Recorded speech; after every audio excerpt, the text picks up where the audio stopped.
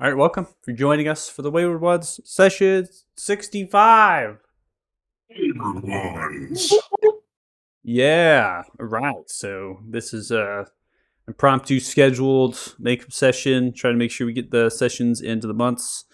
And happy holidays. So we're in between the holidays.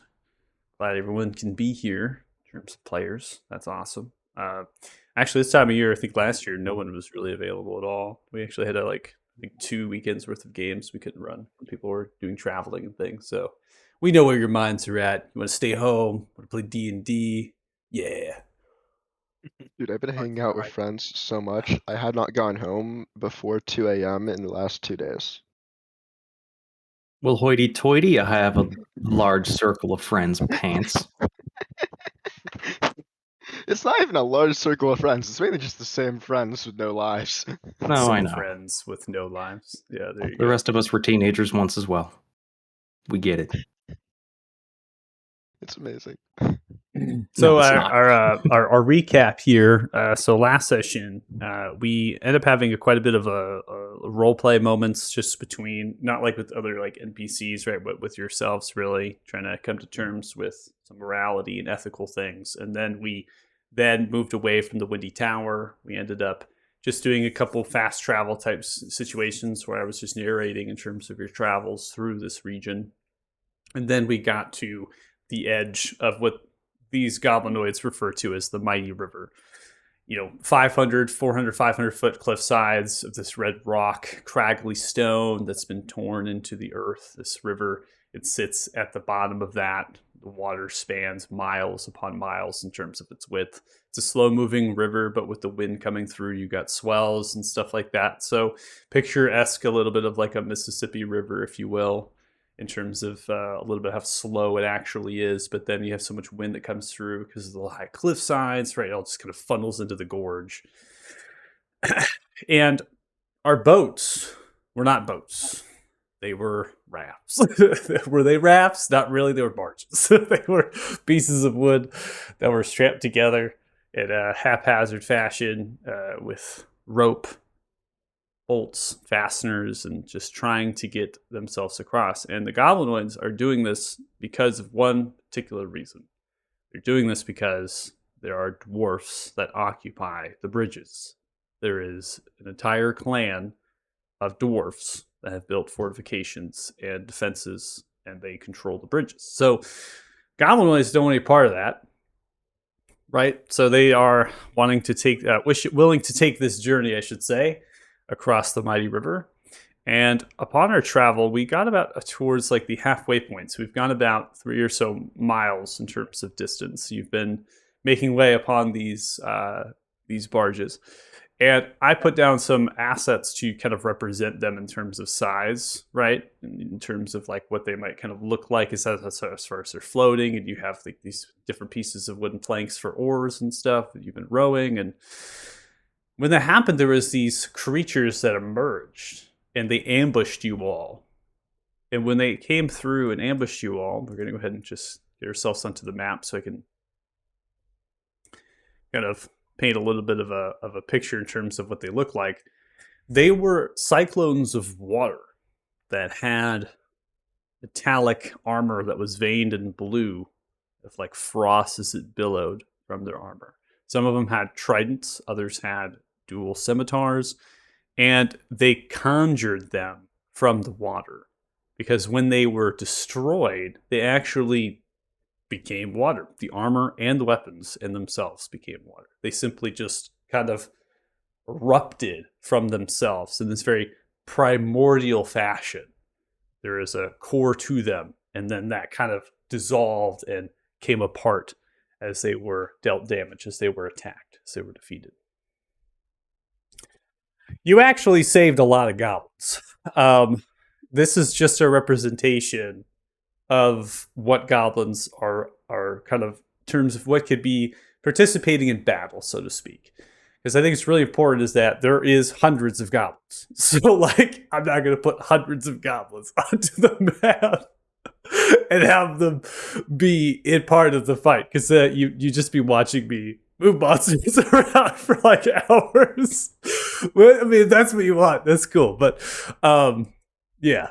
So we actually saved a good number of them. I mean, there's quite a bit here that has lived to tell the tale, and they are able to, you know, I would say, for lack of a better word, tie down the bodies, and they're not like mourning them or grieving them, right? So Boss Cobb is kind of motioning and giving guidance and directions to the other goblins upon the rafts to kind of begin to lash down those that were slain, that they'd give them a proper burial when they get to the High Auric, when they get to the Great Chief Ukar.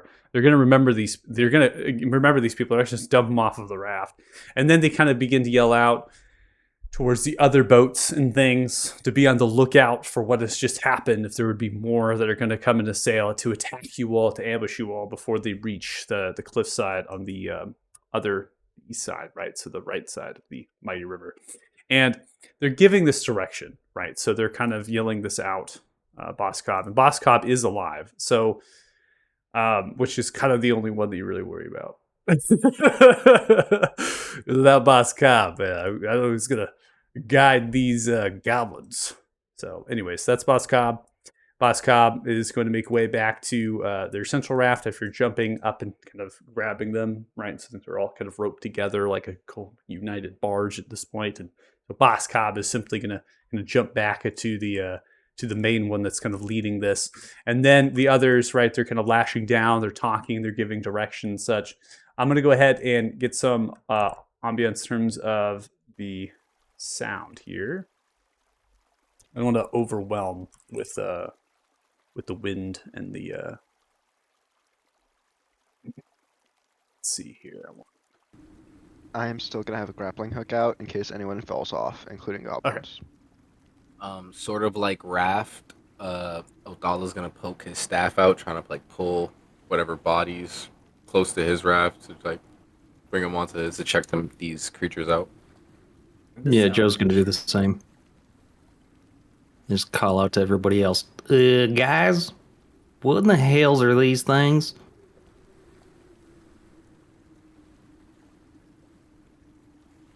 Anybody? Yeah, I'll try to look into them. Okay. So the bodies are only representing their locations, but these are not actually existing in here anymore. So I wanted to keep the tokens onto the battlefield so you understood. You can see the artwork a little bit, but when they were defeated, they turned back into water. So they literally just dissolved into the river. Okay, the creatures themselves, not just the weapons. Yes, the weapons and the armor. They were all, so the weapons and the armor are conjured by the creature. And so when the creature was defeated, it all became water. It all just fell down into it. So let you retcon a little bit through the narration if for those who are not helping tie down the bodies and stuff, if you're wanting to get materials potentially from these creatures, you have to do it immediately, because if we're talking, it's in a river that has the currents going away from you. So you'd be like getting out your flasks, right, whatever container you have, right, your bottles, and you'd be like scooping up the water of the creature where they were defeated. It's basically Let's do that. I have Okay, 9 I'm glass bottles, whatever. I glass can bottles get. full of water. grab Pass the it, glass whatever. bottles round. All right, let's say Joe gets one of them while poking and prodding, looking for goods. He's just kind of stare at it, sniff it a little bit. Does it seem different from the rest of the river at all? Yeah, so you kind of get a whiff of it. Go ahead and make an Arcana check. Okay. Something I am not very good at.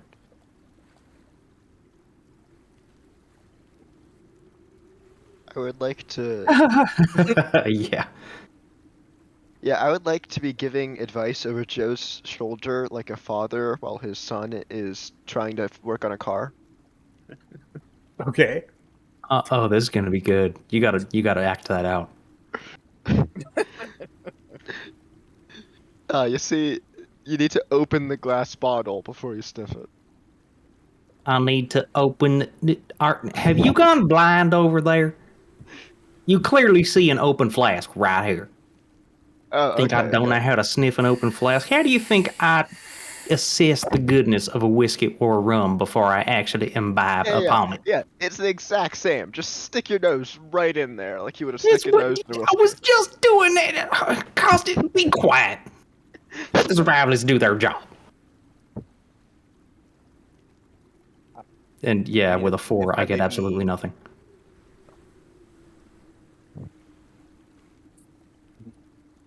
With a 4, you get a whiff of the water. The water is murky. It has a lot of turbulence, perhaps underneath the surface, and it's very deep.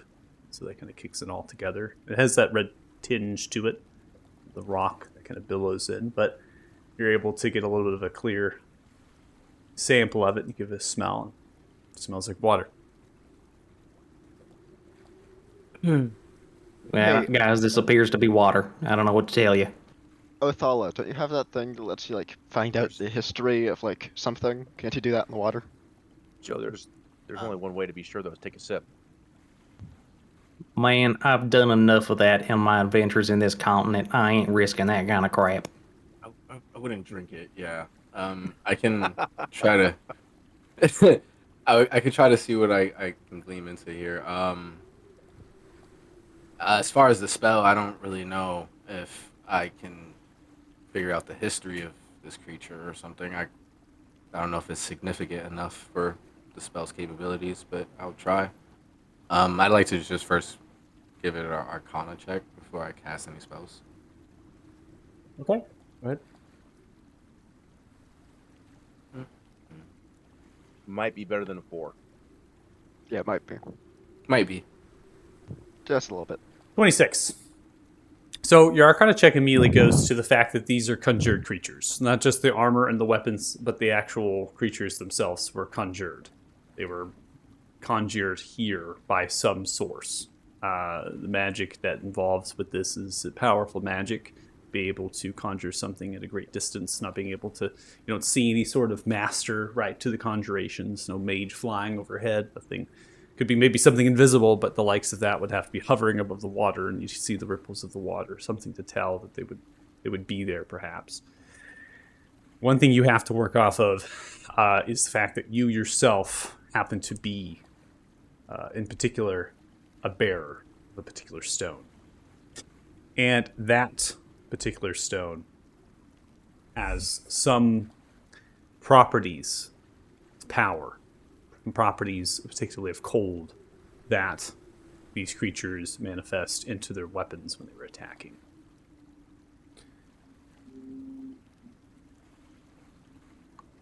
Arcana check of 26. You would know these creatures as you would find them in conjurations within spell books and other articles of wizardry. They're known as myrmidons. They are conjurations from the elemental planes.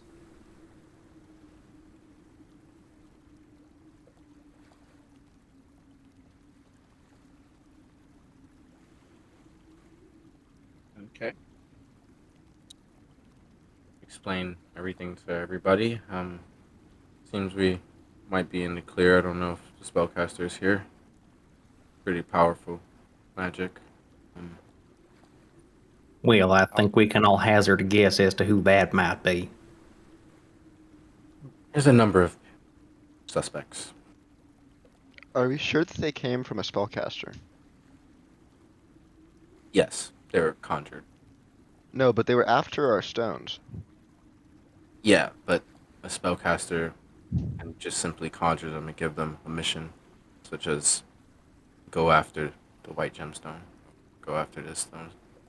Isn't there a the distance? white gemstone tied to the plane of water? Yes, there is. There's an existence to, I believe, all the elements. So, isn't there a reason for them to naturally want to seek it out to begin with? Like, if they came through a portal that, like, or some convergence that was naturally occurring, maybe they'd come after us without a caster.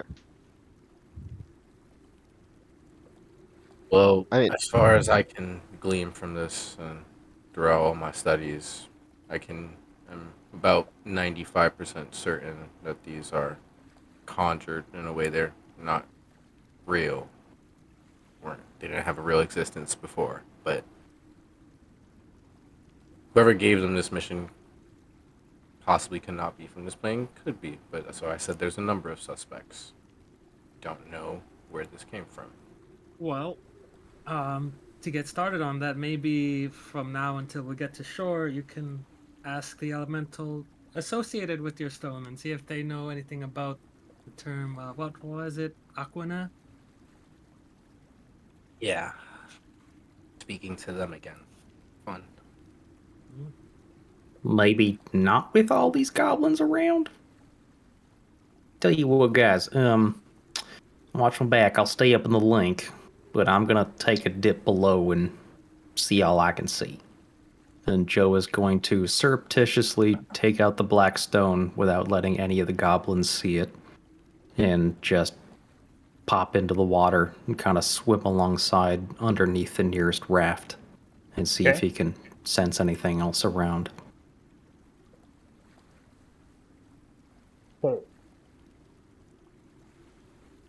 So you're just trying to get a sense if there's any more of these creatures around. Is that what I'm Or anything, interpreting? anything at all. Yes, any other creatures or Okay. anything that might have casted them or anything else besides water and rock.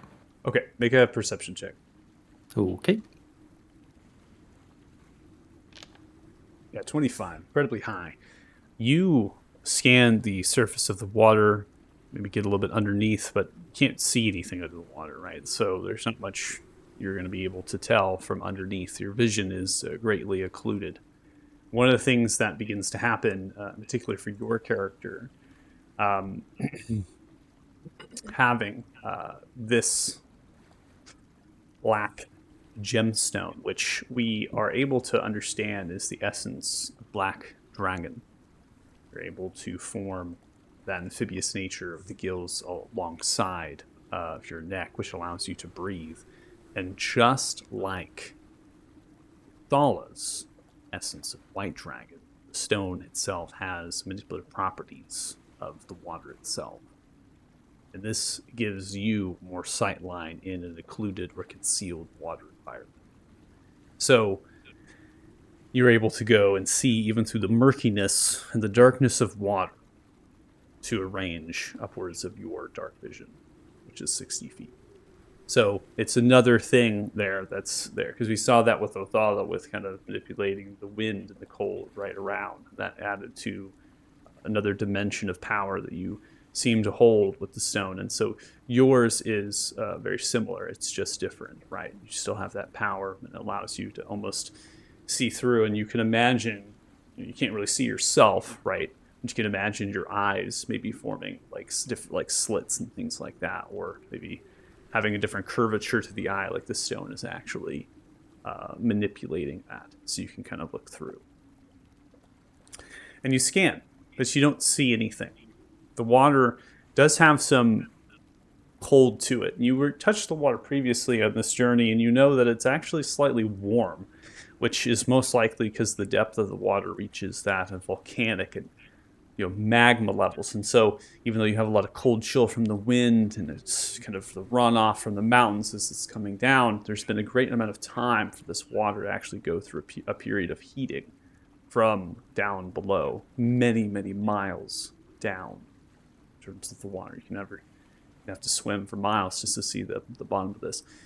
But right now, the temperature of the water is cold, extremely cold. Not freezing, but just enough to know that there is significant temperature difference between when you touched the water earlier in your adventure on the Mighty River till now.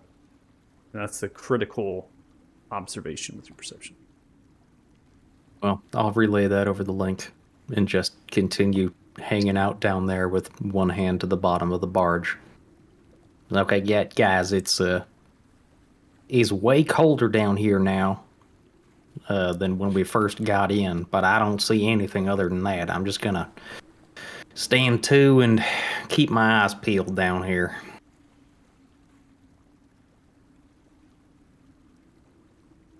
Be careful, Joe. I always am, except when I ain't.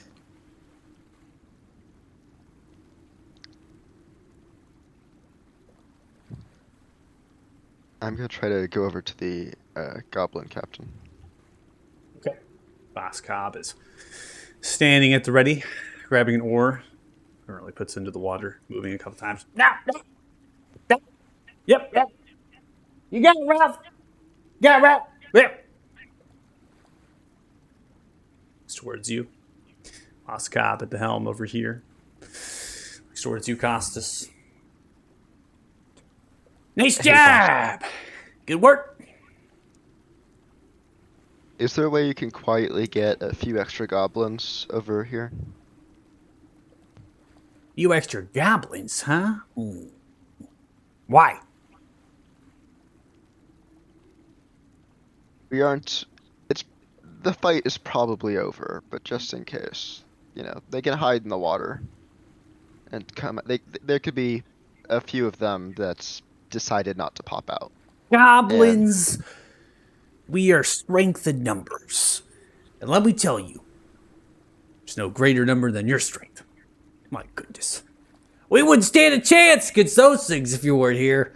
Nice work there. You want more I'm just goblins? saying, it's easier to protect you if you're nearby us. There's plenty of rafts and barges all around. I can bring them closer so- if you want. Yeah. Bring the rafts and barges closer. All right. Grabs a little horn. Blows up in the air. More of these rafts and things begin to kind of grab themselves together, holding. You may actually physically move them, because I can if you want. I'll delete them. Yeah, if you want to add Sure. 20 goblins to the screen, I'm sure. Do you want 20 goblins? I can do that. Just load them up. Yeah, just Why load not? our screen to goblins. Tax the servers as much as you can. Honestly, well, with the performance changes, I'm kind of curious. Yeah. Oh, End of your stress test. Let's go. yeah, hold on. Let's see if we can. Let's just duplicate like a regular raft here. Yeah, it'd be right here since that's where boss comes. All right. No, it's not that right artwork.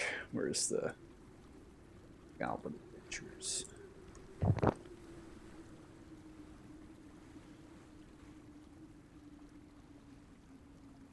You should also grab your dead friends that are on the other rafts. Oh yeah. Do goblins have any specific? Oh yeah. Like ceremonies for the dead? Mm-hmm. Did you? I love that I have a randomizer for the artwork, and it wants to randomize the rafts into horses. Into horses? Yeah, because it See, it's- it has an algorithm where it funnels to like keywords, and so raft is also part of giraffe. So it's like wanting to pull out What? giraffe horses. But sometimes it bugs out, but let's see. Yeah, the goblins are Draft versus. the goblins are struggling to copy and paste. So I'll have to individualize them down for.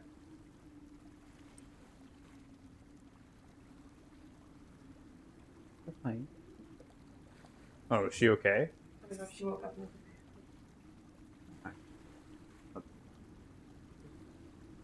Okay. She woke up from her nap. She's like apparently like super out of it. She was like, I gotta go check on Dad. I think he's dying. Aww. Children.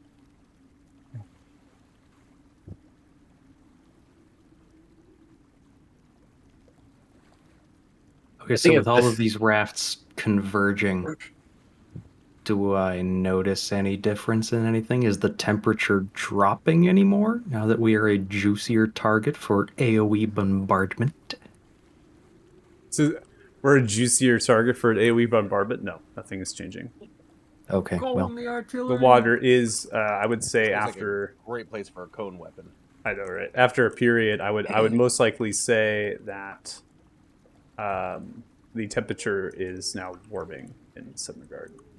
Okay. Good. That's good to know. Hey guys, it's getting warmer down here. I mean, y'all aren't taking leaks off the side of the boats, right?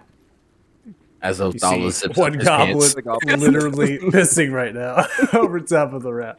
What? What? Starts yelling at you. I think as people suggested Othala talking to the primordial again, he'd actually go off to wherever the end of the raft are and just sit down in the water, put his feet in, Mm-hmm. contemplate it, and then just not do it and not want to speak to the primordial again for right now. Okay. Just kind of like putting his hand in his pocket, holding the stone, and remembering the last time he tried to speak to it, and remembering how it sort of rejected their advice. Holding on to that thought.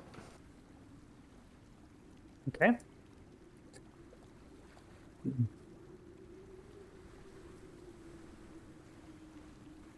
I will also say that chest holds. You got to be right next to it to loot it, but that chest does hold the materials for the creatures.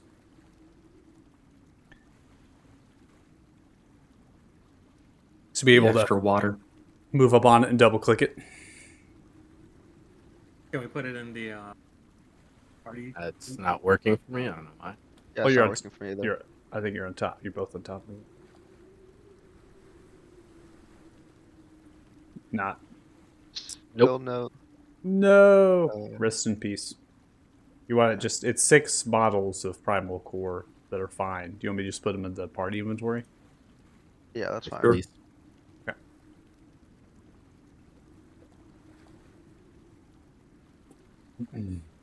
Do I need core or bones? All right. You Yes. need core. You need exquisite cores. Okay. Yeah, kill some Only- elementals. Only what? What's that? A 6? So 94 more to go. Or we kill some more tougher elementals, man. We go for some like not that big much. boys. You need a total of 50 finds to make 5 exquisite. Oh, I need 5. I thought it was 10. I'm Well, you forgetting need- the other. You also need 5 of the other exquisites. Yeah. 50 of this, and then 50 of the other. Okay. So, after a period of time, you see as majority of the rafts, the barges, are able to be lashed together, roping, moving the rope together. Goblins pissing off the side, maybe eating a turkey leg, smoking the pipe. They're just really hanging out, having a good time. A lot of them don't really know what happened here, except for the fact that there was some shouting and fighting and the horn was being blown. And so they might be whispering to each other in Goblin about certain things. And I do not believe anybody in this party speaks Goblin. I had a question about this. I really wanted to know because I know that this the glasses let me translate only if I'm touching the word, but sounding it out or something or speaking it. So the glasses of translation are not actually the written word. So what's important is the item is not going to replace the warlock incantation for like understanding written word. This item is purely for voice. It's purely for verbal. Oh, So you are literally hearing Goblin, and it's being like translated in real time in your mind. nice subtitles in my mind. Yeah, pretty much. All right, so yeah, I'm listening in on Goblin conversation. Yeah, so you're listening in. It's just rambles, man. It's all over the place. They're just talking about random things, and most of the chatter is stemming from the fight, from the battle. And it's like a game of telephone. So when you're listening to it, it seems to be changing from these sea monsters that emerged to being a kraken that emerged, but it was a dwarf kraken, and then it was a pygmy sperm whale. There's 6 of them. That's Great. what's up. It's great.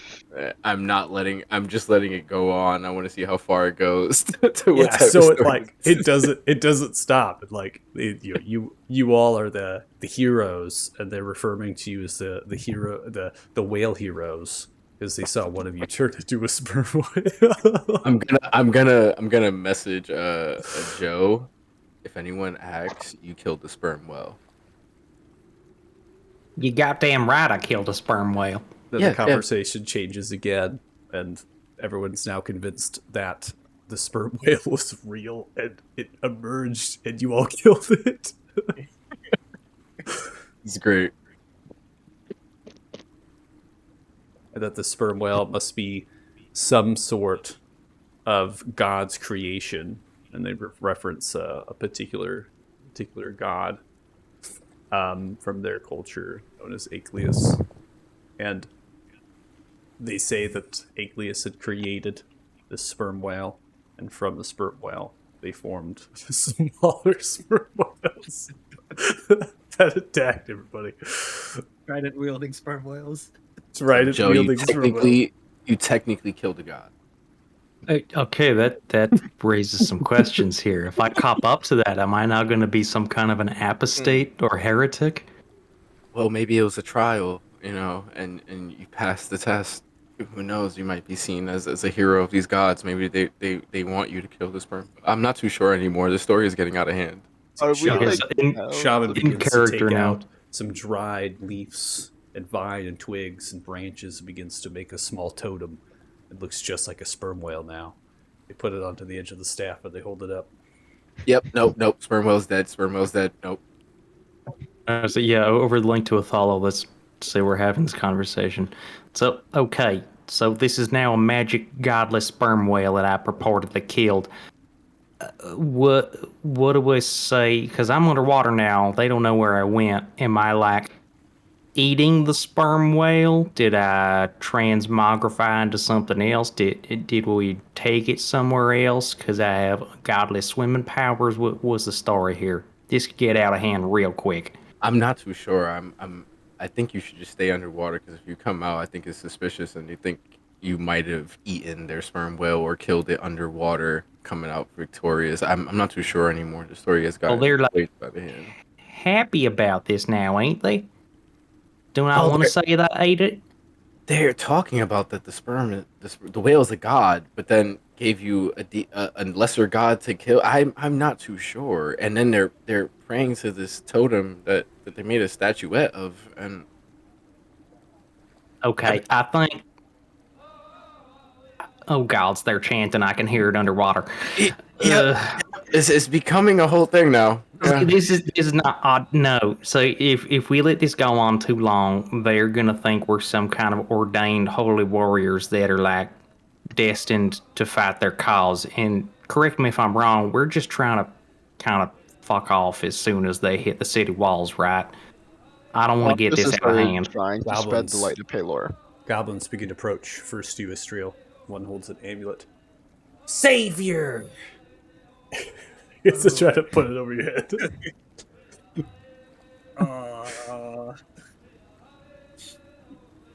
She We are will- so screwed. You see the amulet is made out of branches, twine, vine, and bone.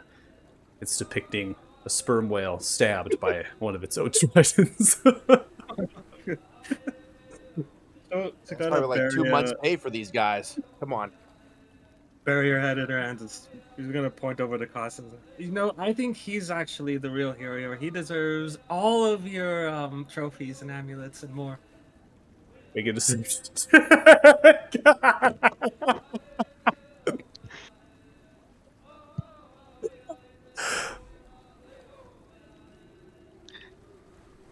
Make it. Yeah, I want to see it. I want to see the deception come out. Let's see it. Joe, I think you should stay underwater. Yeah, I'm not leaving. In Ostis fact, has the Blight of Palor, aka the Palorian Bible, out, and he is preaching the Palor to the goblins. You're like a missionary. Heathens! Hear me, heathens! Hear me! Please! Look upon the gracious of Palor's light! These pagan we're all gods, gonna die. Fill yourselves with warmth and radiance by thy light, and save yourselves from this pagan worship! Alright, Istriel, I need a deception check from you. Oh man. 5. You see as the goblin looks towards you and raises an eyebrow, looks towards the one that is. I'm giving Ishru advantage. I'm giving Ishru advantage. Chrono shift. Okay. She's 30. You also know, so we don't have the retroactive module anymore. It completely conflicts with MIDI from here on out, so it is also an outdated module. So just have to roll it twice from now on, or use the hotkeys. So 11 is going to get you there. The goblin looks towards you puzzled, but then turns and begins to jump over the direction of Cassus' wrath. Kind of shakes and shimmies for a little goblin. Like, looks towards you, holding up the amulet. Savior! Baylor is the savior, my good man. Who's Baylor? Let me tell you everything. And then I just lean in close and I lift him up and I start telling all the goblins about everything about Baylor. Is this a song and dance? The goblin's story begins to change as they stare on of the Savior as they pick up one of the goblins. Chosen, chosen, chosen are the words spoken, looking towards the goblin that has been picked up by you as the chosen. Oh. I think you just got this guy killed. Yeah, he's getting sacrificed for sure. Some around you begin to deal, and they continue their chant.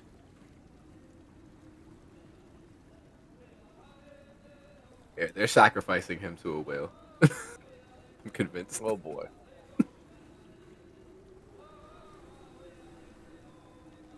Yeah, guys, let me know when we make landfall. Just tell me if you're going north or south. I'm just gonna swim over and see if I can avoid any of this mess, because this is gonna turn ugly any second. I just know it. Hey Joe, is there any chance you can like pass on gills? Is that an ability you have too? Probably not, but I mean, tell you what, if you hop down here with me, I can buddy breathe with you. I'm afraid if I jump down though, they'll follow me. Ooh, that's a good point. Just tell him you're taking a dump or something. I have summoned an elk on top of the rafts and I'm using it and calling it the Holy Elk. Why? Why? No. We are at mercy to your power! Oh my god. Servant of Acleus, savior of the great whale. Rake a religion check.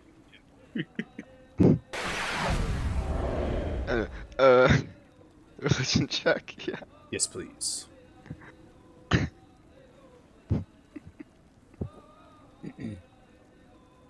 $21 coming through here. Your knowledge of their religion astounds you. How much you're able to collect just from the murmuring and gibberish. They are regarding you nearly as an avatar at this point of their god known as Acleus, that you've been sent down from the depths. And as you have emerged, you have come to defeat the great sperm whale, saving all of them from near disaster. They are entirely in worship to you, if not for the great chief Ukar, which they are now conflicted, either you or the great chief.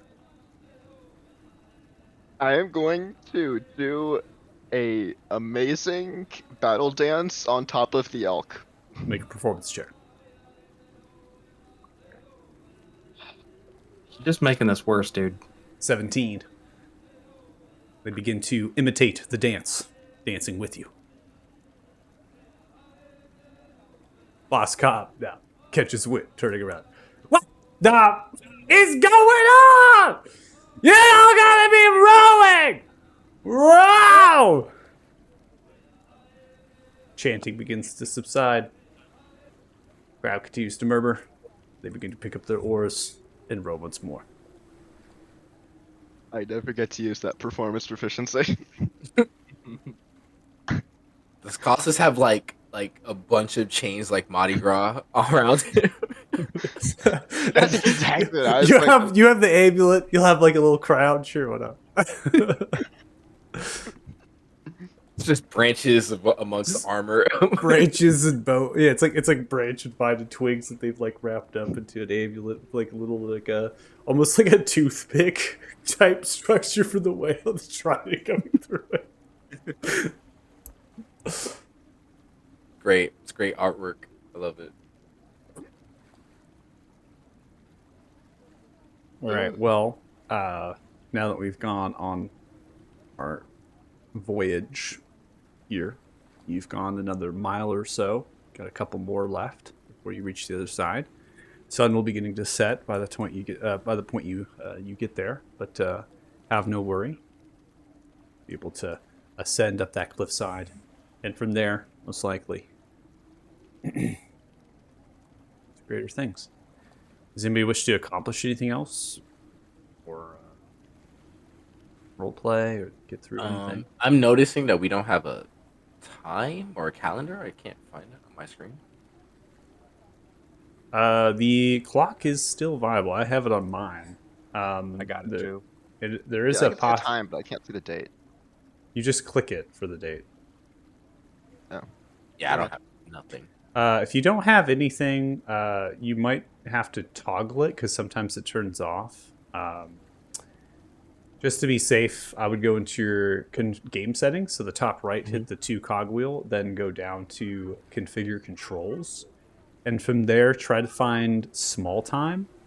And it'll give you a hotkey for the visibility toggle. Default should be Shift S, but depending on your browser, it sometimes changes it.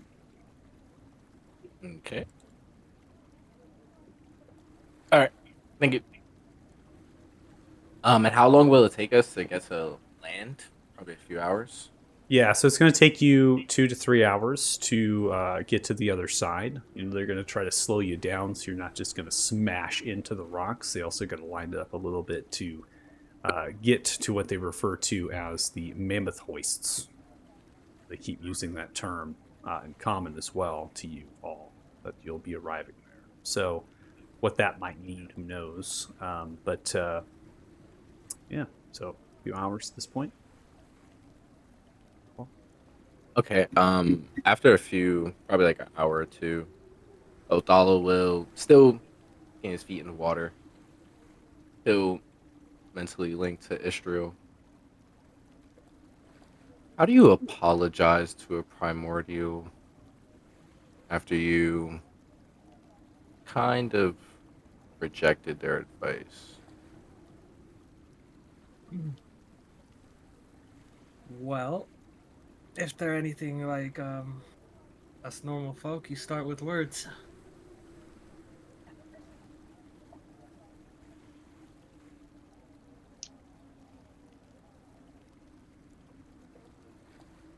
Yeah. I guess it's just I feel like they were being helpful, and I really wasn't trying to concern myself with what they were telling me, and probably could have been of more aid to everybody else sooner. Is that what you told them? No, but it's probably what I should tell them. I'm not sure how understanding they are. From what we know of, at least one other one seems hell-bent on getting back to this plane. But if this one is more empathetic, perhaps you can explain your rationale from your choices. Makes sense. We're all just beings trying to get through this, I guess, existence. Shouldn't Right, treat if- them any different. If the end game here is unfortunately what we think it might be, you know, the whole seeing timelines that are murky and not understanding what's going on, and having some of those timelines split into things that we can't even see, then they would be involved in the same crisis, wouldn't they?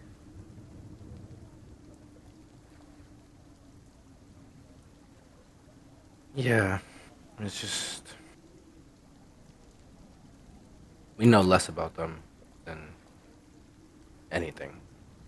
Anything that we're dealing with, we don't really know their end game besides some of them wanting to come back to this plane and regain their control. Well, maybe this could be an opportunity for you then to understand their motives a bit more, learn about what happened in the first place. All we have is secondhand information.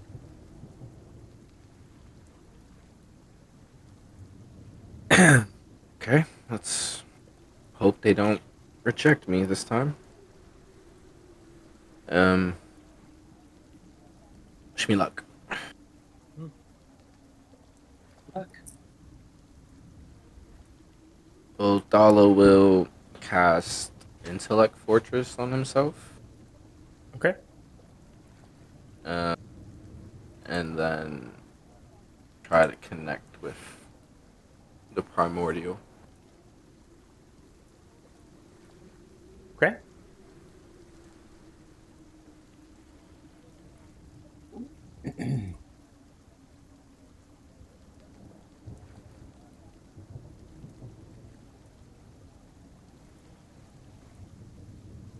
All right, so you have advantage on the check here. Go and make a wisdom or an intelligence saving throw. Choice. Intelligence is higher. So alt. Why did that?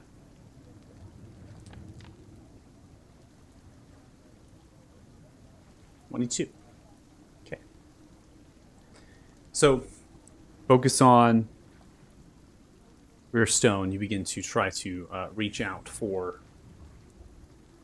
the primordial being on the other side. You could feel coldness. You haven't felt cold for a long time, but now you do. And you can hear the waves crashing like swells as they move and sway back and forth. And you can hear that. Can't feel it necessarily.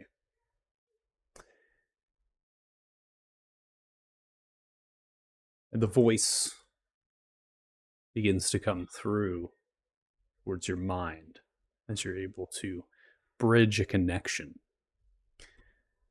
You almost feel like you'd have vision, that you'd be transferred perhaps in some way to like a projection to be able to see this plane of existence. But there's shroud. Like the creature is concealing it.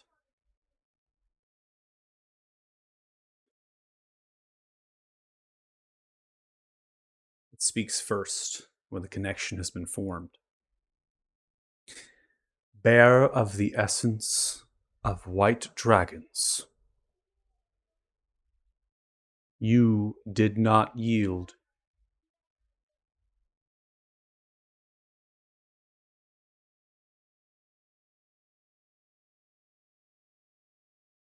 No, I didn't. And now you reach me. For what gain?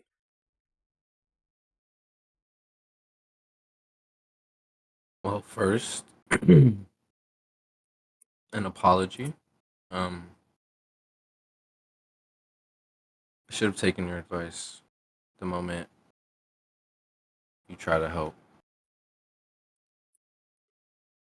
It was my own hubris to go against it, and think I could deal with things my own way. I didn't know what was to come. Possibly could have avoided a lot. I just heeded your words. been some time since I reached out because I knew if that I rejected your advice in the first place. I had to show that it was for a reason. That was ignorance and arrogance.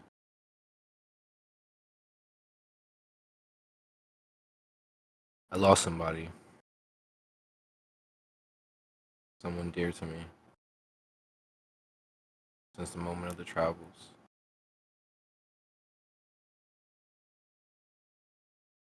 Maybe that could have been prevented if I had just not been so arrogant.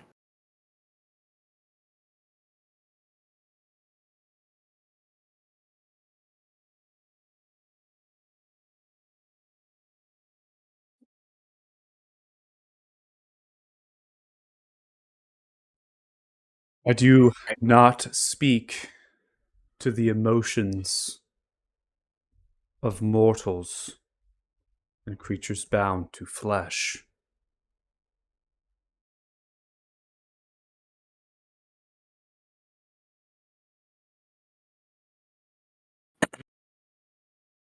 Understandable, but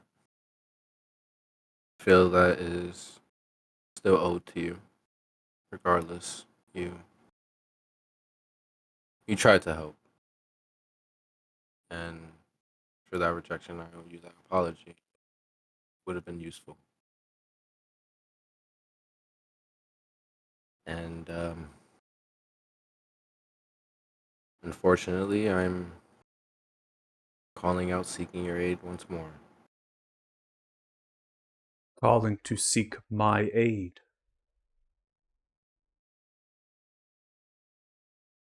Yes, even we've encountered some elementals uh resembling of the essence that I hold.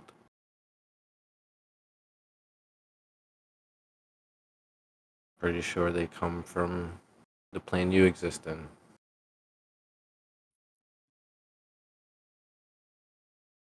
Are you aware of what goes in and out of your plane, or type of entity are you? How far is your extent?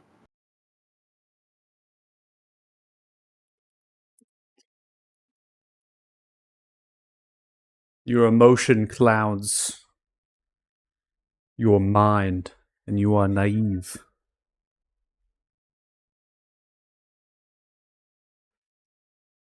What is it that you hope to gain from reaching me? Why is it that you wish to ask me what these beings are? To what purpose?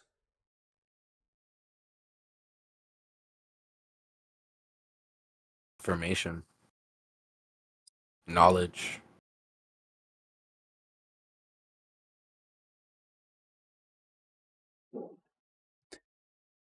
You see, purpose is to gain knowledge. Then let me tell you.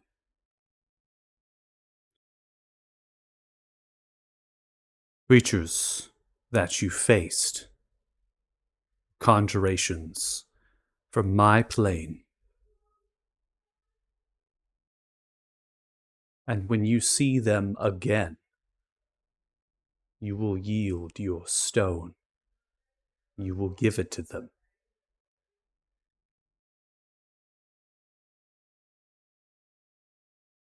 And why would I do that?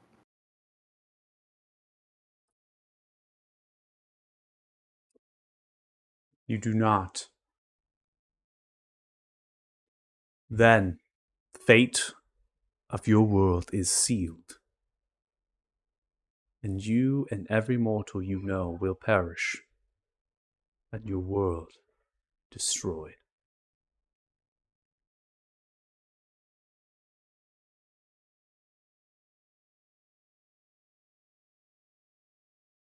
How does surrendering my essence guarantee that from not happening?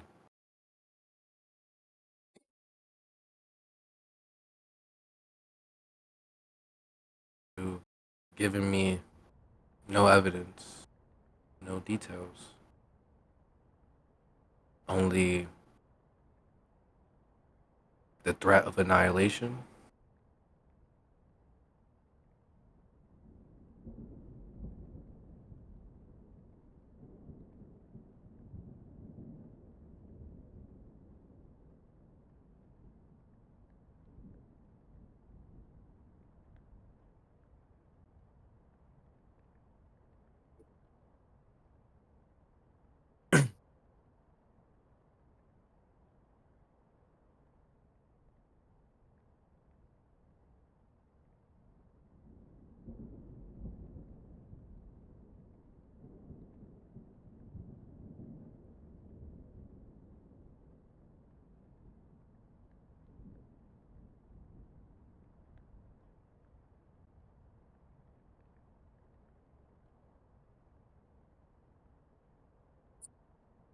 Try to get this music to play. It apparently does not want to work. So that's interesting.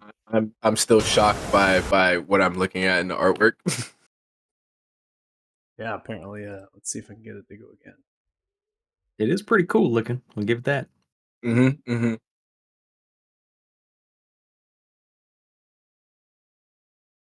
Okay, try that one.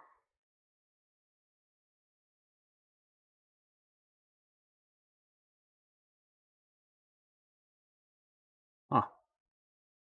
Okay. Apparently that one does not want to play.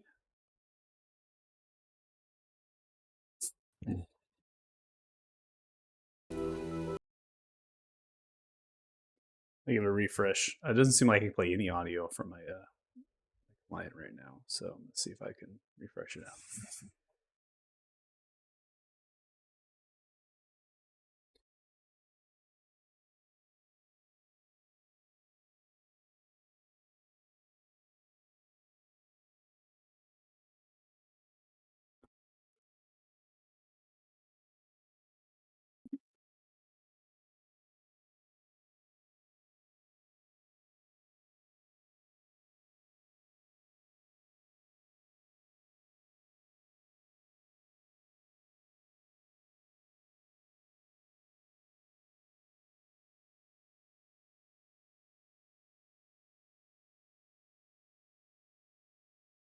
Okay. Well, apparently no music from there. Weird.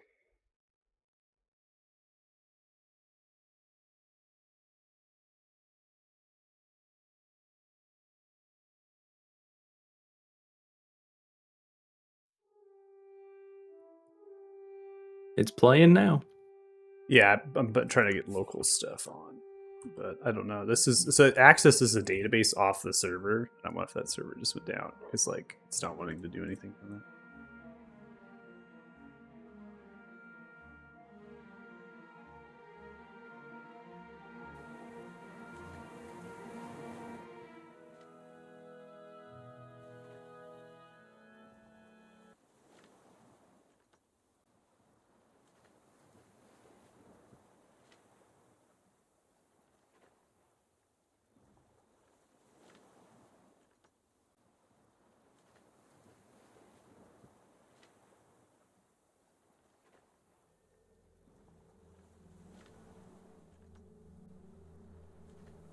Okay. That'll have to do. So your vision begins to come about now. You are almost projected into the space, whether you wish it or not to. It seems as soon as you form the connection to this elemental being, and from that connection, it's almost pulling you. You have a force that you're trying to maybe, kind of fight back, if you will. But you're the one who answered. You're the one who called, right? So it kind of is just kind of pulling you through more and more onto their side. You're able to vividly see a murkiness of dark dwelling, almost like a space of water, but it's clear, and yet you can move around fluidly. Like there's not a lot of force against you from the water, not a lot of pressure against you. Like the surface, this liquid is just existing here, and you're moving through freely. And it could be because the properties of the water could be properties of your projection of some kind. There are creatures that are kind of roaming and moving through here. And it's a very vacant, kind of open kind of space that's here with a lot of different sorts of reefs and sorts of rock formations that are protruding like spires as they kind of cascade outwards. And like the artwork that I just quickly kind of grabbed here depicts, and this sort of story is kind of following itself through, is that there is a ship here, of a mortal ship as it sits kind of destroyed and washed up. It does have some sort of steampunkish type properties to it, almost like an ironclad like ship in a way. And it almost has kind of notes. We talk about the Black Rat in terms of a ship. A long time ago that we witnessed that ship that had the metal plating and certain things. This does strike some sort of resemblance in that way. The elemental being just appears in front of you. It just spins from the water and seems to form. And it kind of funnels into like a mortal female appearance. It has very like sorts of like feminine appearances in terms of its body language and the way it's kind of moving. And that just might be how it is representing itself in this situation, and how it's kind of making itself be, because it seems to just exist here. And the veins of blue are kind of like funneling through, and it's the exact same in terms of that with the Myrmidon armor and their weapon. There's a cold, like that chillness that I described. It's just so surreal at this point. And you've never felt cold because of the stone, and yet now you feel it, your heart. It's almost like kind of gripping at your chest. And the creature just kind of moves and forms in like water droplets, as if it's suspended in the water here within itself, its own liquid. It begins to kind of bubble like an oil, right? It's just kind of moving around. And it looks towards you.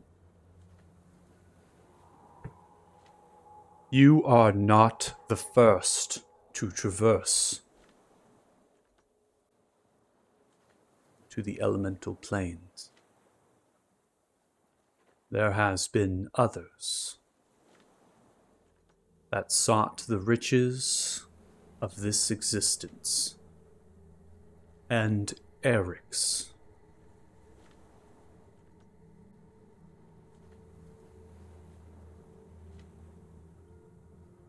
I understand you do not wish to come here, but you will.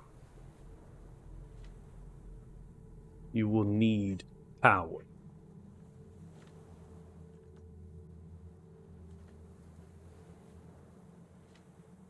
You must yield the essence of White Dragon to me.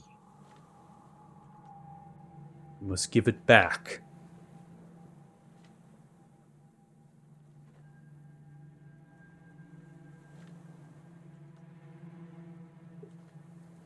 Are you Or- saying Silences you as you speak, as if waiting for you to speak and cutting you off intentionally. Or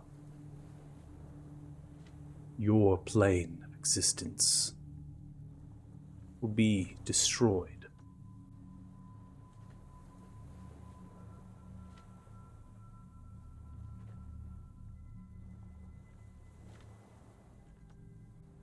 Allah holds out a hand as if like, can I speak now?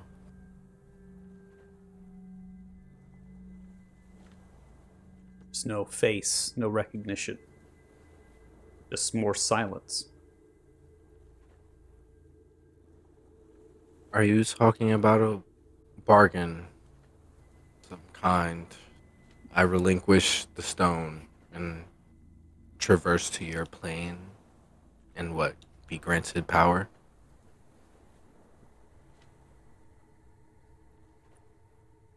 Exactly.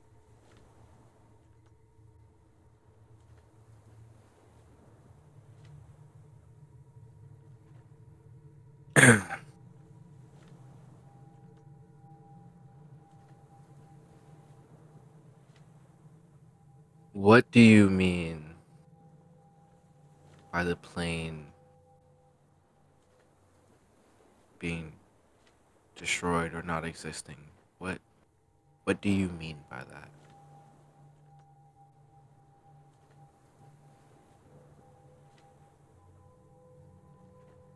Your mind will only hold for so long.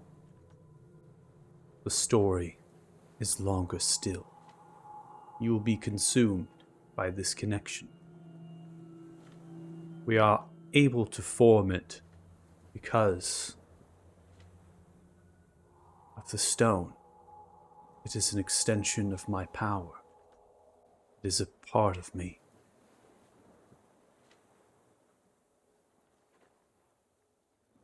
Also hold what is needed. You have what is required. You must come here. There is a place on your mortal world. It is protected. The Grove of Zalmir.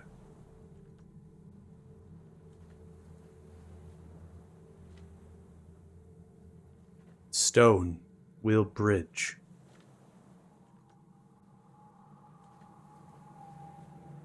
You cannot come here otherwise. Your wield of the arcane is not powerful enough.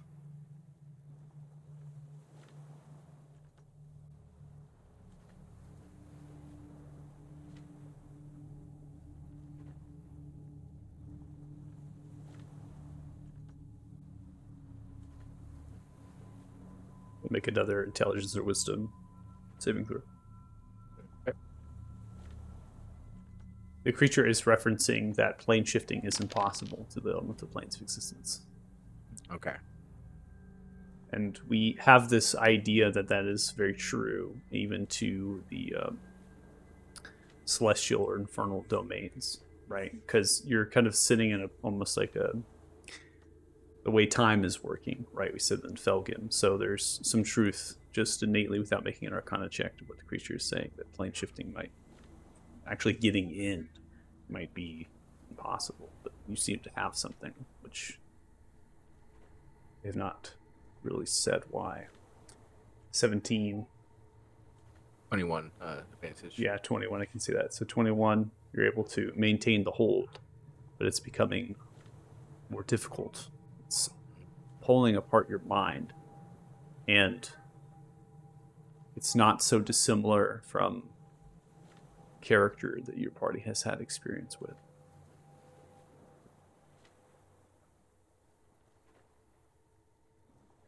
I fear I may have to sever this connection early. I have one question though before I do.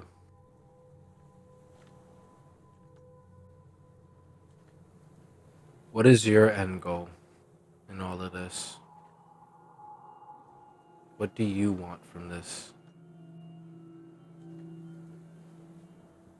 To hold and protect what is mine.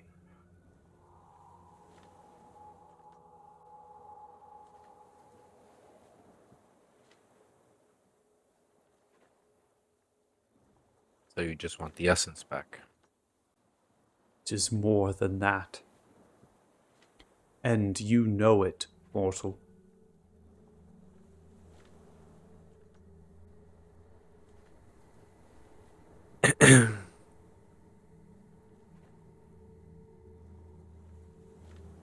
Yeah, probably do.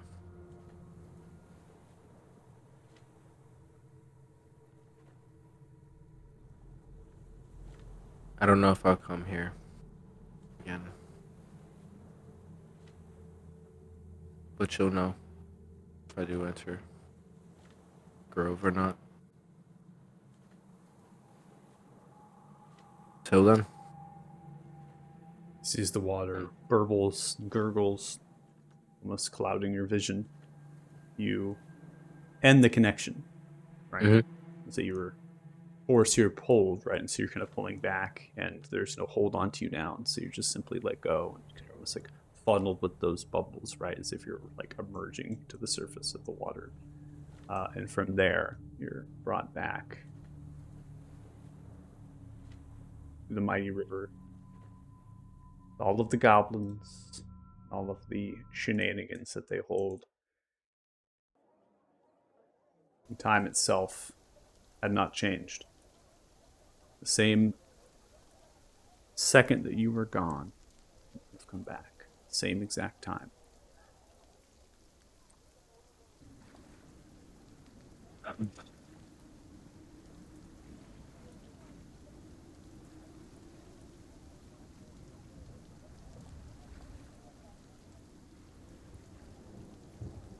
We may need to talk. This is to everybody. Yeah, everybody. We may need to talk when we get to land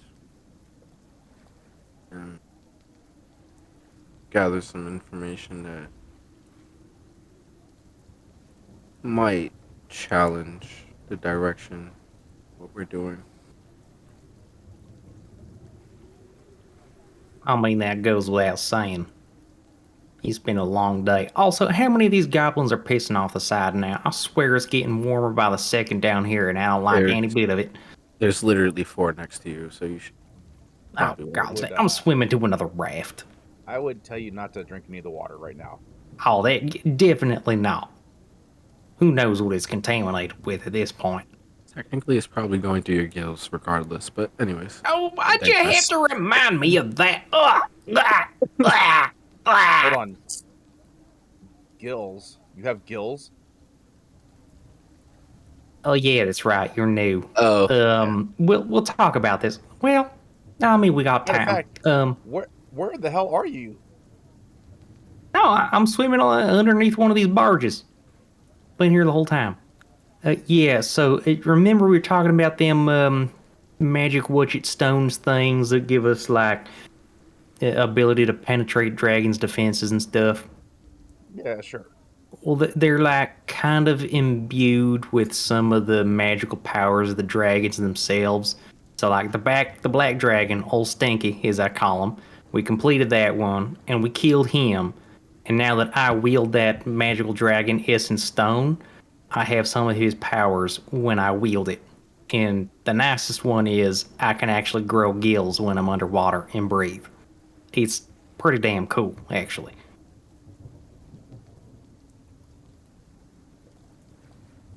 Oh. Okay, so what other stuff can you do because of it? Anything? I can't be burned by acid, which is also really nice. Not that we come across that very often, but yeah, so breathe underwater, can't get burned by acid.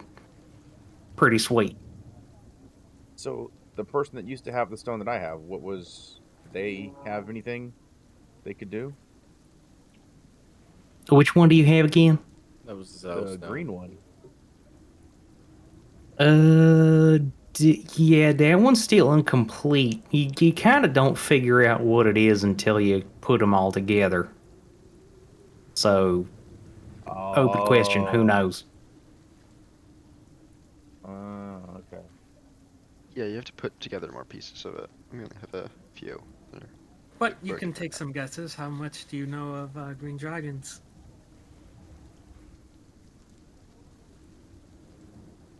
I mean, Michael, I guess question kind of you, like, given my background, I would probably know a little bit about dragons, not necessarily know if I would know anything about a green dragon or not. I mean, you knew about this one though, didn't you? Yeah, didn't she attack the ships? Yeah, You're- yeah, but I don't know if I know anything specific about them other than they're out there.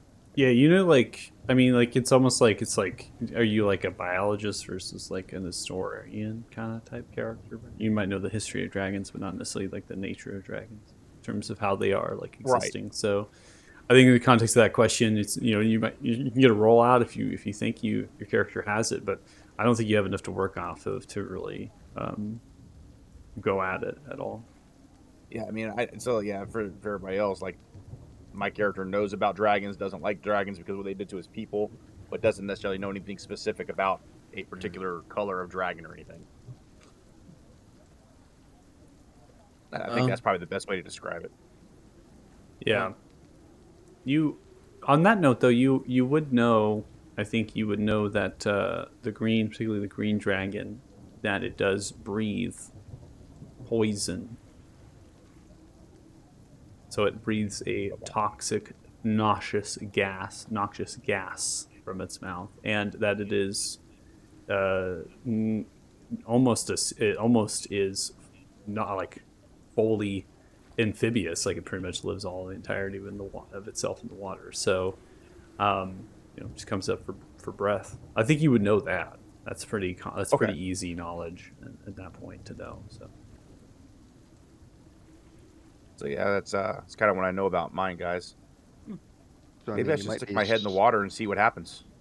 I mean, we should get a few more pieces first. I Again, mean, when yeah. you have a few more pieces, you might be similar to Joe's, and that you might. I mean, again, you might get gills, and you'll probably be poison instead of acid. Let's guess. Or you might grow wings. Who knows? Yeah, But if I yeah. had to how many- guess, if you were to try it right now, all you'd get is a face full of goblin pee. I mean, I'm kind Yeah. of in the front here, so I think I'm ahead of that right now. Yeah, more power to you then. But how many pieces have you guys gathered of this one, and how many pieces are there?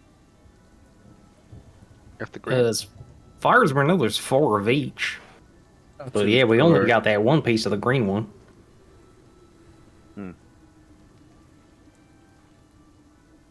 Well, I don't know. I guess it might be worth a try here. I'll holding onto the boat, I will stick my head into the water up to like my shoulder level.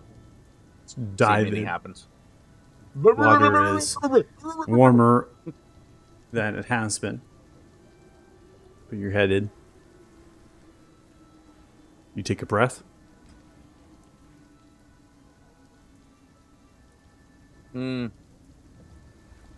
Yeah, I'll go ahead and I'll see if I can breathe. Why not? Take a large billow of water right down into the lungs. Bring yourself up, coughing out profusely of the water you just drank. A couple goblins patting you on the back, hitting you on the shoulders. What is wrong with you? Trying to drown yourself! I mean, I felt like I could breathe in the water. Are you high? No, it's what Paylor told me I could do. Hey, lower? Yeah. Paylor didn't tell him that. That's the You have dad no of idea that what one. Paylor Points told towards me. Costas. I don't know. Well, I guess it wasn't true. On to getting across. Yep.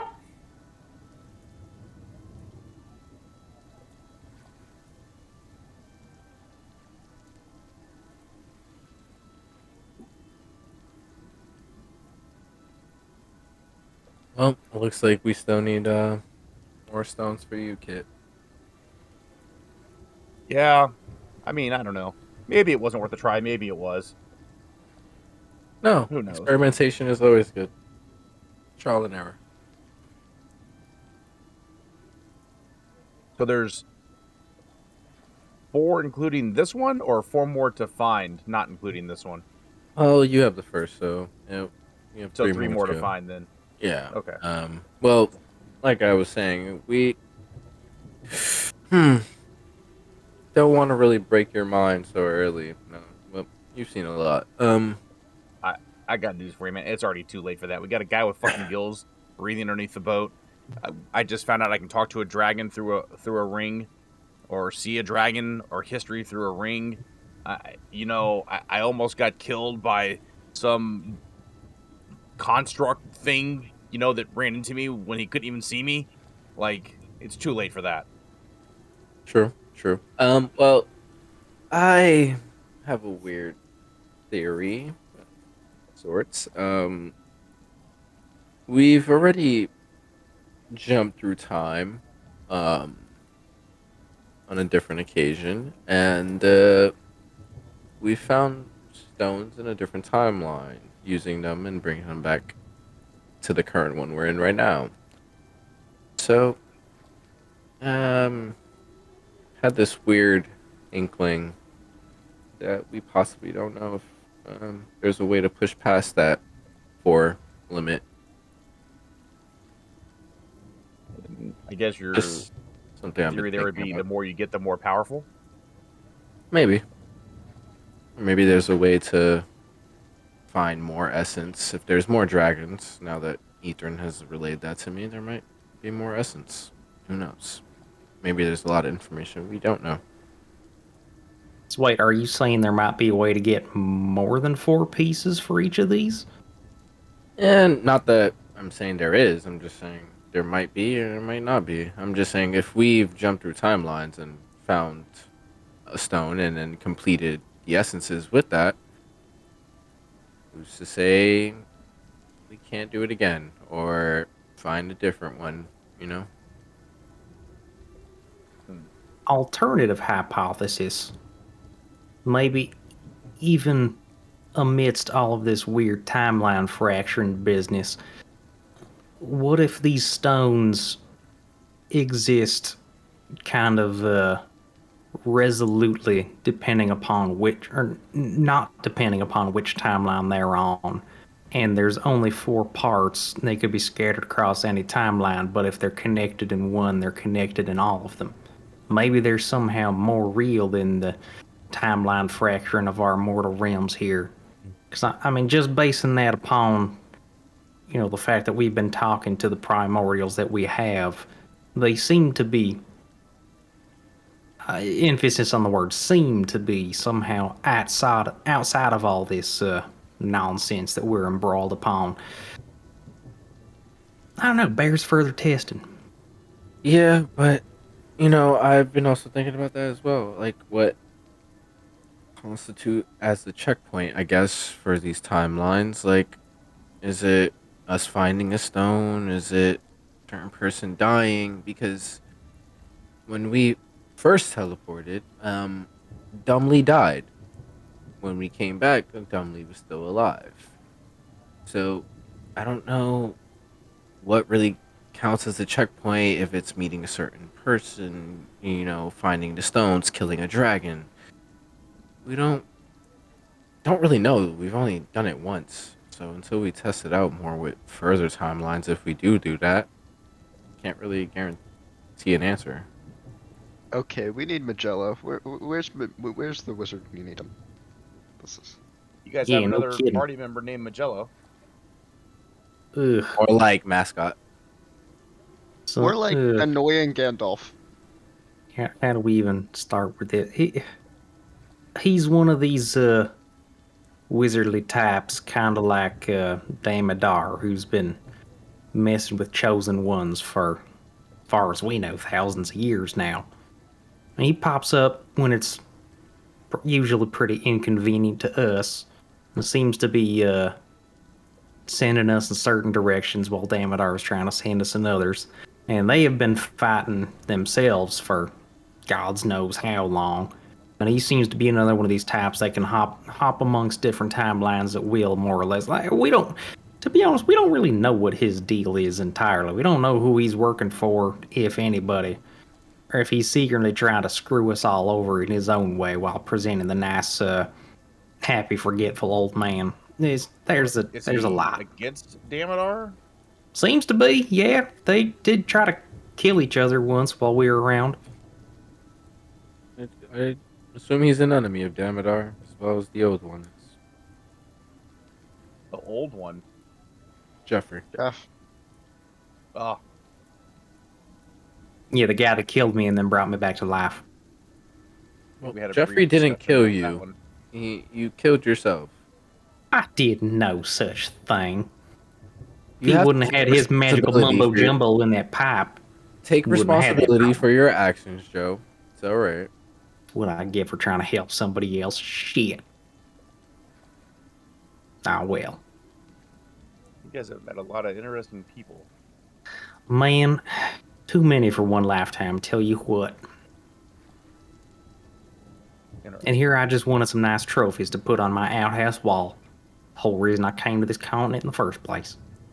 Man, if by the end of this little dragon hunt, building a new outhouse to house all those trophies, man. Like, Oh man, it's gonna be an out mansion. There's gonna be crappers lined up against every wall. I mean, I already got old Stinkies waiting for me back in town.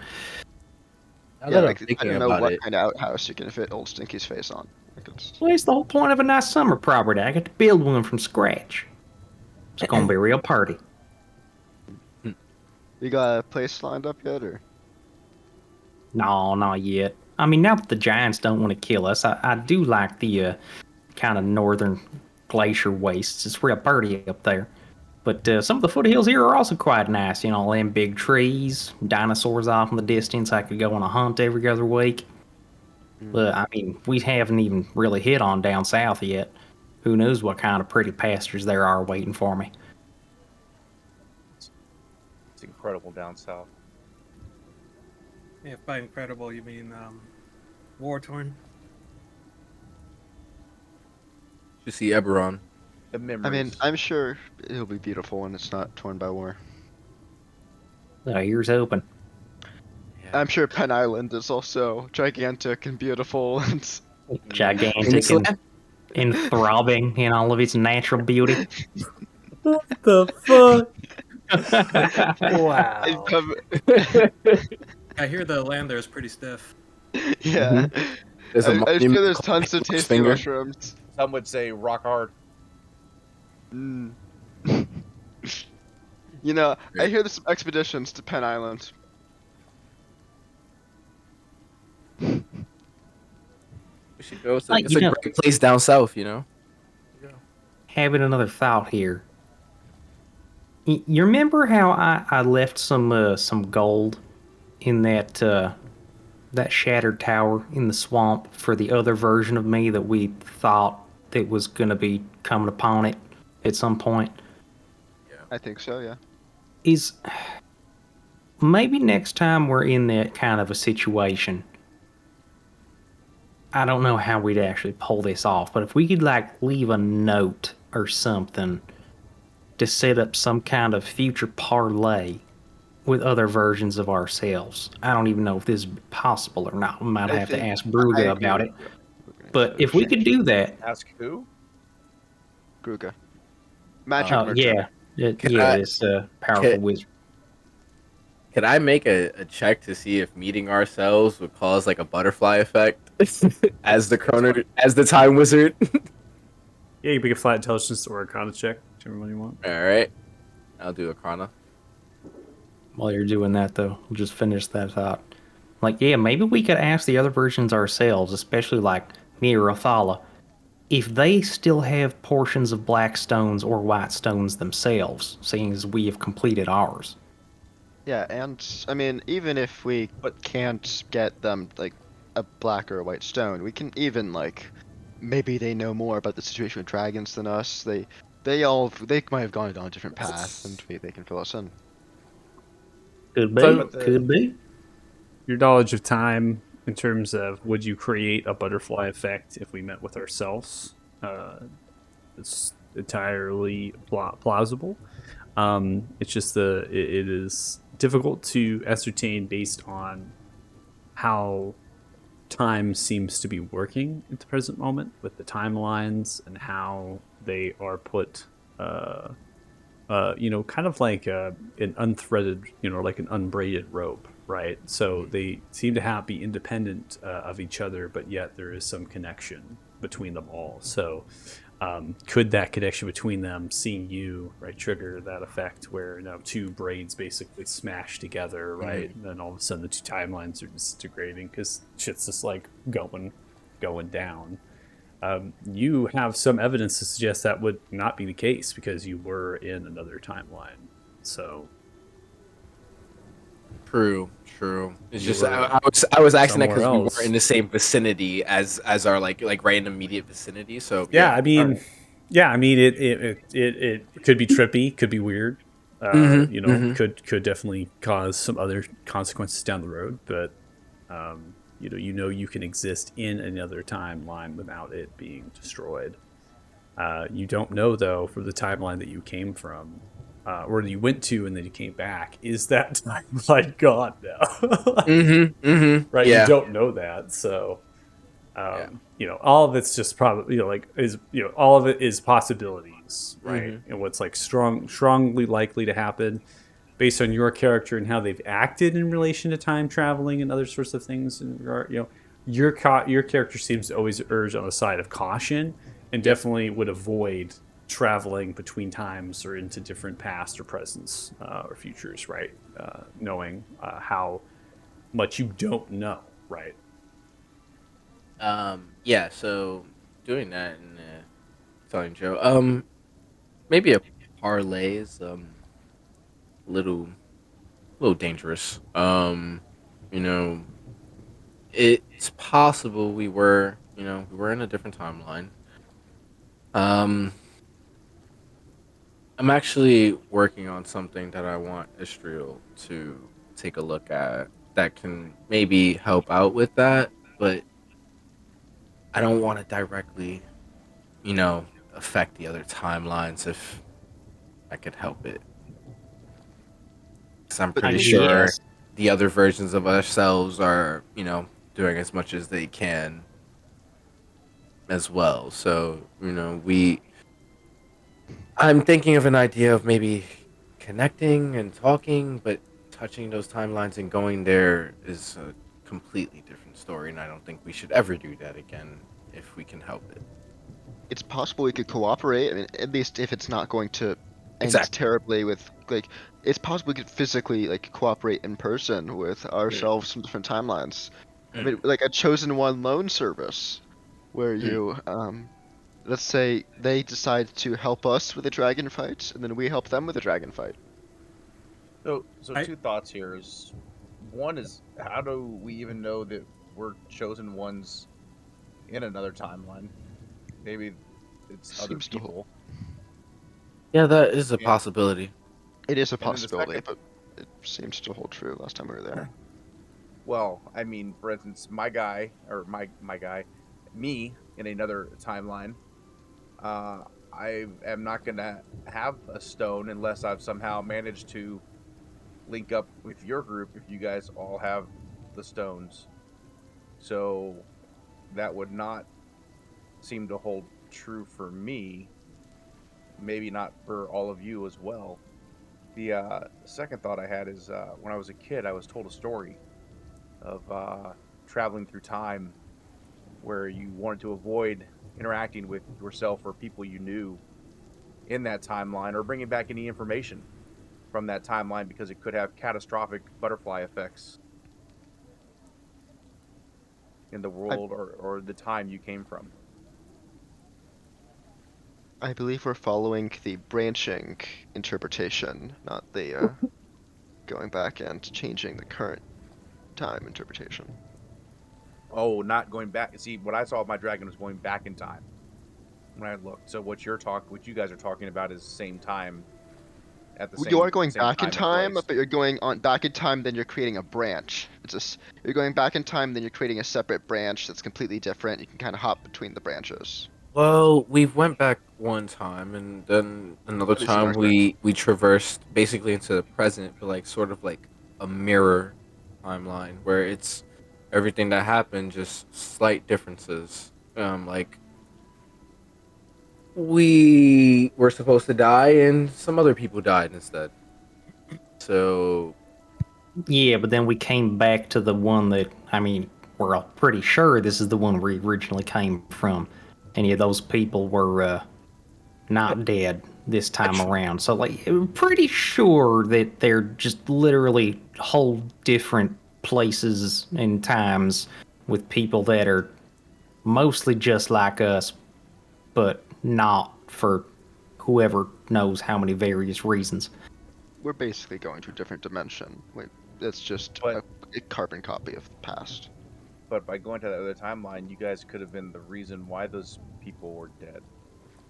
exactly. What would be the reason Could they're be, saved? could be. Could But be no, or because are. you didn't save them. Yeah, yeah, that's a good point. These are a whole lot of unknowns here. But if you think about it this way, in terms of just like talking to other close versions of ourselves, if we're able to link up with other versions of ourselves that are more or less doing the same thing anyway, even if it's slightly different. Let's say we're all chosen ones kind of doing the same thing, hunting dragons, maybe with very slightly different circumstances. We can at least trade basic information like, hey, what stones do you have? What don't you have? Who have you come up against? Who have you not? That kind of thing.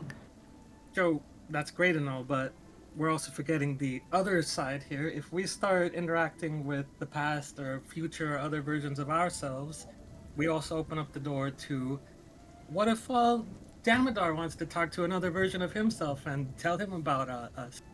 Do you What think makes you think he Damodar is ain't been waiting doing on that that? already? Damodar This has is shown no reservation in anything. If he would not wait for someone else to open the door first, he would just go straight up do it. yeah, man. He's probably doing this shit the whole time. We already know Magello has. Sure. Actually, no, we know Damodar has too. And some of the things he's explicitly told us, like ages back. How he's been hopping down and trying to do different repeats of cycles and trying to get it right himself. So I don't really think that's an issue. He's been doing that from day one. Well, if he's doing it in other timelines and trying to influence places and, as you said, get it right himself, it seems like there is some sort of carryover effect or effect that he's going for, which means it's probably dangerous to do and to mess with, especially if we don't understand it. Well, that's the thing. How can we understand it if we don't mess with it?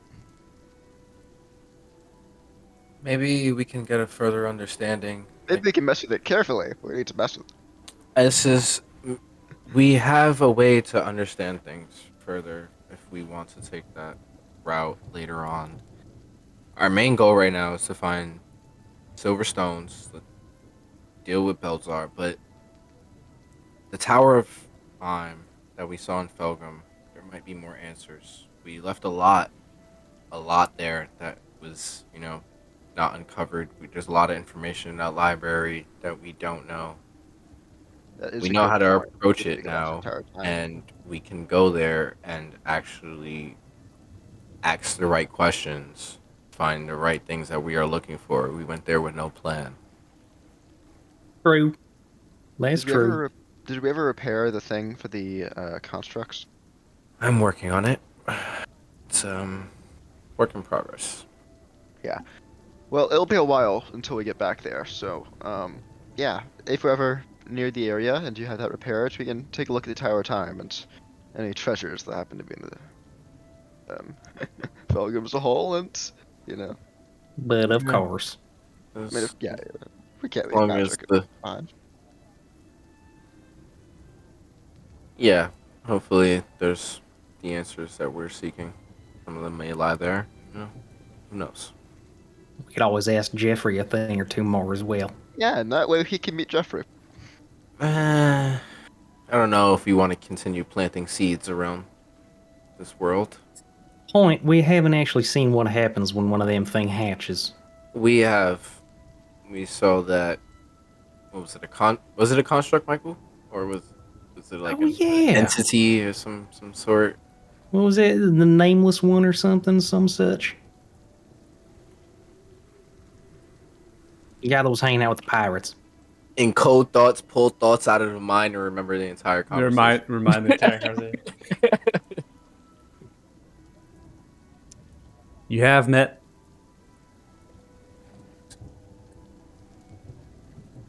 But I cannot tell you unless you got keen mind. God, the most useful feat in this campaign. Or an Yeah. intelligence check. You want me to give you an intelligence check? All right, Or if you guys want to I'll sit give it here to and you. wait for 10 minutes. I'll roll while I it. Yeah, Go man. through my hundreds of pages of notes. Yeah, Still I have mean, advantage. where's the notes, guys? Come on. Where you Hey, guys I have talking so about many pages. Oh yeah, 12. Oh boy. 12 is what I got today. I think it's nameless. I'm pretty sure it is. I just want to make sure. Yeah, Yeah. it's nameless. Yep. I Didn't even have to go 3 through all books. this. I have 3 books. Yeah. Yeah. So yeah, we've met Nameless. He is Damodar's seed, and he didn't seem too bad. But I don't I don't really know the consequences of what that was. We did have that negative reaction. Did explain that we had a seed from. True. And just to Athala and Istriel. And I do still have this black one that they gave me that I don't really know what the hell it's gonna do. Here's hoping it's not catastrophic. Yeah, me and Ishro, I've seen that we've been testing it out. I more took the risk due to the fact that I'm not from this world, and I want to do something to make it better, and if power that I gain from it, even at the cost of my own mind, is what I have to do, willing to take that risk. Much appreciated, old buddy.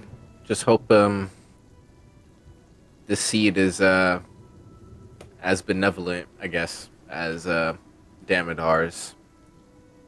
Hoping for not really a monstrosity to come out of this. I'm really You and me hoping that both. I'll be able to go back to Jeffrey and after I see what your guys' seeds turn out like. Oh, so you want to reap the rewards after seeing the consequences? Exactly. Makes sense, Costas. I mean, that's not unreasonable if you think about it. I mean, how is it? I'm not gonna do it if I don't know what's going on, but if I have friends doing it, well, you know what? I'm gonna You see know how that what? happens. I'm not mad at that because you did touch a stone that hindered you for quite a time. So I'm glad you're learning. Yes, I'm learning. I don't mindlessly jump into stupid shit anymore. Good. I Good. I'm mean, glad for you. Okay, most of the time. I'll put parentheses most of the time at the end of that.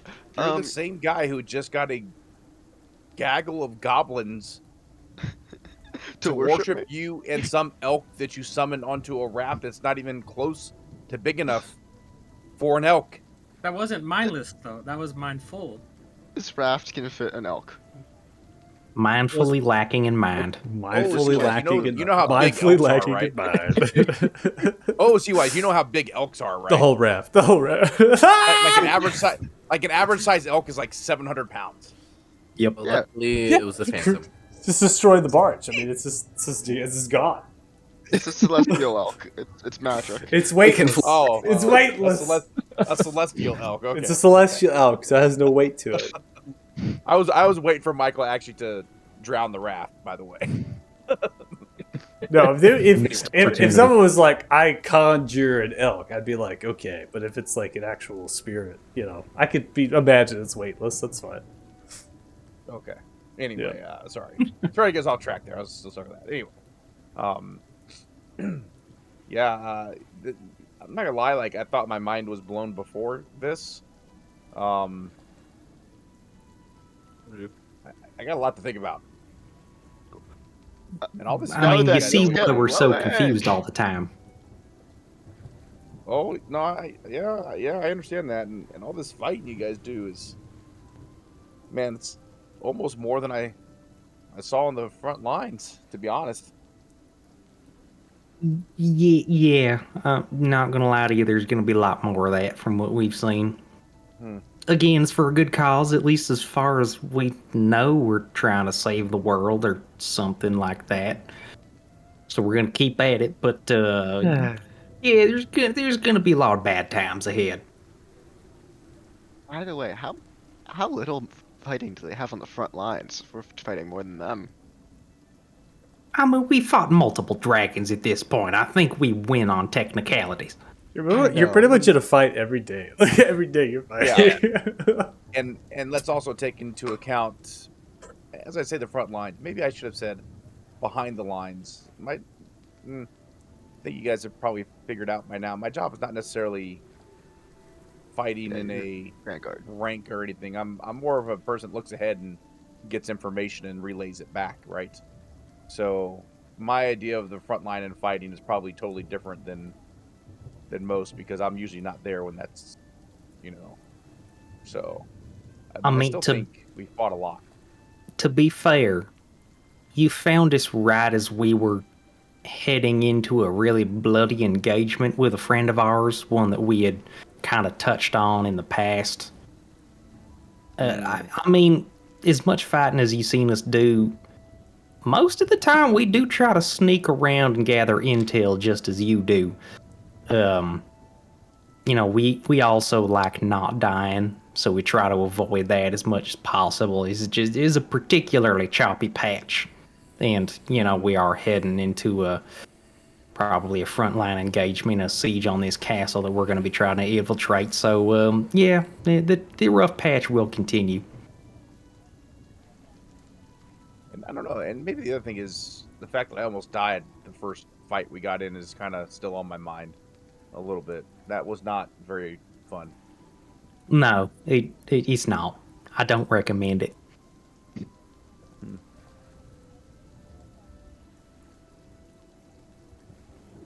But there are some cool things. There are perks. Just so you know, it's not all pain and horribleness the whole time through. Like, hey, I've been swimming underwater here for the last hour, having a good old time, dodging goblin pee. Yeah, please continue listing perks. Well, got some really cool dragon trophies, and saw some really nice scenery. We stayed at that nice hotel. That was beautiful. Had a lot of really, really good food pretty much everywhere we went. Got lots of good treasure. And, Feudus a demigod. yeah, sure. Oh, also, here's a big one. You can die when you're hanging out with us and not actually die. That's That's pretty cool. cool. I think that was more of a you thing. I mean, I'm just saying, it's possible. How often are you going to run into that kind of thing with anybody else? Don't I go mean, around I saying wouldn't, it. I wouldn't bank on that being a guaranteed thing. But I'm just saying, we have exigencies. We couldn't bring you back. We had to speak to an ancient entity. Yeah, but we were going to do that anyway. We have Sure. really good dental. I mean, don't get me wrong. I'm still deeply, horribly traumatized by this, but I'm just trying to take it all on stride, and we're doing okay. Having a nice little boat ride here, having some fun, talking to some elder primordial gods. It's all gravy. Just so we can clarify this, I would definitely prefer not to die though. Okay. Yeah, Even still if I try to can, avoid it. Like yeah, it just does not sound fun to me. Even if I can come back. Yeah. Stick The goal. somewhere nearby me, and you'll probably be fine. I mean, he's got a point. He does take a lot of the big hits for you. And I mean- got Revivify. Or just stay away from Costas as well. Stay away from me too.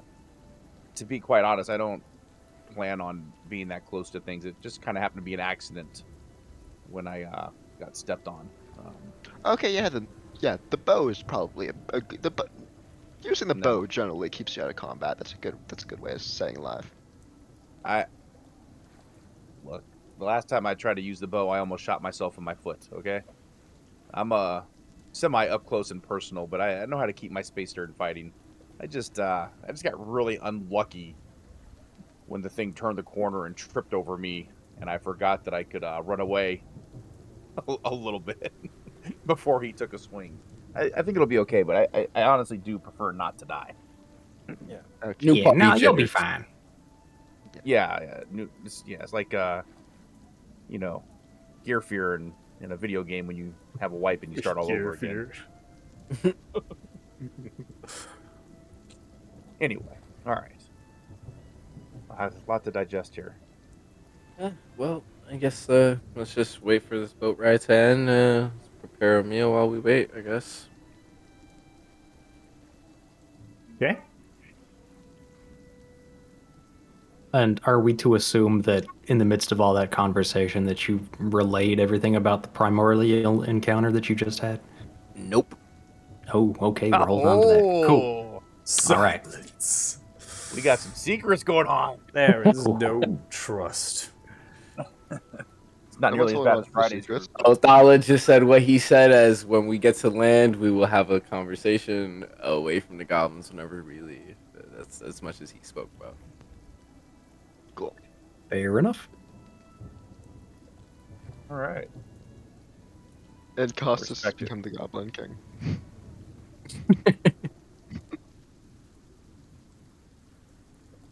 There Everybody knows will they be sacrifice their kings. consequences.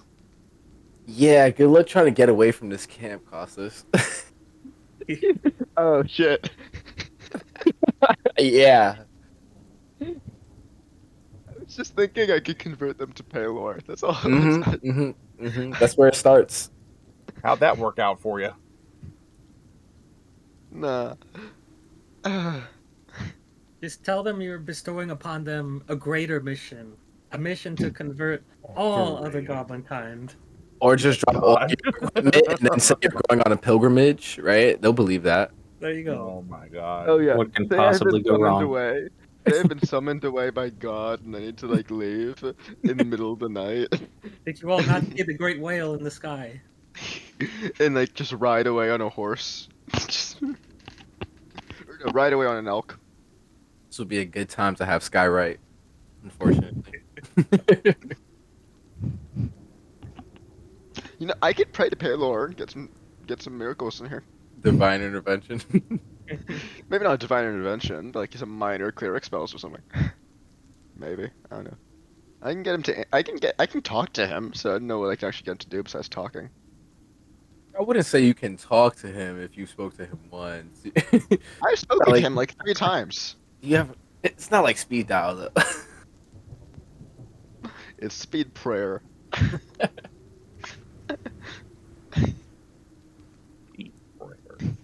You're gonna get smited one of these days. Mm-hmm. 100%. You're gonna get smited. Yeah, he's the god of wheat. I'm good. Dawn at I'll ninth get- level. I'm gonna get hit with a loaf of bread. All right, so as we finish our journey towards the cliffside, the mighty river on the eastern shore, we're traveled across this massive river. 6 miles is how much you've actually accomplished on these boats, on these rafts. And you have to understand that the turbulence and with the river and how it is, these goblins would never actually make it unless they were together. This is the power of friendship in its truest and purest form.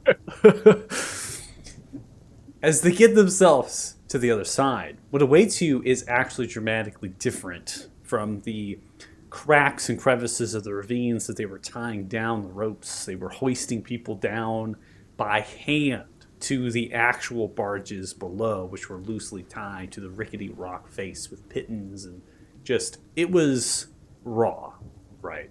It was like, wow, is this really happening?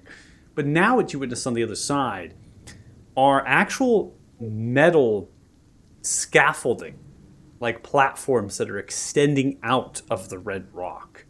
And then on top of the cliffside, you can actually see metal towers, which are octagonally shaped, with many different sorts of accents of sharp metal buttresses that are kind of extending from the corners.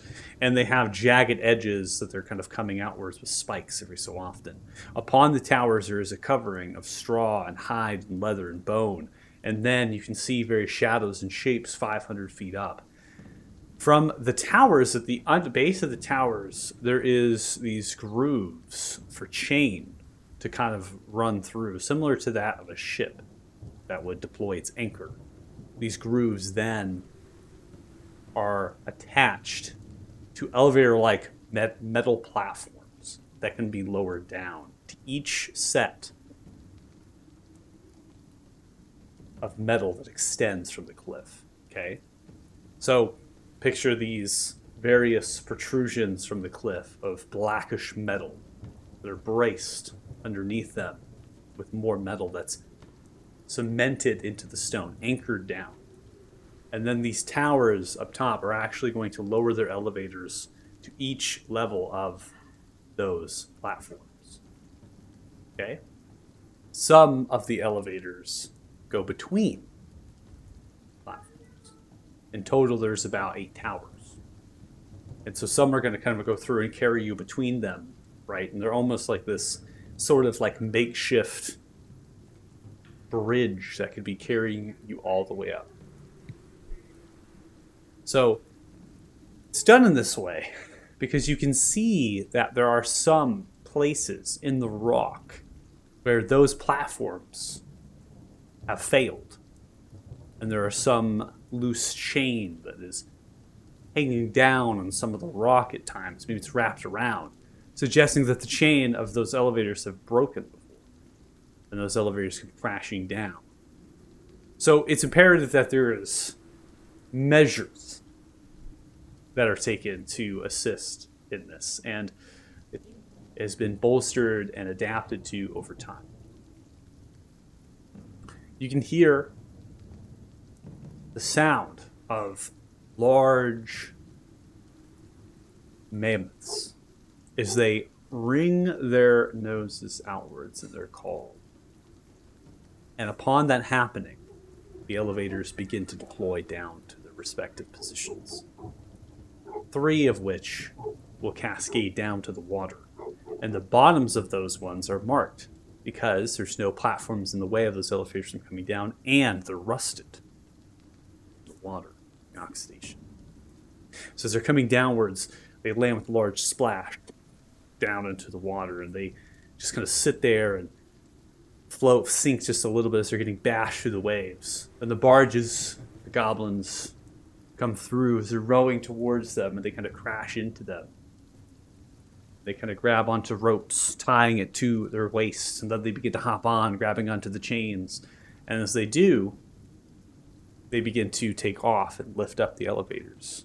Then some of them are jumping to the actual platforms, taking the ropes off, and they begin to tie them to rings and sorts of these rungs that are there, welded into the metal.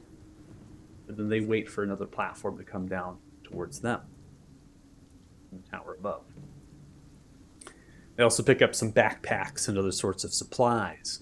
They're stashed neatly into the rock face, small little crevices and holes that have been kind of dug out. And they grab those backpacks, leaning them behind them, and bedrolls and things. Basically, stuff they couldn't take onto the rafts, but now they need them. So they're grabbing onto them and grabbing onto everything they can possibly have. One thought kind of crosses your mind is, wow, it's very elaborate to store the supplies, the rock face, instead of just maybe the towers above or other structures. But there's a reason for this. They don't really say much, the goblinoids, at this point. The only person who's directing is Boss Cobb. Yeah, that one, grab on that one! Begins to yell outwards, just giving them direction, blowing the horn every so often as another elevator comes crashing down and more goblins become lifted off. And you all begin to find your way onto your own elevator and begin to ascend, leaving the rafts tied by ropes, anchored downwards towards them as they're dragged by the water, some of which are bashing down to the rocks, being destroyed. And you begin to take way in the direction of the top of the cliffside.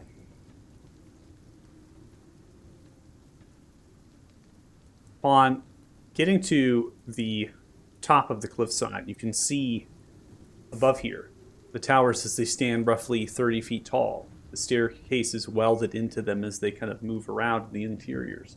They have loose supplies inside of small cubby spaces, semi-arched, that kind of extend into the towers at times, just storing almost like supplies that can be kind of stored into them and kind of kept away from the elements as it's raining. The thunder's crashing down a little bit, echoing around, and there's lightning that is striking the high Auric, which is the foothills, the northern foothills of Eastmar. That is what these orcs and these goblinoids will say that they are.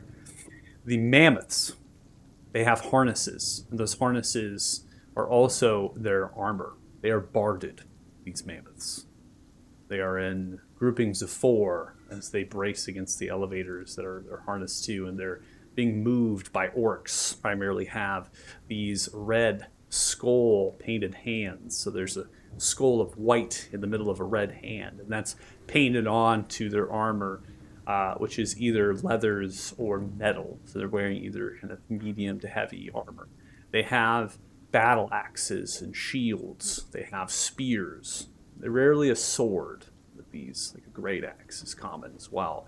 And they're having various pieces of bone work in terms of totems and artifacts to give them, not artifacts, but totems and other sorts of vessels for their worship to perhaps an orcish god or maybe another god that you're more familiar with. And so they kind of having these inscriptions in them, and they're all kind of moving around and yelling in certain direction of this various chain of command that they have, guiding the mammoths to move back and forth as the elevators descend down to lift the hundreds of goblinoids that are down there on the water.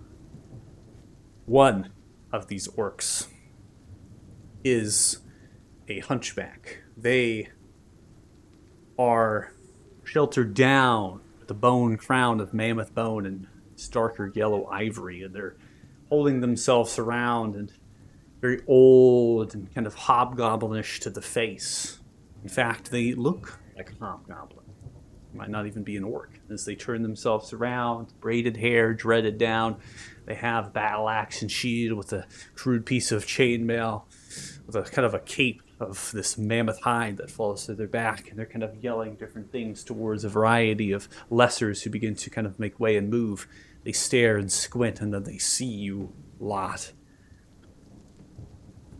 Begin to pull themselves towards you. At the distance behind them are small encampments, tents, leathers, and hides, mainly of that of either bear, wolf, and mammoth, and they're anchored with bones. So a lot of the bone work is kind of holding them firm. Those tents, usually circular in nature or horizontal, they rectangular, I should say, horizontal. They are kind of scattering very sparsely of this slight grassland with saplings of these oranges evergreens that are kind of moving in from the forest due north.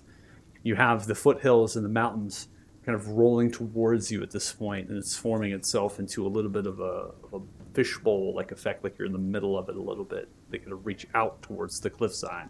So there is some seclusion protection from the wood itself, and as well south towards another village. So if you count the tents, maybe at this point, as this hobgoblin is making way towards you, the numbers of these orcish goblinoids, they range, but some things for certain is that there is easily over 50 of them currently here. They not just have the tattering of that white skull and the red of the handprint on the tents, but some of them actually have different sorts of symbols. I'm not going to get to that quite yet. Just know that there is a variety, perhaps, of those kind of tribal sorts of symbols, maybe clan symbols, of the goblinoids that exist here. This one now begins to push way towards a lot of you. This hunchback, and they begin to yell at roughly a 40 feet distance towards you.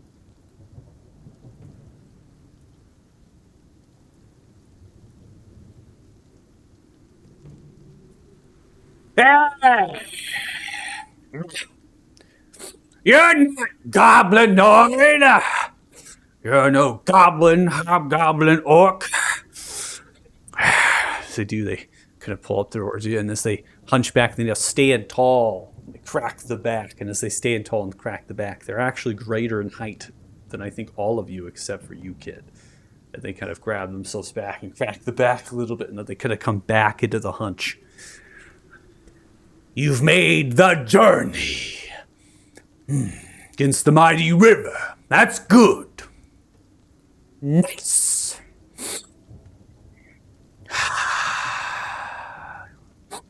Smells. You have good arms. Fit. Reaches towards you, Costas, and grabs towards your bicep. Pretty. Begins to almost brace you in a lineup as they strut back and forth like a peacock. You may call me War Chief Grovak, the Red Stalkers. They call me Sir. Master.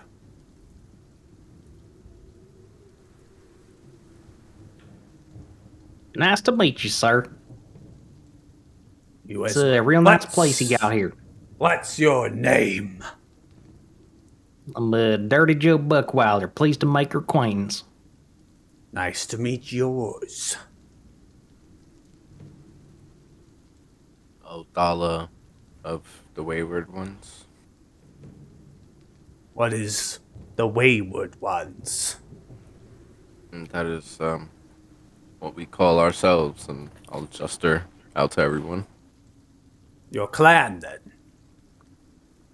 Yes, our clan. Not heard of this clan. Oh, have you? I said I have not. Oh, you have not. Hard at hearing. Goblin isn't my first language. Sorry. What is your first language? Elvish.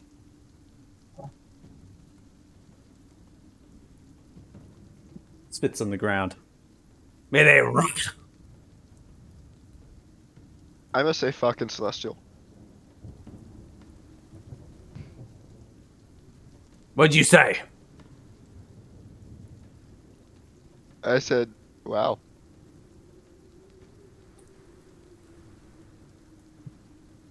Hey, y'all got something to eat up here? It's a long journey. I'm kind of hungry. We will feed you. Oh, hell's yeah. You will have ribs. Now we're talking.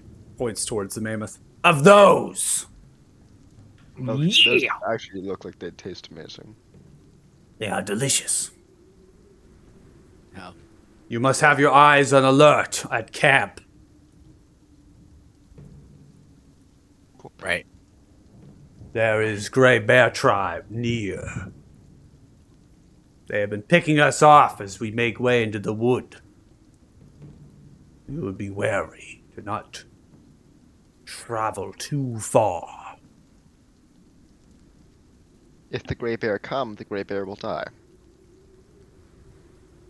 If you think that, then you are foolish. Outsiders do not know my ways.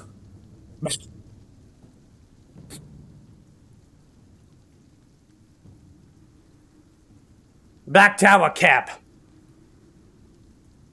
There is a reason we do not stay here. Our place is in the High Oryx.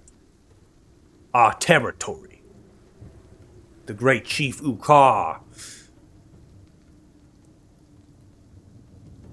No one comes to trespass.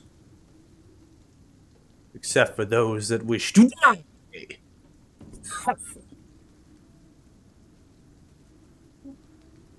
Good to know. Ukara you mentioned. Are we going to meet up with him later or something? Ukar, the great chief, points towards the tallest peak inside of the High Oryx, which is dozens of miles away in elevation and in distance. Exists within their camp, far from here. We are to travel there at first light.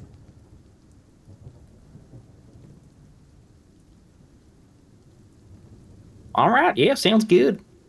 On Mammoth, right? Mammoth for you? No. I'll stick with my elk. Did you bring it with you? Yes, I brought it with me. Costas will have been on it right now during this conversation. Wait, Okay. I'm interested. Why don't we get an elk? I can only have one at a time. I mean, mammoth. Why don't we get a mammoth? Mammoth. They are reserved ornaments. It requires strong riders, well trained. You do not have the likes of it. They don't know your scent. One of those war mammoths can kill dozens of us. It was kept tamed and in control. I think Costas or Joe could actually do it. Yeah, if I beat up a I'd war put- mammoth, can I ride it? I put a bet up to that. Wouldn't you? Yeah, yeah. One of our war mammoth riders. They are born as babes, nestled into the stable, the freshly birthed mammoth. They bond for life. Oh, Okay, yeah, that's over the cool. mental link, I have an urge to prove this guy wrong. Can I go ahead? I do too. I want to gamble a bit. Okay. If you can prove generations upon generations, hundreds and hundreds of years of tradition wrong, then you may eat some ribs in my tent tonight. Okay, who's your best rider? I more wanted a mammoth, but I'll take down your sound- best rider and I'll ride his mammoth. You may ride any mammoth you try. Try Okay. you must. Fail you will.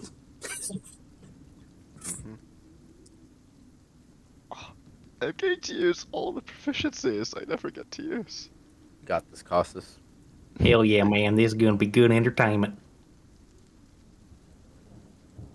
So Costas is gonna find one of the mammoths. Okay. The So you probably strongest find- one, right? Yeah, so Yeah, some of you're- the mammoths are not being used to pull elevators. So I imagine that would be where you're kind of headed. So a little bit further away from the towers towards the camp, which the camp sits adjacent. It has these fire pits with the rings of metal, oftentimes rock. And many of them are lit with slabs of meat on racks, spit roasting and kind of turning themselves around. Various tents have supplies in them, with kind of these cots made of bones and leathers and hides. The variety of the colors here would be like a maroon, almost like a brown tinge. In times, the stitching is thick with the bonework that's kind of come through, and that has that contrast of white or yellow that comes. And some of these tents, in terms of size, would be large enough to accompany 4 to 6 of these creatures at a time. They're communal tents, right? So not like little tents everywhere, but more slightly medium to large tents. And then those are kind of constructed either with the fires inside of them or just adjacent on the outside. Then you have kind of a corral of sorts that's been built from red rock stones that have just been come to mark around an area where massive piles of feed has been placed for these mammoths. There is where you would go, is a like feeding station, if you will, for some of the mammoths that have the barding on them, and they're not stabled. So what's important to understand is that these mammoths are full grown. There's no young here, and these war mammoths are huge in terms of their size category. They are easily 35 to 40 feet in terms of their height, and they encompass around, in terms of feet to fill that huge space, but over that with their heads and with their trunks and with their ivory. So they are massive creatures in comparison. One of these mammoths could be rode by a handful of riders, and it's not necessarily right what they're mentioning is that the actual rider itself is the one that has the reins of the mammoth. On the backs of them, they do have the sorts of mounts, like the metal structured supports, for others to kind of sit in there and then fire down their bows or crossbows. So that is important to note, that these war mammoths do function more like a tower elephant, if you will, in terms of their structure. But it would be the rider that has to actually direct that mammoth and first mount it, which is very much important. So none of them are like tied or hitched. They're just kind of roaming in this massive area in the middle of camp, nearby a kind of a large pyre that's going to serve, and it has like a totem, if you will, that comes up with a hand of bone that has kind of pulled itself outwards of the pyre.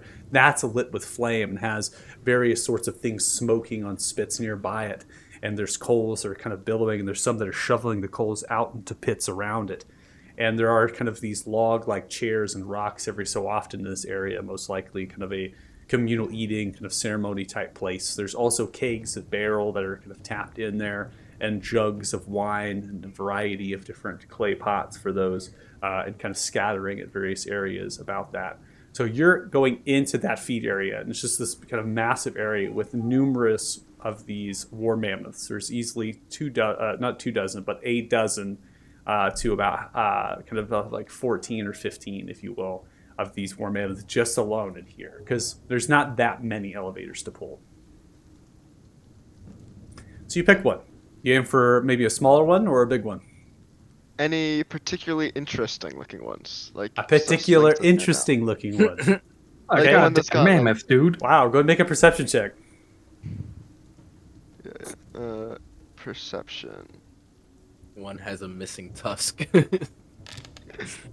Yeah, so 9, you see a very interesting one. Its left tusk is kind of cracked and splintered. It has a large scar at the same side that comes across the side of the head.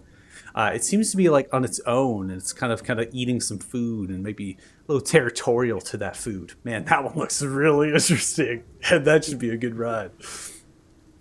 Gonna walk up to the meanest one. I'm gonna look for one that's slightly less man. Okay. Oh, great. I don't know what you mean. Make another perception check. Definitely want something intimidating, but that one is almost too much. Bet its name is Scar. I've played too much Far Cry Primal. 15. Yeah, I mean, you're able to find it looks to be a younger one, slightly on the small side comparison to the other. It's the barding that looks to be fresh and new. It's gathered in a small herd at the top right, nearby more goblinoids, right, than the other, which is from a distance. So maybe it's more people friendly, quote unquote. Who knows? Begin to make your way up to it. Yeah, I'm gonna approach at a steady, cautious pace, not intimidating. I'm gonna hold my hand out to let it get a good sniff of me. Make And an I'm animal gonna handling base- check. I'm approaching this like it's a very Who grumpy else is cat. here with Costas going into the feeding And so I was corral? gonna say, Yeah, I'm definitely here watching from a distance. I'm not going in there, but I'm just. Yeah, there are any shadows around? I'm gonna go step into a shadow, disappear, and watch. Heavy's on your shoulder as well. And on the next check, I guess, because you already used it. On the next check, he'll cast the guidance through you, and then he'll give you help. So, yep. All right, so guidance. So get a D4 too. Mm-hmm. A D4, okay. So that's 25? As long as you're 100 feet next to me, I can do that. Good luck.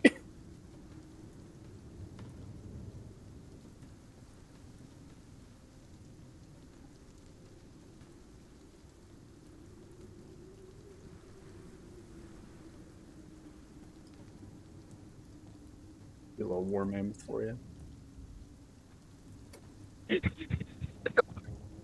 Nice. I was gonna say this could have got to combat, but I have a couple maps prepared, but I was like, yeah, we'll keep it here. All right, 25 Costas Morning Light. You begin to approach. Fantastic roll, by the way. Begin to approach the war mammoth. You see as the mammoth is caught off guard, pulling its head. Just to pull as far left, and you kind of move forward towards it, locking eyes and attention. Some of the other war mammoths get pushed away a little bit. There's no herd mentality here because they never really built a herd mentality, but they might exist in a herd for protection. So it's kind of you're almost kind of making your mark, so to speak, towards this one. You begin to approach with your hand drawn. Nostril kind of moves over towards you and begins to smell towards. And your check is just to get near the war mammoth without it attacking you. Okay, then I'm gonna move up and I'm gonna try to let it, I'm gonna try to get, friendly with it, maybe, pet it a little bit, show it I mean no harm, maybe, get it to like me. Okay. Make another animal handling check, please. Another animal handling check, Yep. is, Heavy gonna be helping me with this? Heavy's on your shoulder the whole time, so yeah. Cool.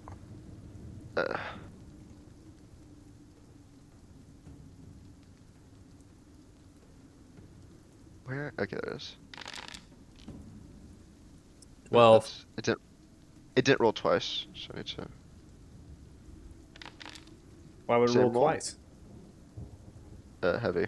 Heavy can't help you with animal handling. Give you guidance. As much as he can give Oh, that's Heavy's Give one. you guidance. yeah. Heavy cannot help you with animal handling. That's why I was like, guidance can help. Yeah, you get some guidance, but you got another one. 13. You see as the war mammoth turns its head towards you as you reach for a pet and smashes its head towards you. You're able to dive underneath the attack that it swings and then begins to move off, trotting away from you with large stamping stomps. Wants nothing to do with you. It continues to move away. I'd call it good there, buddy. Costas, get in there! Otala's way too enthusiastic. You see some of the goblinoids now folding the arms and looking towards you at a distance, some of which are eating some large ribs, other grain in millet bowls, drinking carafes of wine from clay pots. What kind of foods do the mammoths seem to eat? We get a chuckle.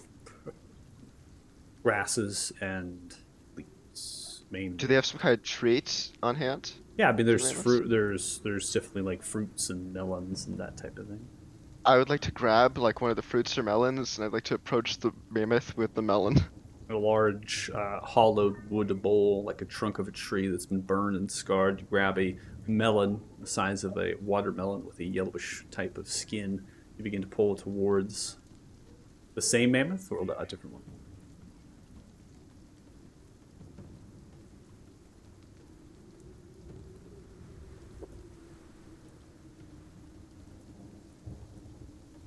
I got something. If it looks like Costas is like in this situation where he's thinking about what to do next, I guess yeah, Israel will kind of help him out a bit. It's gonna like duck behind a tent or something.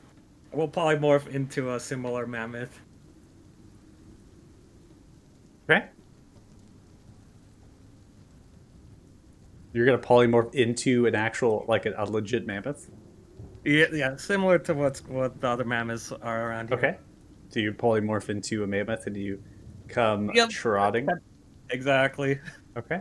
I'm kind of pounding your pads upwards towards Costas or to another mammoth. Yeah, I'm basically gonna be towards Costas as he's like doing his whole consideration thing. Okay. So you hold the melon, and you're looking, and then this mammoth freely is now coming up towards you, Costas. From the direction I'm where your gonna- party is currently watching and waiting. I'm gonna like I'd like to make an animal handling check to feed the mammoth, the melon. Okay, you pull a melon out towards this mammoth. The difference between this is that the mammoth that you have been encountering here within the corral, they are barded in like black plate armor. So your polymorph form, Israel, I don't believe can come with armor. Right. So you're just a naked mammoth, and you're moving towards Costas. So Costas, you want to feed the naked mammoth a melon? Feed the naked mammoth the melon. Yeah, you give a melon. Israel, do you take the melon? Yeah. You Sniff wrap a it couple up, times. stiff it, you're gonna eat it. Yeah. Yep. All right, take it. Some of the onlookers are looking towards, just kind of eyeballing from left to right, confused and puzzled. Two I'm gonna appear try to get wearing back of the two appear wearing bear pelts over the shoulder of white and gray. They're also riding dire wolves on saddles of brown and white colorations. They have long bows, sets of quivers. As they're riding, they held no reins at all to the saddle. Simply sit on top of it as it's moving. Their arms are kind of folded as they're chatting. Looking onwards now as well.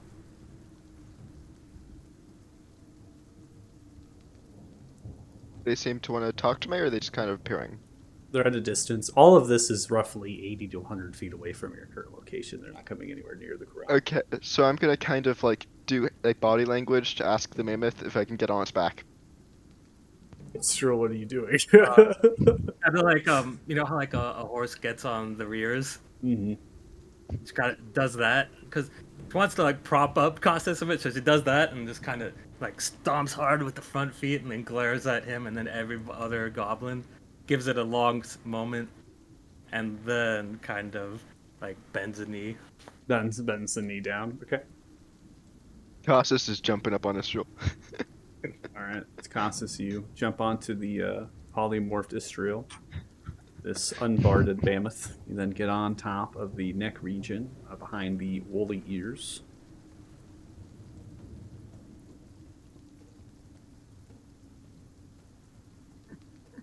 You're now mounted. I don't know.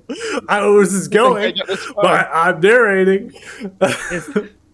Is the original, what's the name? The war chief around?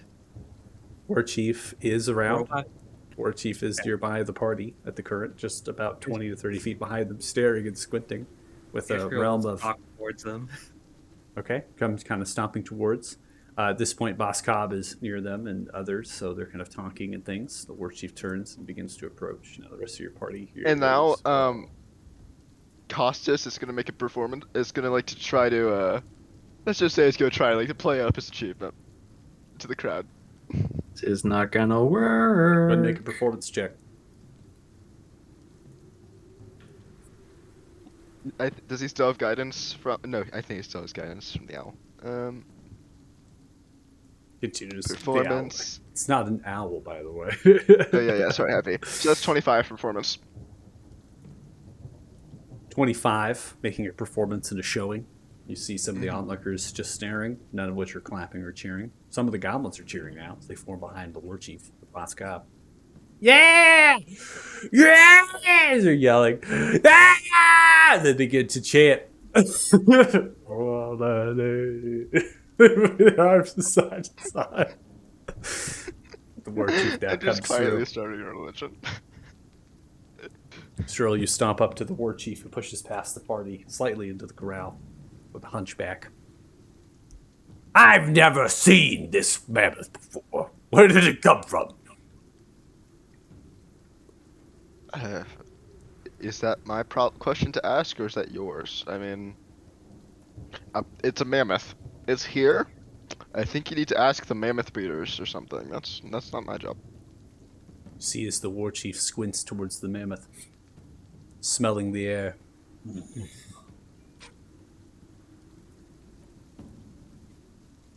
War chief pushes towards you, Estriel. Gets right take near a- you. Go ahead. Deep breath and just exhale. Bunch of warm air. Warm air towards them.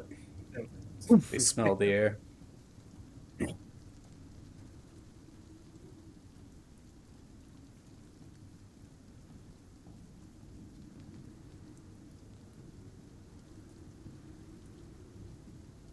Continue to stare.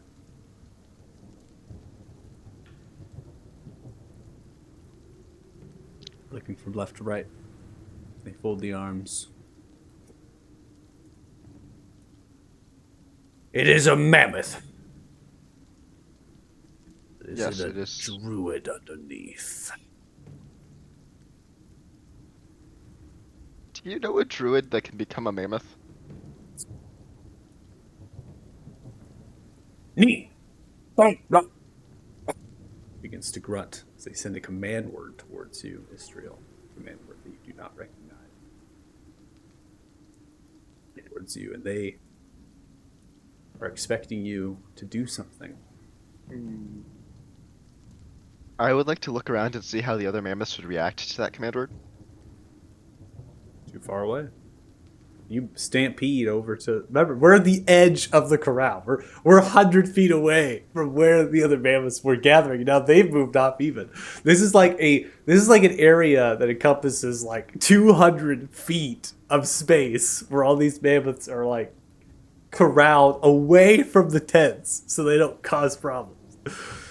So, on the way here, we've been seeing mammoths going to and fro, right? You've been seeing mammoths pulling the elevators. They're chained by harness into their barding. They're nearby the towers that are at the edge of the cliffside.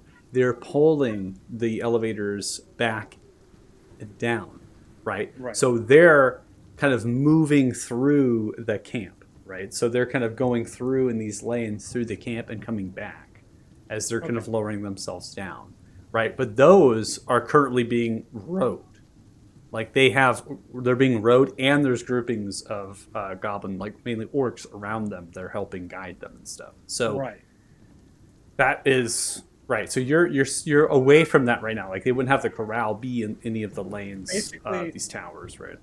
Trying to form some sort of like a foundation for like having looked at these mammoths before being herded, and maybe were there any instructions or teachings that the other orcs were doing for the mammoths as they were guiding them along?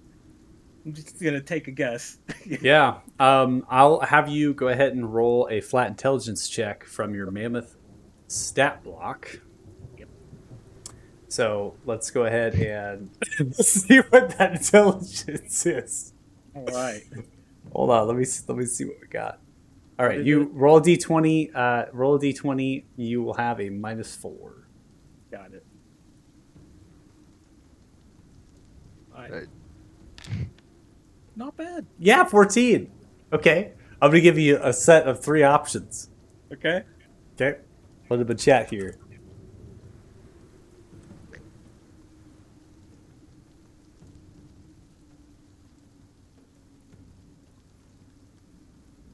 You got a kneel, just like lowering your pads down forward. You have a roll over, like literally rolling over, either side, or a jump, which is kind of similar to a horse neigh, right? Lifting the pads up at the front, but it's actually more like it's a legit hop, right? Okay. All right. Did from the looking in from the outside, did when the word was said, did any of the other mammoths do anything from where Kit could see them? I already checked that. Yeah. Yeah, So but I'm a different. I mean, I'm a little bit of Yeah. ways. Like I'm not right Sure. there, so I might be able to see different ones. sure. So none of those in the corral, like I said, are being right. You only look towards the groupings of war mammoths that are being pulled with the elevators, and none of them would be doing any of these 3 that I've listed here. So they would be directed to move and pull, which you can cancel those out. That's what the intelligence check comes from, because Yeah, you're I able was- to I was trying to you're, see if I you're had a able to different cancel angle. you're able to like cancel a number of them out, right? So you know it's not a push, you know it's not a pull, you know it's not a turn, you know it's not that. Right, so these are things that these war mammoths would not be doing at all. Like they would not be kneeling, rolling over, and jumping, pulling elevators with chains. So you're able to then extract, say it's got to be one of those 3 because I haven't heard those words, those terms, and that's probably as best as I can do in the situation. Is, unless you're detecting thoughts right now, I think is the only thing you could do at this point. Well, I think process of elimination wise, she's gonna just assume that if they're being used as sort of like a cargo and freight, then they're most common word would probably be something like kneel in order to load things on. So that's what she's gonna go for. All right. So you kneel down. You see as the war chief looks and smiles. Shakes the head from left to right. Holds the battle axe and the shield. Hop off, Wayward One. We have a grey bear druid in our midst.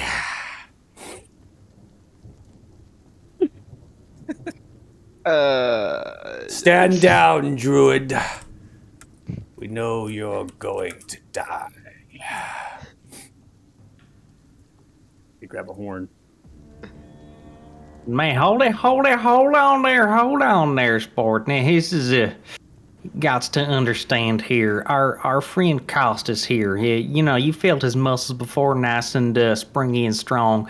Well, it's kind of nature's way of compensating for the fact that he's a little bit touched in the head. See, he's a little bit simple, needs some reinforcement and some fun every now and then. You are a guest here in my tower, Cap. Grey Bear. They have many druids that shape into animals. This is not the first time that they've picked a mammoth. You see as now orcs of lore coming to the sound of the horn. They begin to fill in a large mass around this particular spot at the edge of the corral. Some of which are riding dire wolves. They put the arrows into the bows and they're pulling onto the saddles. They begin to point towards you as a mammoth.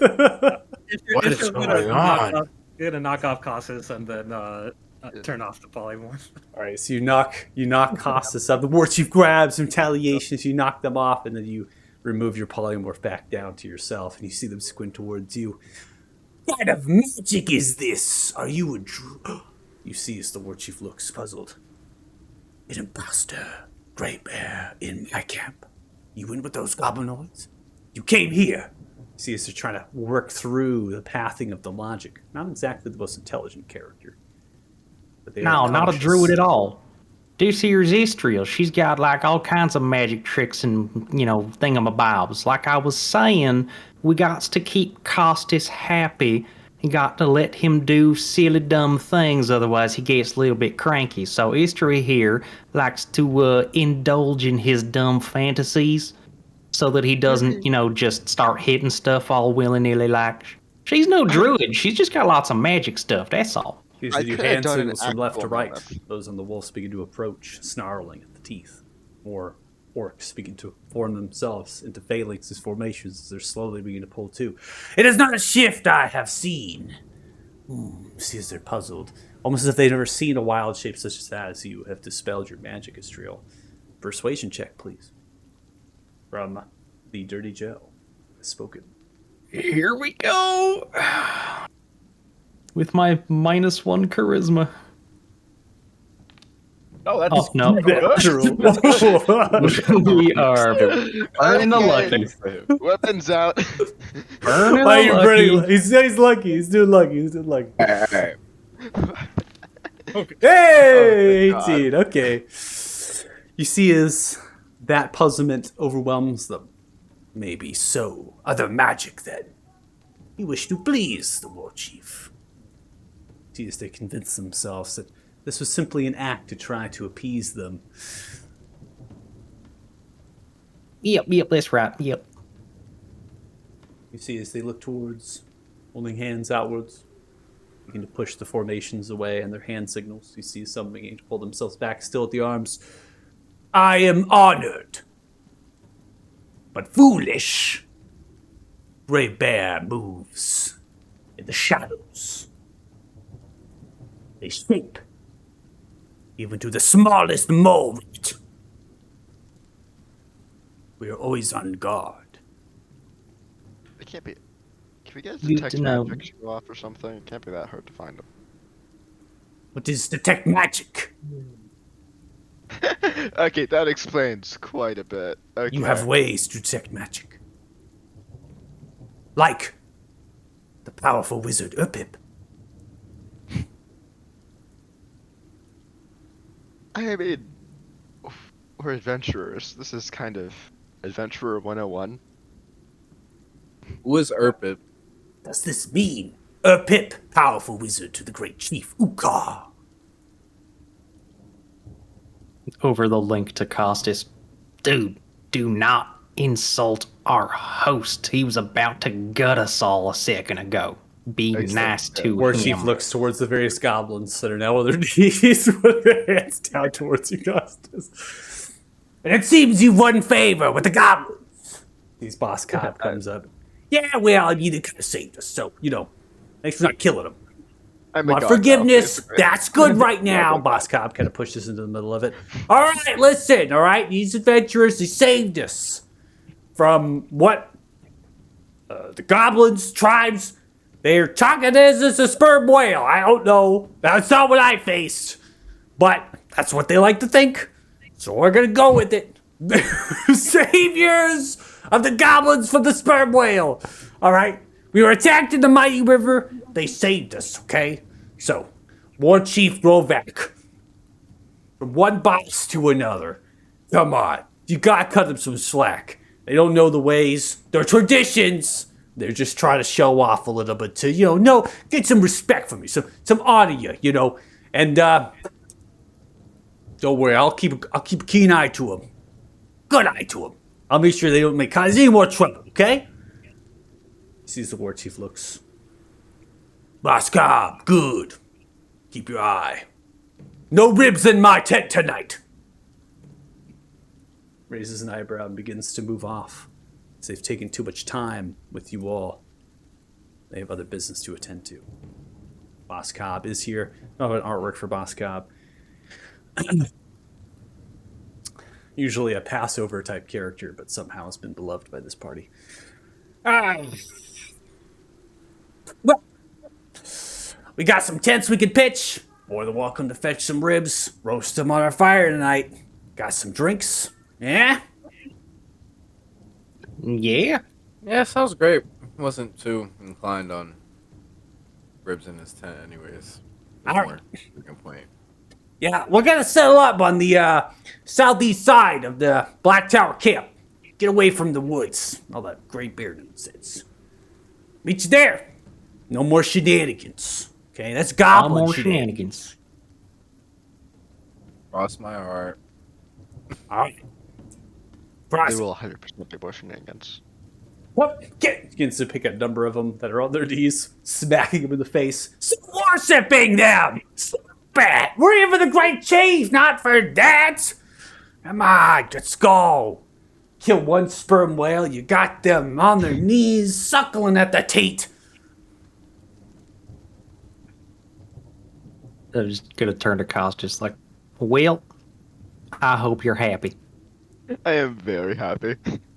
I mean, on the one hand, nobody actually got stabbed or stomped on, so I guess that is a better outcome than most. But still, come on, man, we got stuff to do. I've started a cult. I thought it was really entertaining. It was very entertaining. I mean, yeah, it was good fun, but man, there are consequences, as you should know by now. Good job, though. I didn't even know it was you, Istro. Yeah. Also, Israel, next time, can you trust my ability to tame a mammoth? Oh, I was watching. No! I was watching you fail spectacularly. I failed once. Let's give it like 3 fails and like a mammoth and a tusk to the face before you come in. You see how big those times things do you are? think you get a chance with a mammoth. It's not like a 3 strikes you're out. You get 1 shot. Then Well, they a kill tusk- you. I think I could take 1 tusk to the face. Oh, really? Yeah, Jax, you know how I was just telling to a war chief here how this guy's a little bit touched in the head and we kind of got to keep him happy, otherwise he does even dumb stuff sometimes? I wasn't spinning yarns about that. Also, detecting magic won't work if it's druid shapeshifting. Oh. Yeah, that's out of character. I wasn't going to say anything, but you cannot detect magic. That was one of the things that happened. Wasn't in the D&D it movie, was. right? That they were like, I could see that this is shifted. There's actually really no way that you can detect, unless you have true sight, I believe. You have to have true sight to be able to see through. But Oh, screw you and your true sight. Well, there's a true sight spell, so we could probably do that. yeah, I mean, it's possible that person in the movie had the true sight there. But if that was the case, they would immediately see them. It wouldn't be like, I detect them. No, they made it almost like they acted like they detected them. But like true sight, you actually have to see them. So even if they're a tiny little like fly thing, you actually have to perceive them in that tiny state to be able to see through them. So first perception, right? Then you can see them. The more you know. Note. But they had them shifting to owlbears too. You know what? You can't, okay? Listen, you can't.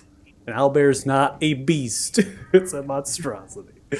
But it It sounds should so be. cool. It does. It's super cool. And I would definitely homebrew it in. Dare I say, break time? I Yes, gotta it is. refill. It is break time. That's where I was kind of headed. Just want to make sure we kind of had a point. So definitely a lot of shenanigans and things like that. But it seems like things have been smoothed over, be it by your persuasions, by your checks, as well as some influence from the boss Cobb and what you did with the goblins and saving them at the Mighty River. So as we begin to transition, as we go to our break, after we come back from our break, we'll kind of transition into moving from perhaps the Black Tower camp to where where you know want to go. Sounds like you're all for the ride though, because this camp is going to Ukar's camp up in the High Warwick. So that's where you all intended anyways. Just follow Boss Cobb. Where they're gonna go. Yeah, we're See, we- intending on going to the castle anyways. That was the idea. Yep. Costas could use his stone too. Castle. What do you mean castle? Well, the fortress. The keep. Yeah. Are you talking about Aluda. Oh, Capital? yeah, the granite keep. Yeah, heading towards Aluda. Yeah. Okay. Gotcha. All right. But you said you all wanted to go to you want to go with to the great chief Ukar first, right? Was that And then go with him mean- to the keep. And then Okay. they would be like a distraction as we something like that. I want to make sure things are prepared. Yeah, we were right? supposed to So, go like, to. We were supposed to go to that camp discuss Yeah. like a war plan sort of thing, Sure. and then go Okay. to Aluga from there. Okay, just want to make sure. Okay. It was kind of open ended. Yeah, it was. Yeah, I just thought. Yeah, I'm just playing it with you in terms of where you're all going as a party. I'm like, okay, it feels like we're going here, so I want to make sure we come back. So, all right, so we're gonna take a temper break here. We'll come back at about 7:17 p.m. PDT. If you're watching the stream, so much really appreciate it. And we'll see you in a bit. Bye.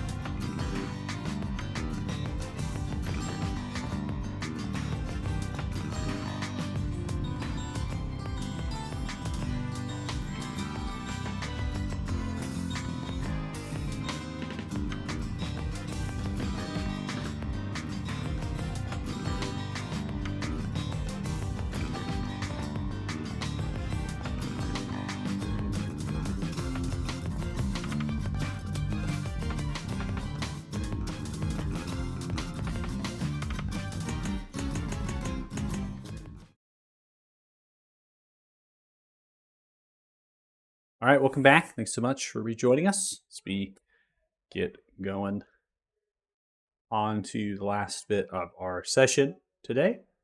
The last bitch. Holiday makeups. Yeah. So right now we're in what the War Chief Grovak is referring to as the Black Tower Camp. And it's really named like that because they can't exactly move the metallic black towers, but they can move the camp. So they're pitching these tents, and all of which can be pretty much packed up and moved. And they also have a number of these war mammoths to be able to haul that cargo, to haul that, and to, that's they kind of chuckled in terms of you riding them because you're not really going to be able to ride them with the fact of carrying all of that gear and then the rider already on there. Bonded, it looks to be by life. As far as getting some direction, from Boss Cobb said this basically towards the High Auric on the bottom side of the camp is really where they're going to be at, and that's just because they want to stay away from the wood that it lies due north of this area that's kind of creeping outwards towards the hills and rolling through. Even though it's saplings at this point, it's not really a forest.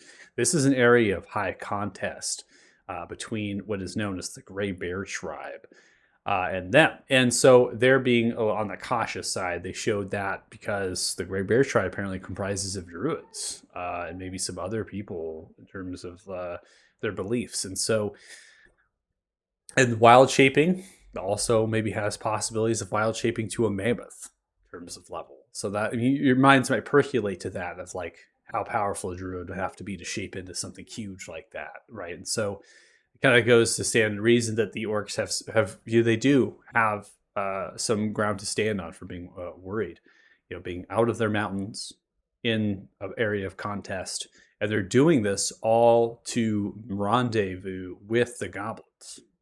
They've been here to get the goblins out of the water and bring them to the Great Chief. And so there is a reason behind the amassing of these people. We've kind of heard that a number of times from the goblins. So we're here at camp. Go ahead and get some sounds going.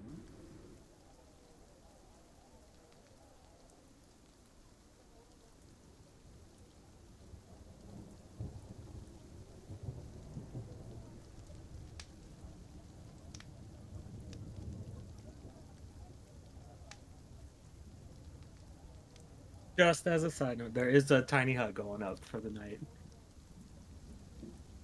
You're going to do a tiny hut. You're not going to stay in one of the other tents with the goblins. Absolutely not. Oh, okay. That's fair. I'm just I'm gonna kind of go find a dark spot and jack up there, not away, but kind of what I would do if I was scouting somewhere, what I'm used to. Curious to see if this works. Wow, it does work. That's cool. I think at this point, Joe's gonna take an hour, just kind of range around the immediate area, see if he can spot some of these druids or see any tracks of any other dinosaurs or anything interesting and or alarming that he can find, because this is kind of a fraught area. Go ahead and make a survival check.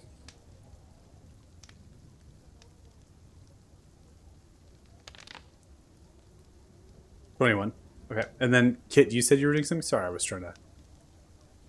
Yeah, I'm not gonna stay in with the goblins or in the tiny hut. I'm just gonna kind of find a place where I typically would if I was scouting somewhere, and shadows and stay in the dark and just stay outside for the night like I typically do. Okay. So just kind of cling into the hills a little bit to be a little bit more Yeah. remote, find yourself into some darkness as the sun begins to set, that kind of thing. Okay, cool. Yeah. All right, I'm just advancing time just for when you are able to kind of come back from your survival here. So, Dirty Joe, you're taking a look at what wildlife might be around you, critters that are moving around. Not only is there war mammoths that make tracks here, but also wild mammoths make tracks here in their herds. There are wolves and bear, both of which are either the wolf being large in terms of its size and the bear being huge in terms of its size. In fact, the bear paw that you will find tracks of are actually in rival size to the mammoth, which stands out to you as being something so absolutely insane, but possible if there is, creatures galore out there in the world. Beasts can get large. You've never seen a bear ever get that big before, and so it does immediately kind of connect you with looking perhaps in the distance to see if this creature would be. But your survival check of 21 would know that this track is very old and it's just kind of cemented into the stone at this point. It's very much eroded. The rain's coming down, and this track most likely won't be here for another 2 days. It's at least 2 weeks old. So that gives a little bit of insight to you. You don't find any tracks from dinosaur here. So there is no dinosaur, and that could be just because there's a massive river between in terms of stuff that way and versus this way. So they might not be able to even cross the mighty river, and so might leave them back where they were in the mountains that surround this region. The other game that you have would be medium to large size game. So you would have definitely deer, right? You'd have elk coming through here. And that kind of fits the bill of a rural territory such as this. The other creature that is very interesting is a kind of a bison-like animal, a beast. It is not a bison necessarily, but it does make the same track as that. And it's kind of like a between like a ram and a bison in terms of what the creature is. And that would be large in terms of its size. And no signs of competing orc tribes or druids or anything?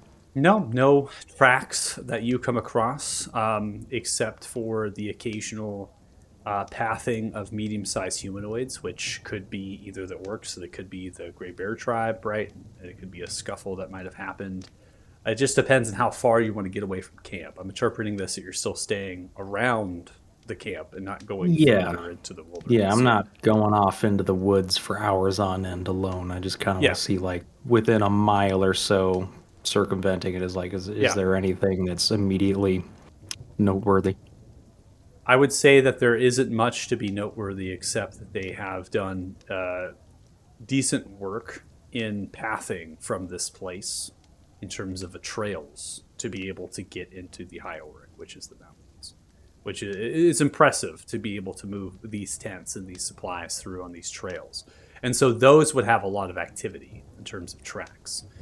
But there isn't any sort of anything else. The one thing that I will give you, because your check is pretty high, is that you do come across a rock totem that is odd.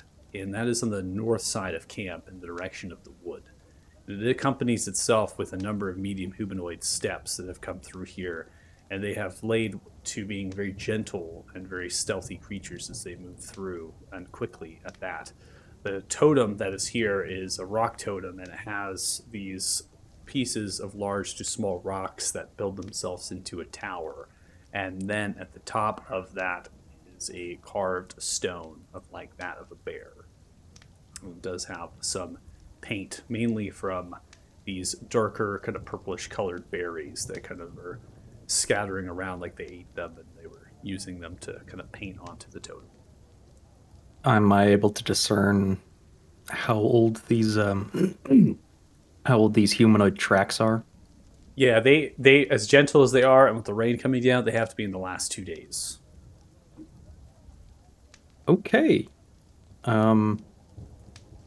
With that in mind, I am going to, once I find that and finish my ranging, I'm going to go back into camp and just see if I can find any of the local orcs kind of like on guard around the camp if they have watch. Okay. And I'm going to go up to them and say, Like, hey, by the way, dude, I was just doing some scouting looking for some game. I found this rock totem and some prints that looked like they were from people. Maybe 2 days old, based on kind of the weathering of the prints. Now, I know your boss here was said that they was around. I don't know if you had a scuffle with them a couple days ago, but like I said, 2 days old here, give or take. I don't know if you guys are expecting any kind of a sortie or something. So you approach one that has a wolf painted on the side, like a wolf symbol painted on the side of their dire wolf, and that paint is in black as it comes across. And it's like a line art of that head of a wolf as it's on the side. They have bare pelt of white and brown that come across their shoulders. And they wear leathers and very little else. And look down towards you. They do have dreaded braid hair into kind of a pony as it comes off the back. They have nice longbows, pretty neatly made. Quality wise is good. Their arrows appear to be that for hunting beasts, not really humans, humanoids, I should say. The one kind of approaches from the wolf as you kind of make way to the patrol that's kind of roaming around the camp from the northern side. And you give them that direction. They look towards you. Well spotted. Where did you get your keen eye from? Oh, back in the home counties, man, I spent a lot of years out tracking game through the deep wilds. I gotta say, I like these hills of yours, man. There's lots of big games, real pretty landscapes. I could see myself spending some time here in the future.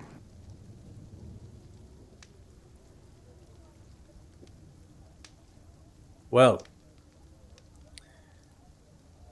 you may find yourself still. You prove a strong ally.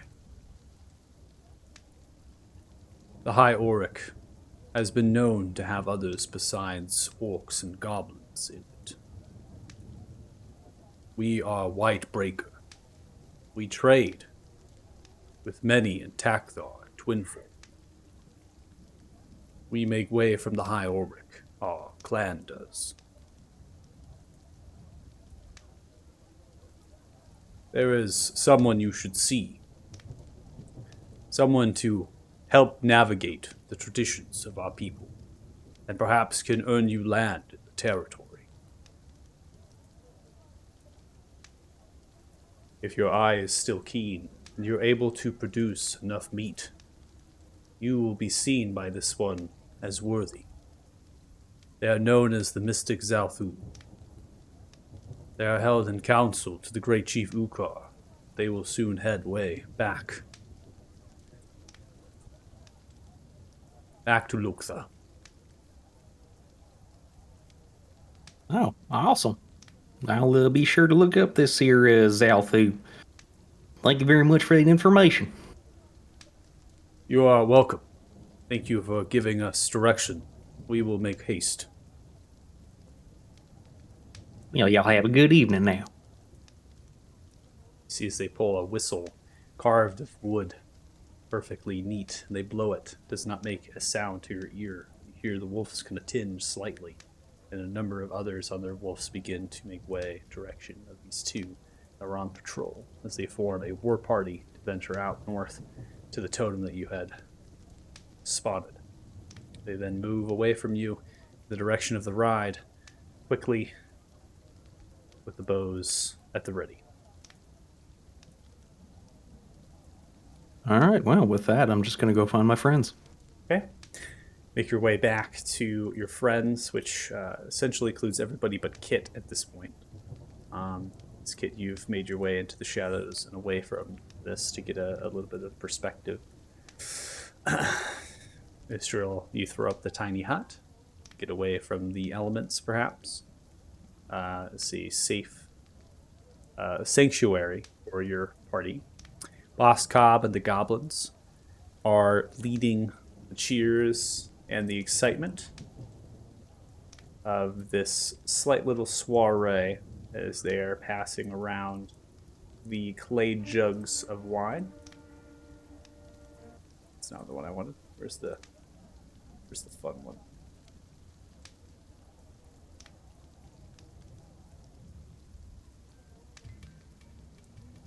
just to note for everybody, I was not being secretive about that at all. I would have told you guys where I was going and that I was just going out there where I'm comfortable and, you know, just looking around, and I'll sleep out there. So Cool. nothing secretive about it.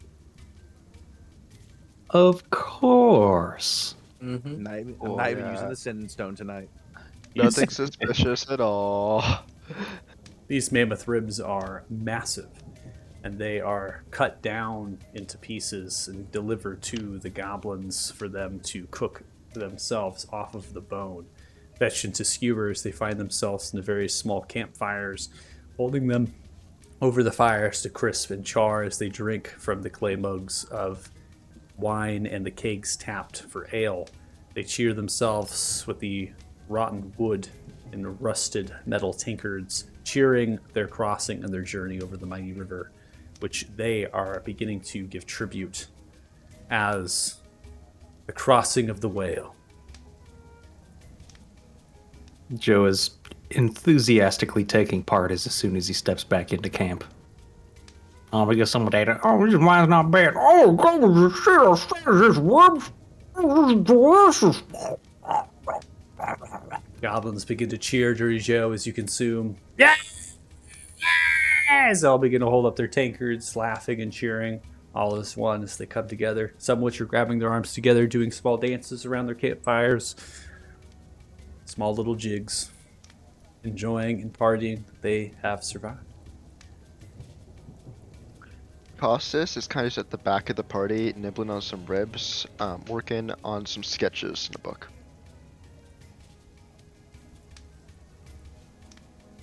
Over the link with his mouth stuffed completely full, Joe is just going to tell everybody else, hey, by the way, man, you would not believe the size of these bear prints I found out in the woods there. Hey, the rug that I could make out of one of them could upholster an entire lower floor. Another head for the outhouse wall? Oh, hells yeah, man. If we see one of these things, hey, can we take a little like half-hour diversion and bring it down? I mean, Of course. I don't really know how we're going to lug it around the countryside, but that sounds like a Yeah. problem I'd want to have. Don't worry. Yeah, we'll find a way.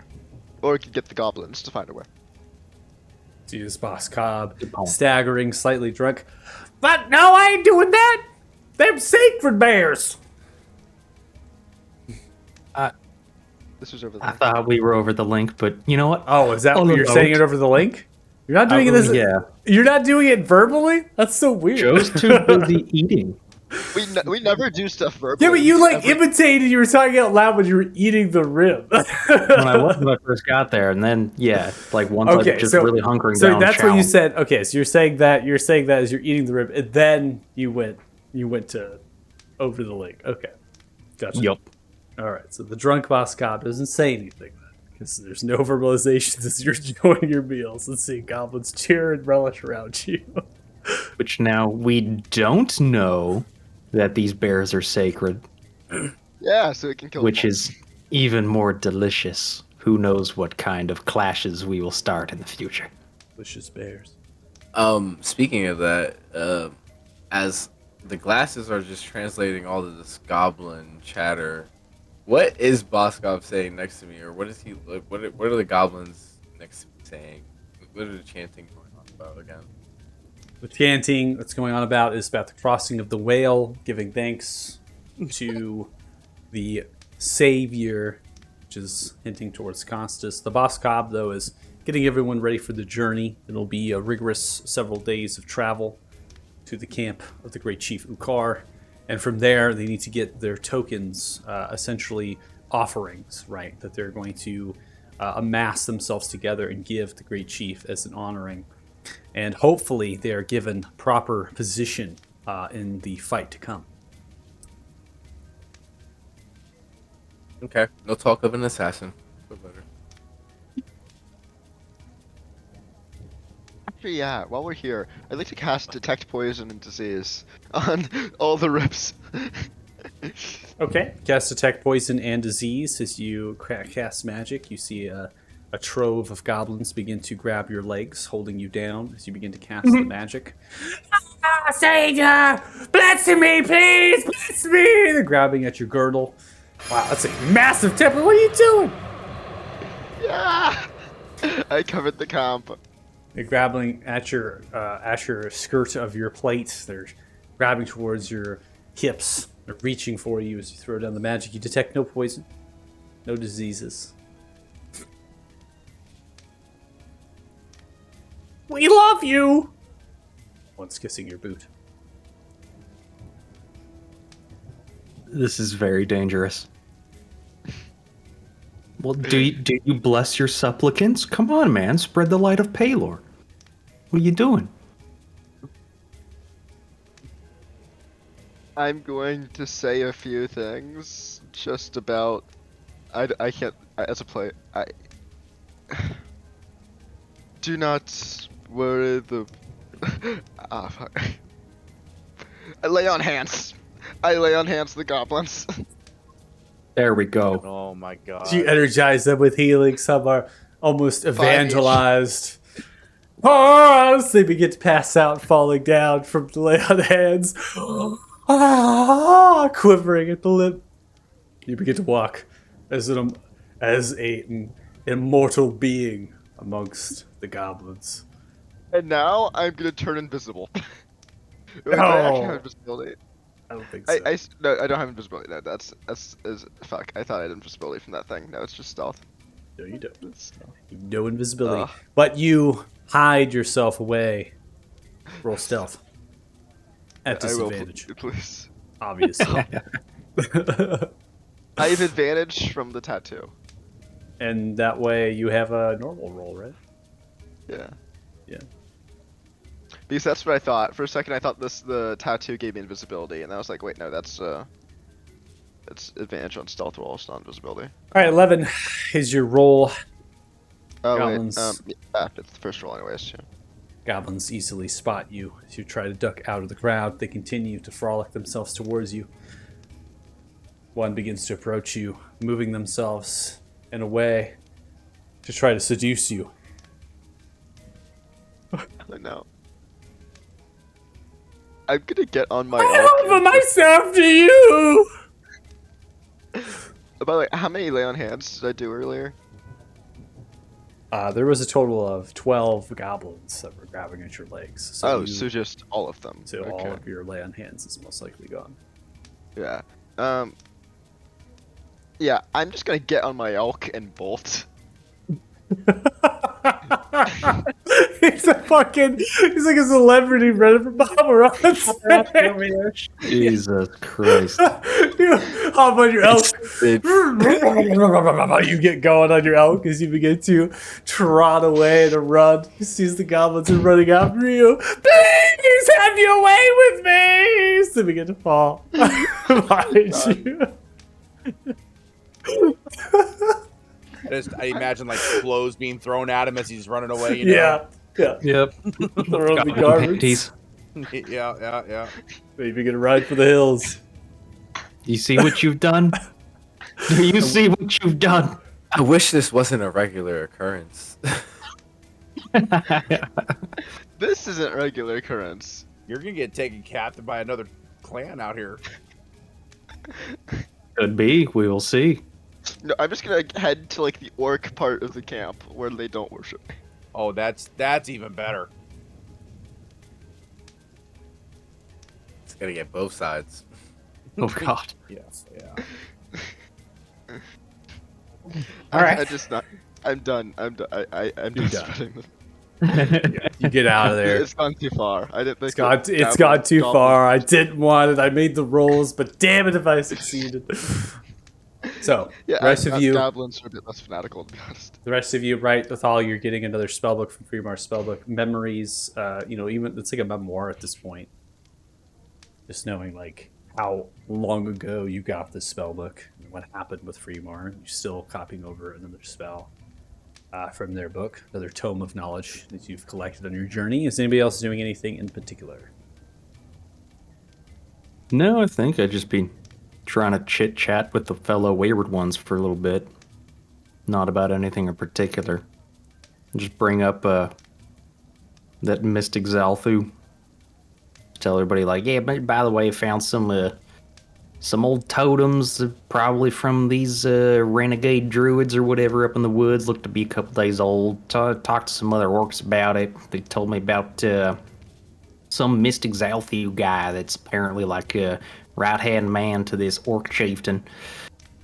Said he would like know the ways of their culture, and I could actually fit in here as long as I pumped good game. I told him how much I liked the place, and oh man, these guys are all right. They know how to have a good time. Lots of big game. More I spend any time in this part of the world, I'm really liking it here. Sounds like it's up your alley. Yeah, as Information is crazy good. as it's been, I'm kind of having fun right now. Well, that's good. Yeah. It's nice to have a little change of pace every now and then. The little moments that count. Rude to the dat. Oh, you speaking of changing paces and changing stuff and just weirdness in general. Do you have any idea what in the hell's those things in the river were that we fought?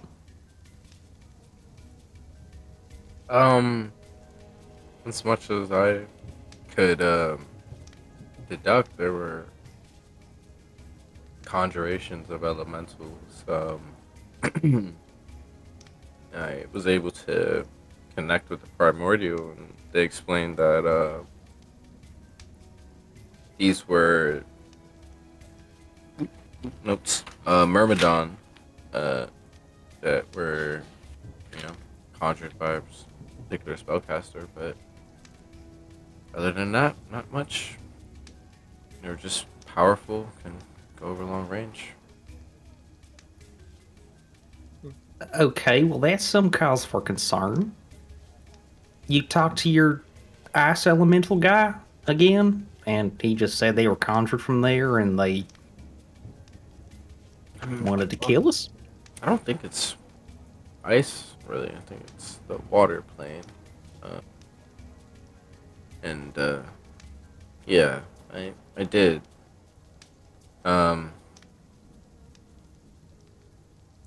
Said some pretty interesting things. Yeah, pretty interesting conversation. But yeah, these elementals were conjured somehow. Probably, like I said, there's multiple subjects, like suspects. But if anything, we were fighting Damodar's group, and they had powerful spellcasters that were able to do a lot of things. Fremar himself, and I'll pick up the book and show everybody. This book contains a lot of powerful spells, and I'm still copying over them, so I wouldn't put it past anyone to be able to do something like that. Not even be around. Maybe Damodar's just toying with us. Who knows? I mean, that would have been my first assumption, yes. I'm curious, this conversation you had, you remember how I told you when I was talking to my guy, how he was like a real bastard and he seemed to be hell-bent on destroying all of reality and gathering all power unto himself and then remaking everything for his own designs? Yeah. Did you get that kind of vibe from your dude?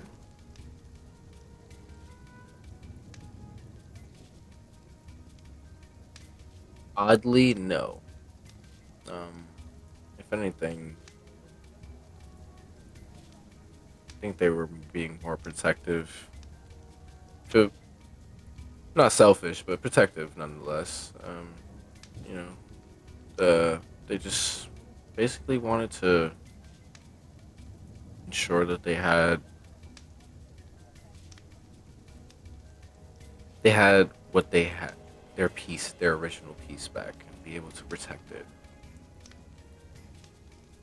They were- Sending these elementals and conjurations to gain the White Stone.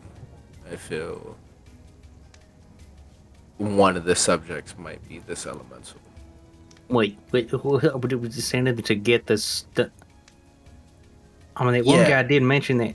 Oh, so this dude wants the stone back. Yeah, they don't want to basically control anything. They just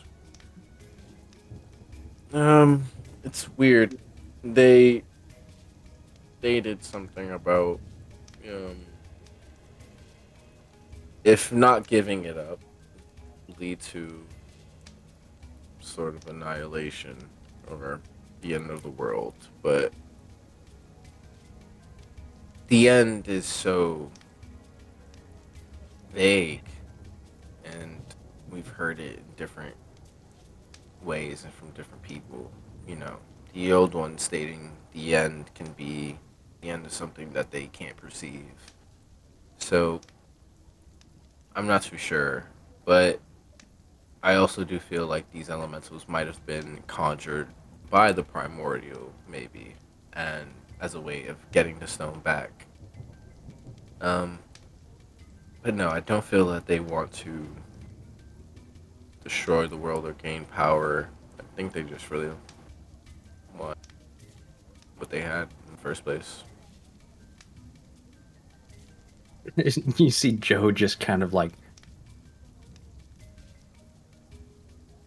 so what? It was, Yeah. what? He said we'd all be destroyed if we don't give it up. All of reality will come to an end.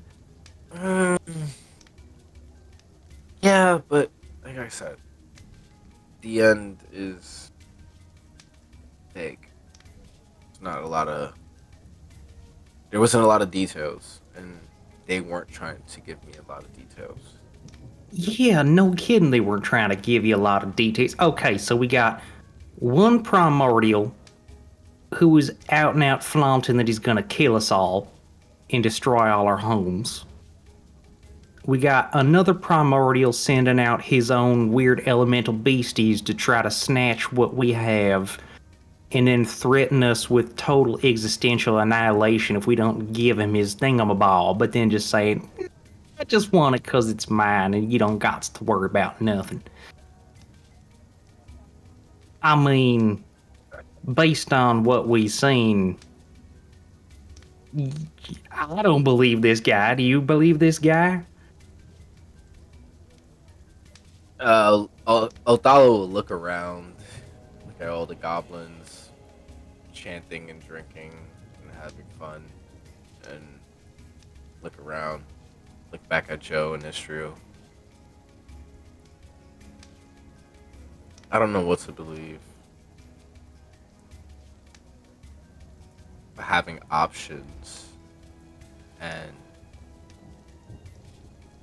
maybe finding a different way, an alternative way to end things and to fix things rather than the A and B choices that people have placed in front of us might be something worth looking out for. You know?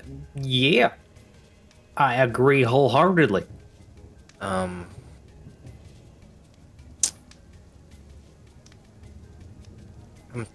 it's so hard to be faced with these things. Another thing is,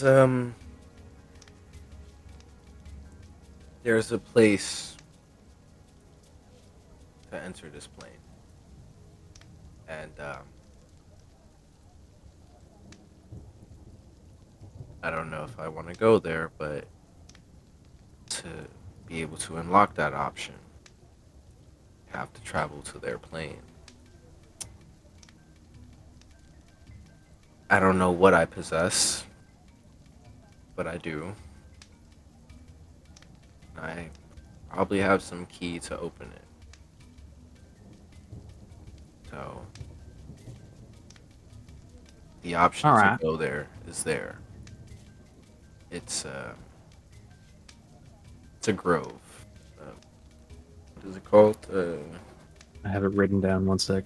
Yeah, Grove of the Grove's on there. Yeah. Soundnear, yeah. The grove of Soundnear. So that's an option. Yeah, the Black Primordial said the same thing to me. Remember that weird lava cave thing he was talking about? So it seems like they all have kind of a similar way of doing things, where they all got one spot where they can cross over, hither from thither and yon from yon. Yeah, it seems that traversal magic through planes is pretty close to impossible in this universe. So those might be the only ways to get there. That's fair. Again, circling back to your whole third way thing. As long as I hope by third way you mean not immediately going there and hounding this thing over. Because just based on what we've seen, I feel like that would be the wrong course of action. Based on what we know. Yeah, who knows? It's basically an exchange of some sorts. They're not too sure, but they're not really, I guess, promising nothing, you know, other than not annihilation and not ending of this universe is maybe the exchange of power, the gift of something else. If my hypothesis was right, Ether's no longer a problem, and the other dragons that might be out there, you know, they might be white dragons, but might not be something we can, you know, might not be something we might not be able to handle. Who knows if these gifts might be something that aids us in the end game. Primordial you saw, or that entity, you know, whatever that was that Damodar was facing. Whatever's at the end of Jeffrey's vision, you know, he can't see past a certain point. We have to prepare for that point that we can't really understand or know about. So I mean, I hear you. And it very well could be that this becomes the wisest course of action in the future. We don't know. You're absolutely right. We don't know. All we can do is, gather up what we do know and what we have learned and figure it out from there. And what we have learned, based on the few interactions with these weird ass beings that we are somehow in contact with, is that they're kind of unfriendly based on our sample size of 2. Both of them are offering annihilation, one of them outright, and the other one as a warning. There's not exactly a happy foot forward in negotiations. no, not really. I question the same thing, you know. Just basically it was threats at first, but as soon as I realized what the basis of the conversation was, I don't know, they weren't really empathetic, but they made it pretty clear that the longer I hold on to this stone, the more likely the possibility something terrible happened. I can sense Well, that. a whole lot of terrible things have already been happening, with or without their intervention. I don't know, it strikes me as the kind of thing one would say if you're desperate to get a really powerful weapon back in your hands. Just say, hey, all you dumb little ants down there, we'll destroy and nuke your entire way of being unless you give me my gizmoid back. Yeah, Joe, but aren't we desperate? Not yet. desperate enough. We still got agency, man. We're still killing dragons and kicking ass. So I would propose we need to get at least a third and fourth opinion before we decide on this kind of thing. I mean, let's do what we are setting out here to do on this particular part of the country. Gather these silver stones, free Beltsar if we can, and who knows, maybe this particular silver primordial will be of a sunnier and more helpful disposition. Yeah. Let's hope for a better future. Amen. Think for the positive. I just wanted to run that by you. It's a interesting topic. It's something we haven't gone over. Really look into these primordials a lot more. Oh yeah, definitely we need to. And yeah, actually, with that in mind, your earlier suggestion to go back to Felgam at some point, it's looking more and more necessary. We do need to get to the bottom of this nonsense. Yeah. You know, research is my forte, but seems that we might desperately need a lot more knowledge, a lot more understanding, maybe even better tools at our disposal. So, For sure.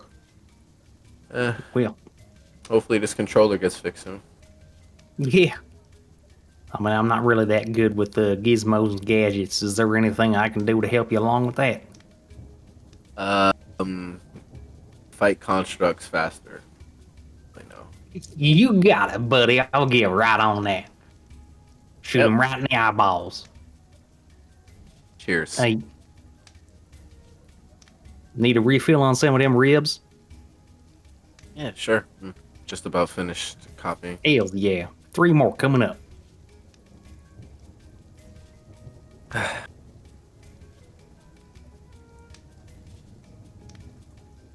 Okay, go ahead and make a perception check. Wait, who? Kit. Oh, Yep.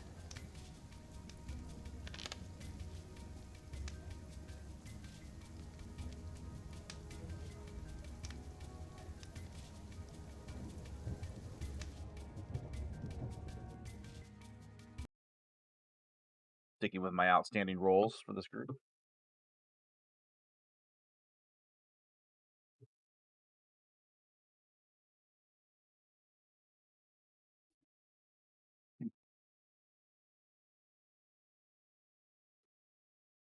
Willing you to scene.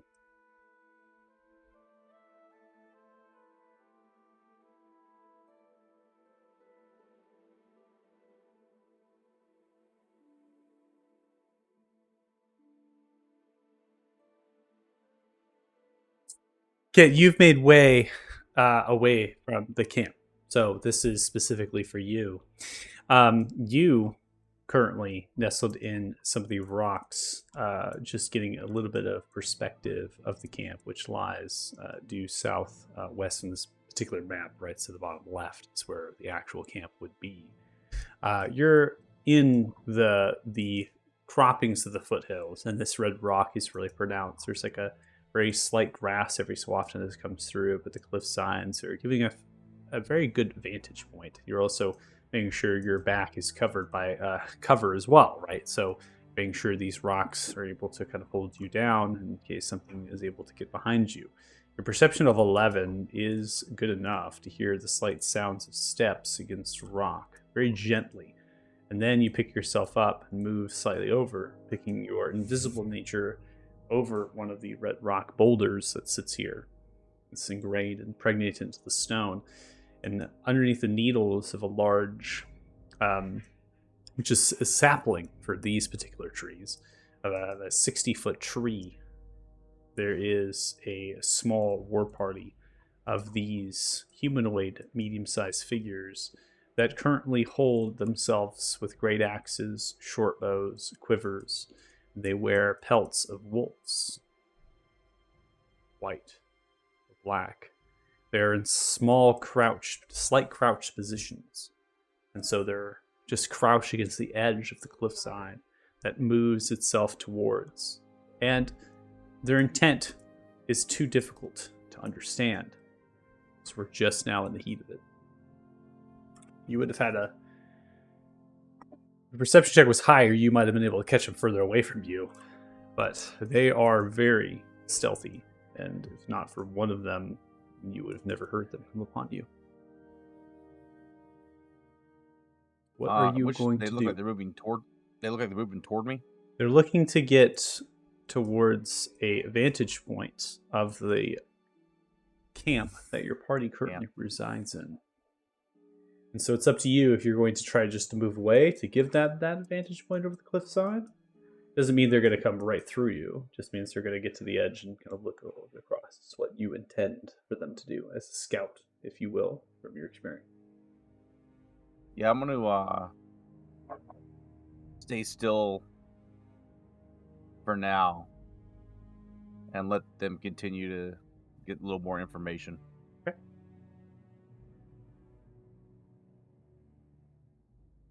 So they're going to move together in a formation. Then they begin to pull themselves to the edge of the cliffside. One actually gets on top of the rock nearby you.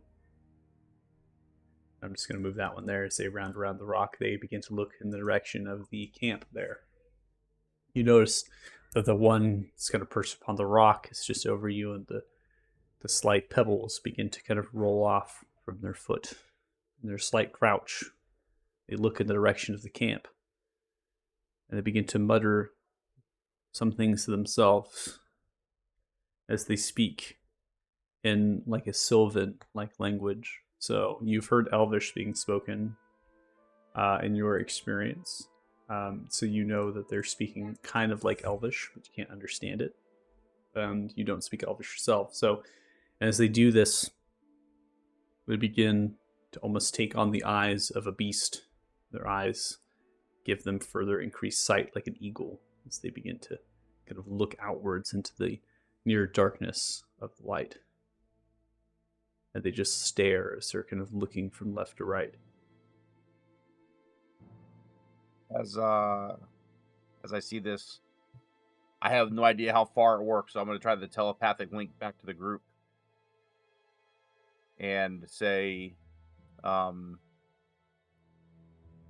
there's a party of some kind up here on the hill overlooking the camp. They just muttered something to themselves, maybe casting a spell. I don't know, but it does not seem like their intentions are good.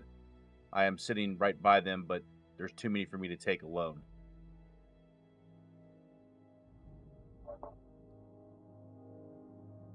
Oh, 10-4, good buddy. We'll be there in a lick split. Okay. Oh, this does work this far away. Thank God.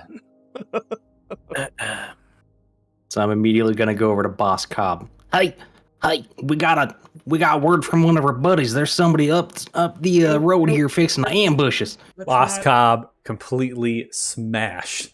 What are you saying? Yeah. What? You need a drink bar. Let me see that there horn of yours.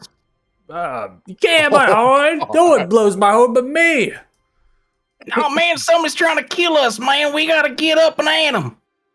We might not want to. Right. Immediately, a large human hits onto the stone gently as they caress. They stand roughly about 7'6" as a human. They have runic tattoos like Gaelic across their chest and a loincloth with wiry gray hair and a bushel beard as they flow through. A stench of animals just passing through your nose. They look from left to right as they grip onto a great axe. They look and whisper towards the one in front of them. What do your eagle eyes see? Whispers back, Elder. There is a great number of them. They are enjoying festivities.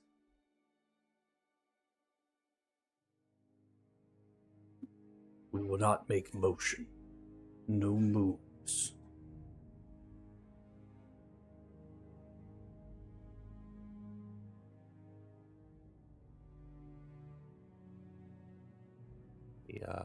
Over the link again.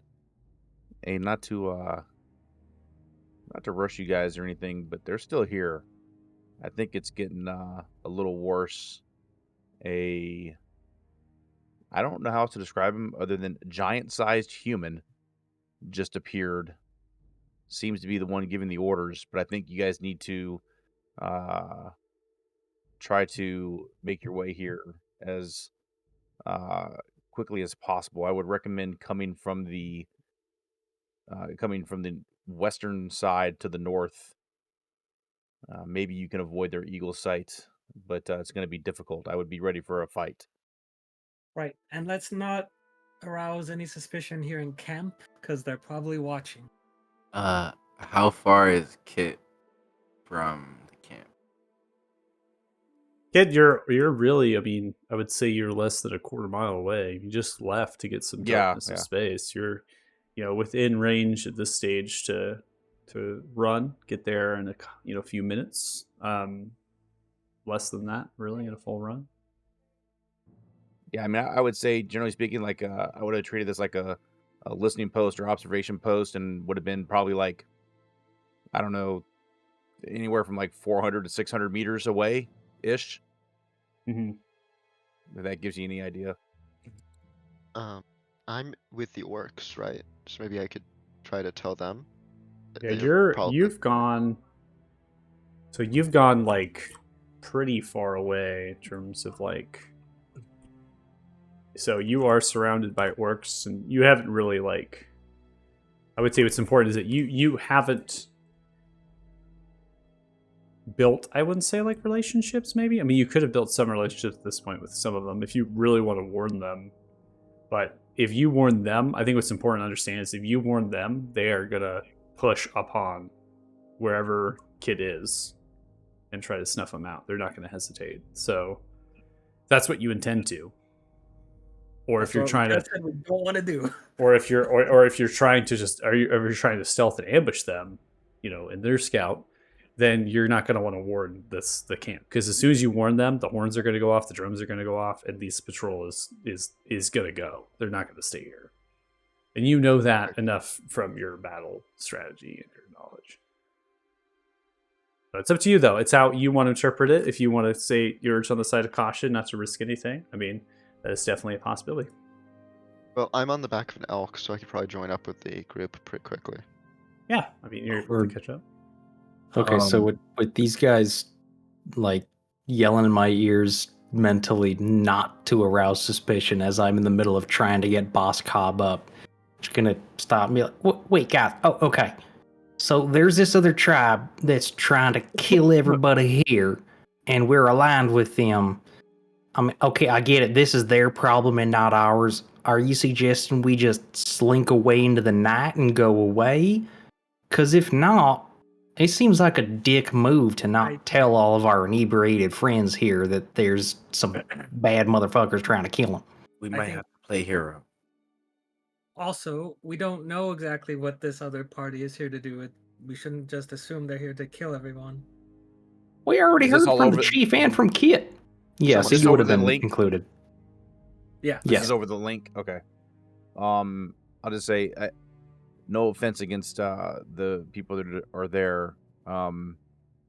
One, if we alert them, it may lead to something even bigger that we don't want, like a all-out, let's go where these guys came from and invade them. Two, I'm pretty sure they're so drunk they're not going to be able to help. Yeah, so we found the sober ones. I mean, I think, I don't know, given what I've seen this party accomplish to this point, I think we could probably take this ourselves. But I will leave that up to you guys. I'm just saying they're looking at the camp. There's this guy said something about eagle sight. And if you want to come up here, be ready for them to attack.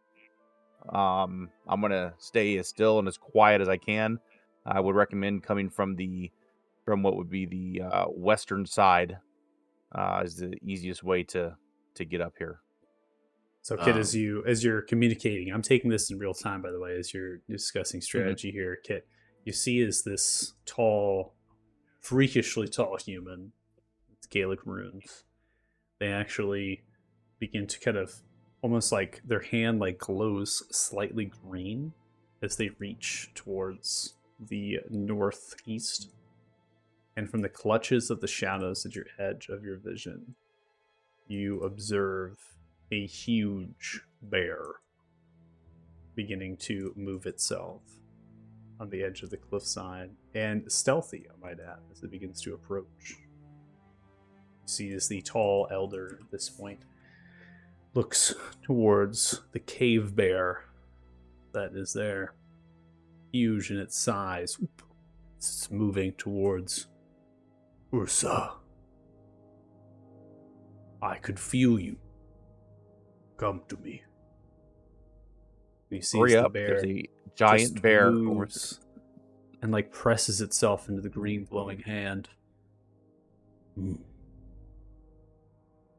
You are hungry, but there will be no feasting on this camp, Ursa. They are those the bear spirit has spoken of. Ah. We are here to watch and to wait. They hold the other hand. From their hand begins to form a mass of berries. I give you this gift, Ursa. Take it. You see as they reach their hand, still glowing green, towards the head and pet the bear, the top of the brow, and a rhythmic passion, kind of a motion towards them. And you see as the large cave bear turns itself around and begins to move away. The large human, still hulking, crouched.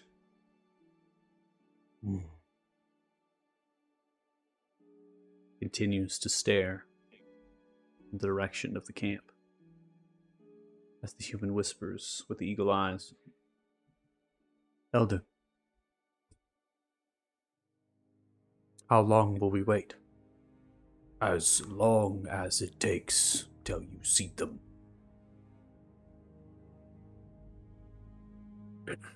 As long as it takes.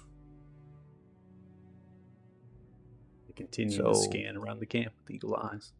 Go ahead, Kit. So I'll send the update to the group. So there's a giant bear that just came, scared the living crap out of me. Actually pretty stealthy for how big he is. But they said they're not going to attack the camp, but they're looking for the people, the bear spirit totem, something bear told him about. I think he's talking about us. It seems to be they're waiting for us, but I still don't know if their intentions are to attack us, kidnap us, talk to us. So I would just make your way here alone without alerting anybody, and maybe we could have this conversation. I don't think they know that I'm here still, or at least they haven't let on to it yet. Right. Othal, are you able to cast invisibility today? No, not today. But I am able to teleport long distance, so we're not seen. I'm assuming we took a long rest. No, No. No. You We haven't haven't. No. no. All right, so if we haven't, I still am able to. Yeah, I can travel long distances, so they won't even spot us traversing that way. And I can still sneaky step us over there if we're real quiet like. Possibility. Based on that last update, okay, they're not immediately out for bloodshed. I agree we should shadow these guys and see what the hell's they're up to. I'm willing to go out and head towards Kit, even if it's just myself. I can conceal myself well enough. I should be able to get close. If you guys want to hang out here, or if you want to come with, I'll leave that up to you. Have I met up with the group yet? Or I doubt it. The camp isn't very large, so I'll probably say yes. You go on a full ride. Okay. well, yeah, I should be pretty sneaky now, so shouldn't be a problem. I mean, you're the least sneaky out of us all, but Well, I have the brand. yeah. Well, if Again, I'll they're leave it up to you. if they're they're not willing to attack the camp, and you know everything is civil, I'd say maybe a couple of us show ourselves while the rest stay hidden as a preparation, if anything, And I think we should try communicating first if they're not trying to do anything. Of course. But it I could be a mean- hostile situation, and so we should all be moving here. Yeah, definitely. Yeah, here's how I feel. Either you guys are going to try to talk to him, which I personally think would be ill-advised, but in which case we should all be over there just in case, or maybe just a couple of us more sneak over and help Kid out, make sure he's not caught flat-footed if things hit the fan, and we just keep watching them as they watch everybody else. Consensus? I think we all go. Yeah, we all go. But All right. Well, form up on me. Let's sneaky step up the hill there and try to not get caught. So as you gather yourselves, the goblins drunk Boscom no help as they're confused and drinking and continuing to dance. And the relishing Kit, nor to the story begins to be added. It's the one who has the equal sight turns. I have spotted one riding on an elk. That is strange. It checks out. I would have left Do the elk not behind. ride on elk. You said you rode on it. I mean, I would have if we're going to sneak, I would have left it behind. No, but you would have rode it to your party in the camp. Oh yeah, yes? it rode it to the party. Yes. Yeah, yes, I Okay. would have rode it to the party. Yes. Okay, for the sneaky part, I would have left it behind. though. Yeah, I know. I'm with you. I'm in the storytelling. Come on, I'm with you, Lucas. Come on. Sorry. Yeah, we got trifold happening right now. You know, we got 3 different storylines happening in real time. So the one that you'll cite. See, that is odd, isn't it, Elder?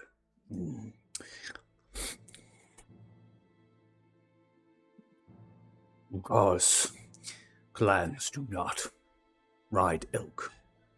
It is odd. Continue to watch. Pats onto the shoulder.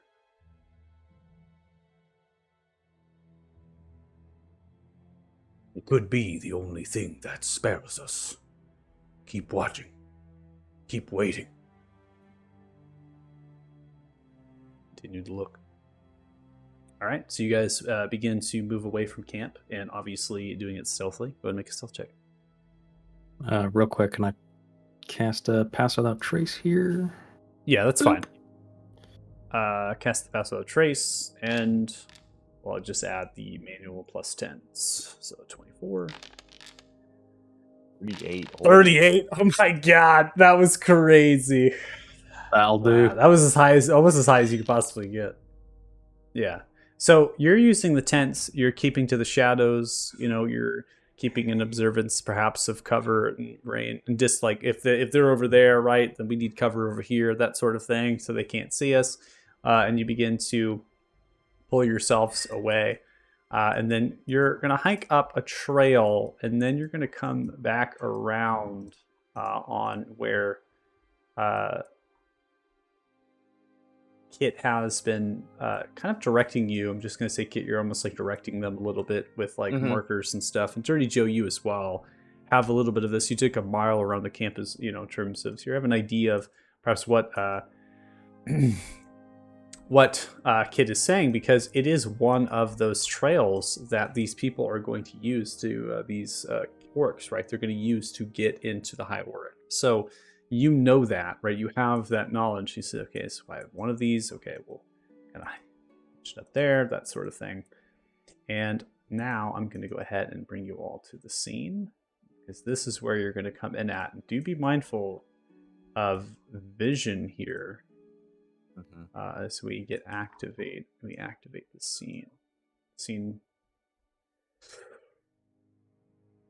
We take a little bit in terms to bring over, because it's a little bit of a difficult one.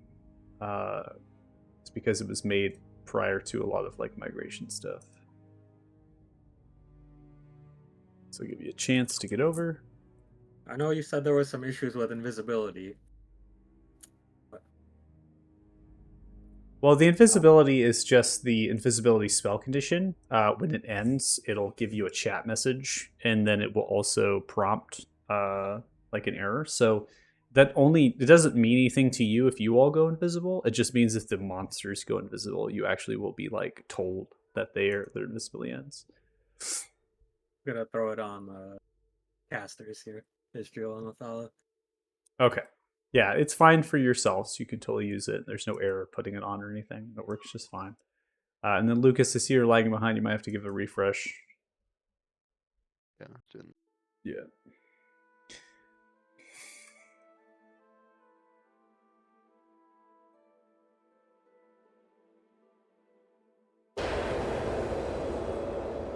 Since the shrews doing that, they're on. Actually, no, I don't need to. The shrew has can telepathically talk to them. So never mind.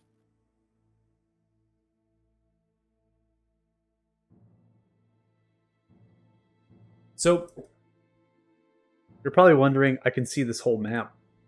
And this is the nature right now. You have some clouds and some rolling thunder, but the rain itself is very light. There are 2 moons that are in this world, and on this night, one of those moons is very bright, and the other one is as well. So I've actually removed the darkness of this map because it is as realistic as it gets. The moonlight would be bright enough to pretty much see as far as your eyes can allow you on this map. So that gives you a little bit of an understanding. Now, Costas, just know your 2 party members that you're getting into this map, which is a little lag. Istra and Lothala are just to the south of you at current in terms of position, so they're right next to you. So you all 4 are grouped together. For some reason. You can see them invisible. Yeah. Huh. I can't. I can't see Othala. I got true sight for some reason. Can't see Cool. Ishtra. I don't honestly do not know why you can see them, but Yeah, maybe they're it's stacked up on each other, just below me. wow. I wonder if Wow. it's because you were loading in. Huh. I wonder if it was because he was loading in when you used it, so it's basically saying it's not on. You know what? This is a new hack to get around invisibility. I broke I really it. don't care if you see them. I don't care. I was gonna say I'm gonna fix this, but I really don't care. I wonder. I need to figure this out next time we need to fight an Yeah. invisible bat or something. Yeah, Can you Sure. see me? Are you close enough to see me up the hill? he can see, but he has vision, so he should be able to see. Because again, there's no darkness threshold on this map right now because of the moonlight. So you should be able to see the characters down there on the cliffside. I can't see anything. I don't have vision beyond like 60 feet or so. So The same thing for everybody else. I can see this Yeah. down here at the cliff for the enemy. yeah, like I have a little circle. But you guys can't see me. But you No. can you all look down here and see if you see stuff? Yeah, I see stuff. Oh, yeah. Yep. Oh wait, no, never mind. Yeah. So You this see, is like yeah, 5 goblins and a human dude. yeah. So I if can't you see were that. you can't see anything down here. No, I just have my 60-foot circle, like Lucas was saying. Keep looking down. Like look further down on the map. Like it's in the Yeah. dark. But you It's in the dark. okay, It's in the I dark. see. Yeah. No, there is darkness on this map. Let's be honest with you. It is dark.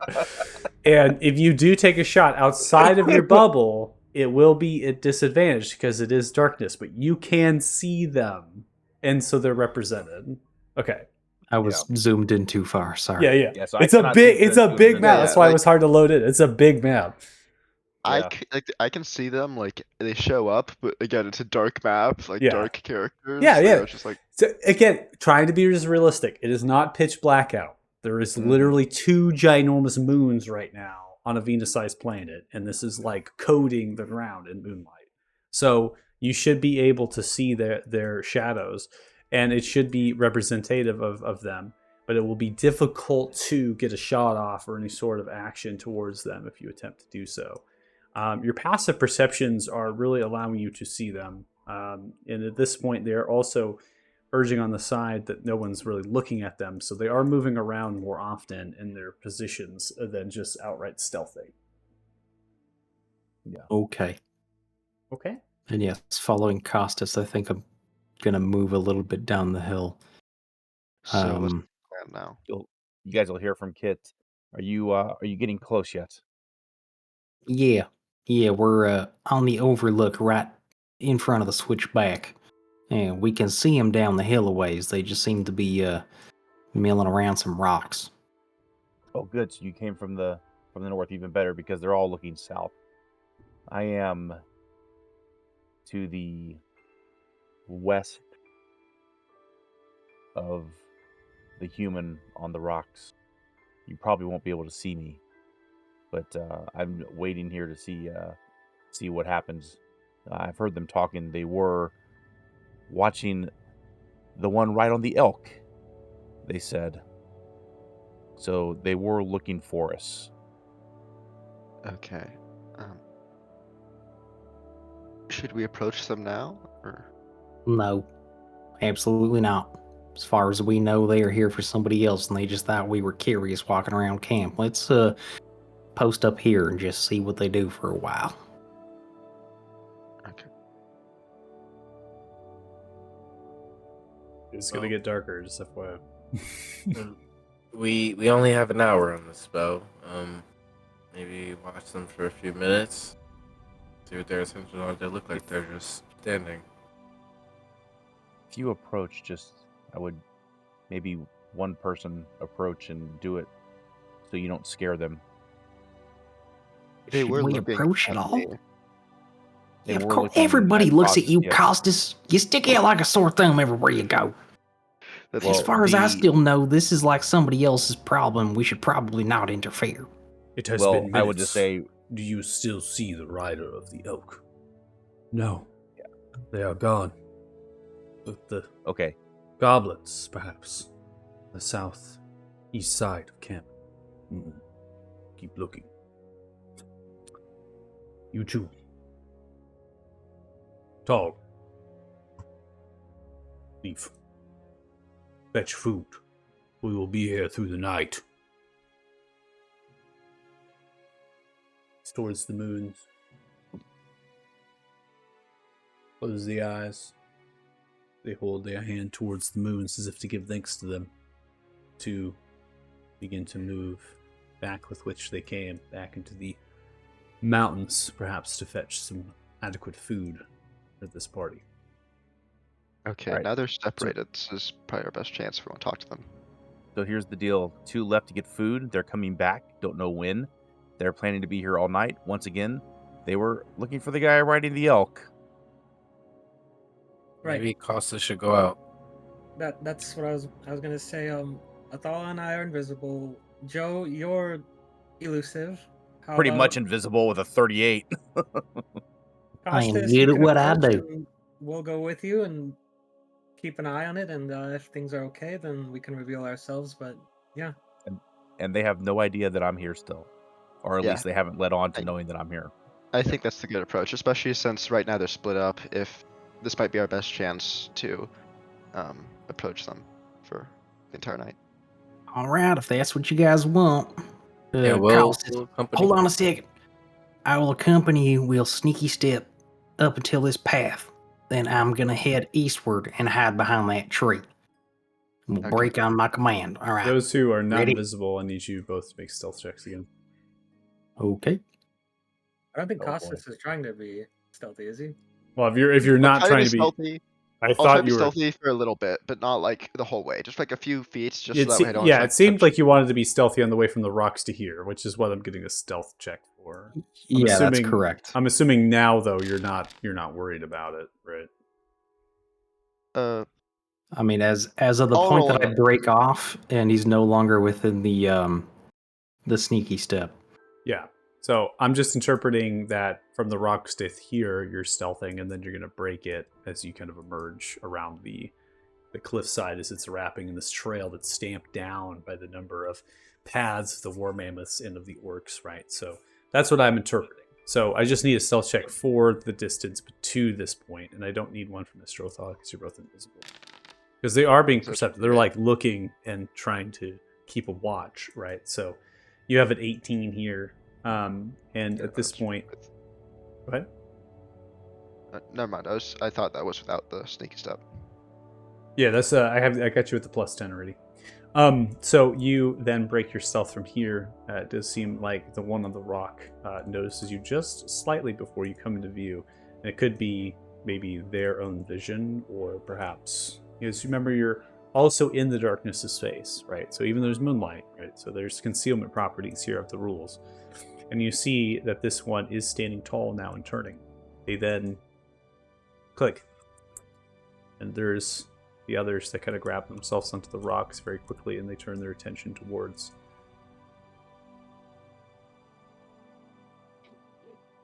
I'm going to approach, but not in an intimidating manner, but confidently. See, as it looks towards you, looking left and right as they hunch. They then jump 25 feet all the way, vaulting to the next rock. They land, stomping into the rock, looking towards you. You are no orc. You are no goblin. You are not from the High Auric. You do not smell of it either. Who are you? I'm just an adventurer that happened to be in the area. I'm assuming you're from the Grey Bears? You assumptions would lead your wisdom to correctness. You must be guided here. Sent here, adventurer. Hear the voice of another. I believe that was the one on the elk. Elk rider. Yeah? Shall be your name, elk rider. Oh, You do you have mind if I come. bring the elk over? Do not care.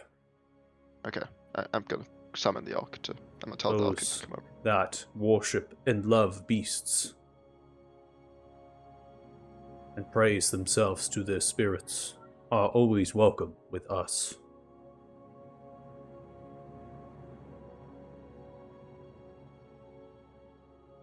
Anyway, I was just curious about what you were doing up here. Every day you see a group of what seem to be druids and other, Elk Rider, I am wise. I have lived a long and healthy life. If you are to know that we are here, you have seen us. You speak upon yourself, stumble on your words, like a tumbleweed in the fields. But do not fear. We will not move against you. Out of character, he's referencing that you said you stumbled upon them, but yet you also saw them, and you made way to them. So, fine, okay. I'm characters activating my referencing that you emissary piece. stumbled a little bit and saying that you just happened to chance upon them, but also you saw them. And so this character is wise enough to know that. So, emissary piece. Let's just. Okay then. What are you looking for? It is not what I am looking for. It is what the Grey Bear are looking for. We are after those that the Bear Spirit has sent us. Ursa. Ursa has guided us to seek those who would cross the mighty river on the light of the moon. They point towards the sky.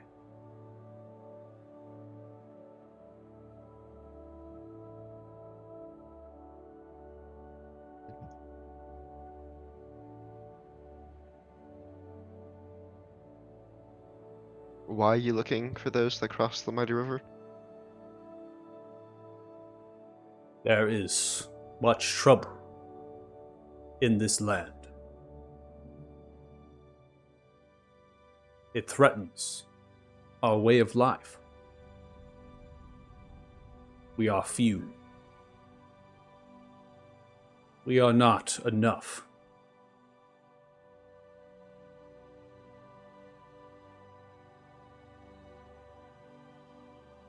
And you were hoping we would help.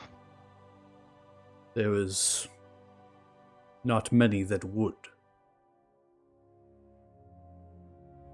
Ursa has told that you, perhaps, are this one. You would be a shadow in the moonlight. And as you made way to us, we would see you as bright as day, a beacon of hope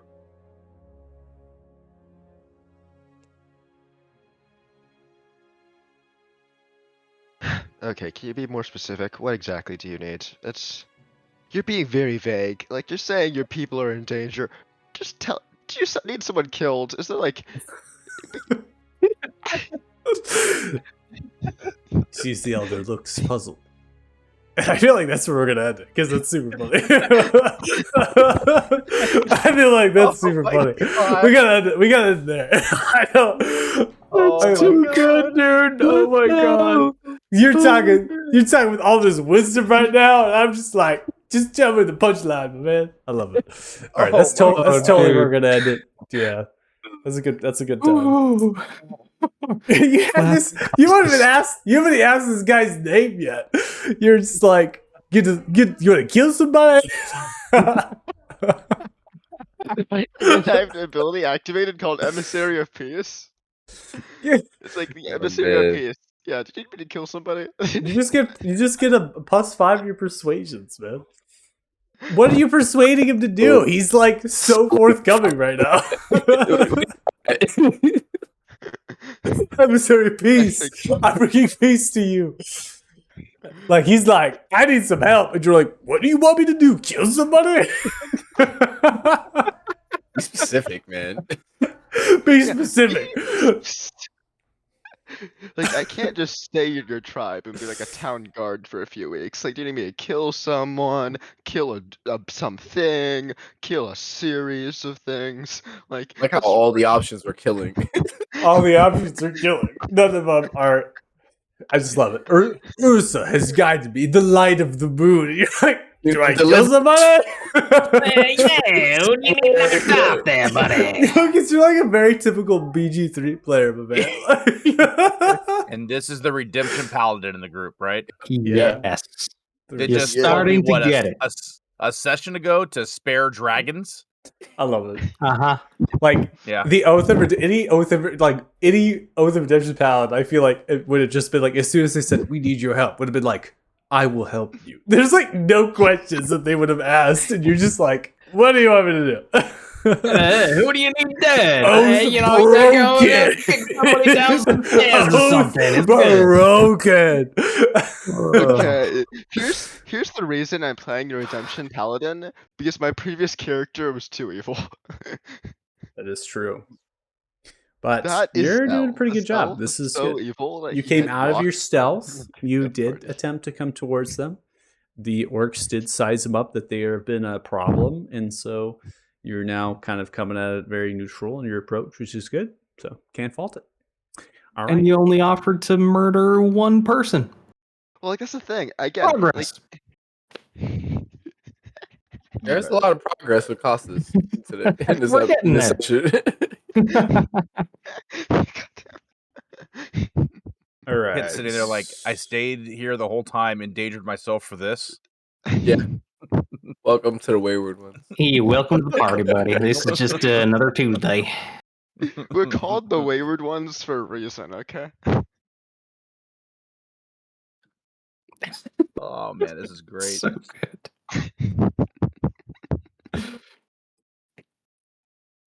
Dustin, if you haven't yet, you need to go back and find the one session that we have uploaded early on when Zell was still around, Lucas's first character, and watch the whole tirade that he does with what's her face? Elise. Elise. Yeah. Man. Oh, so Goes was off it like, dude, they time have my locked in? family. I'm trying to get out here. They're gonna murder everybody, and he just like runs away into the woods. It's hysterical. It's like they kidnapped me. Kidnapped me. I'm held hostage. They kidnapped me. I'm held hostage by them. You saved me. They're not my dad. Great.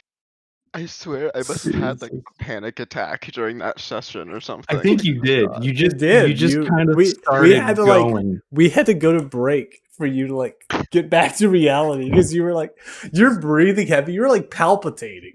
It was Love this like, one right here though. physical He's like- problem.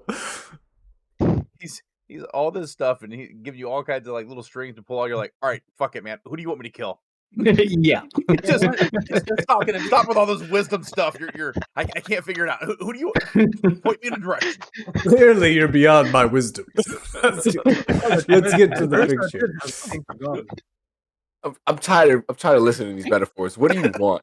Dude, it's like it's like you get the puzzle, you just start shoving pieces and jamming them in where they don't belong. Yup. I want to figure this out. It's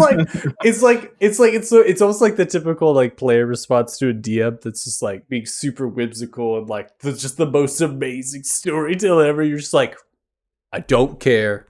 I just want to kill something. Yeah. The fucking light of the moon? Come on, they're moons. They give light. We see the light every night. It's We fine. see it every night, man. You just sit out here waiting for me. The whole time? Who cares about the bear? Hold on. Is it the bear you want me to kill? Is that why you That was brought it supposed up? to be my job. I was so stoked we're gonna kill this giant ass bear, and now we can't. Oh, man. This would have never God. happened if Kit was not deciding to stay camped out there. So just there. This is Kudos to you. true. Kudos to you. Well done. Yeah. You All right, brought us to session this comedic moment. 65. We have 386 experience each. Put 106.42 experience total. And then for you, Kit, you have 810, which puts you at 73.405. Well, technically we would be at 109. Right? No. I'm looking at that wrong. I see a lot of digits. I had you at There's 6 digits. 106.096 on session 64 ending. And then, I'm looking at a different digit. gotcha. Forgot we were in 6 digits, not 5 anymore. Yeah, we're Yep. getting up. I think I'm going to put No you on future milestone intended for you. leveling. No. Don't you dare. We'll just go hunt all the dragons immediately. You'll never reach that milestone. You defeat the soul campaign, I would level you up. Yeah. Wow. If you Just push a kidding, milestone just level, kidding. You better make a really fucking weak milestone. Like you made coffee level up. Yeah, coffee level up. If you're watching the stream, thanks so much. Really appreciate it. Hopefully you join us again. We're going to play on Saturday as well at 4 p.m. PST, so you can watch there for session 66. And really appreciate it. Thanks so much, and bye. Bye. Peace.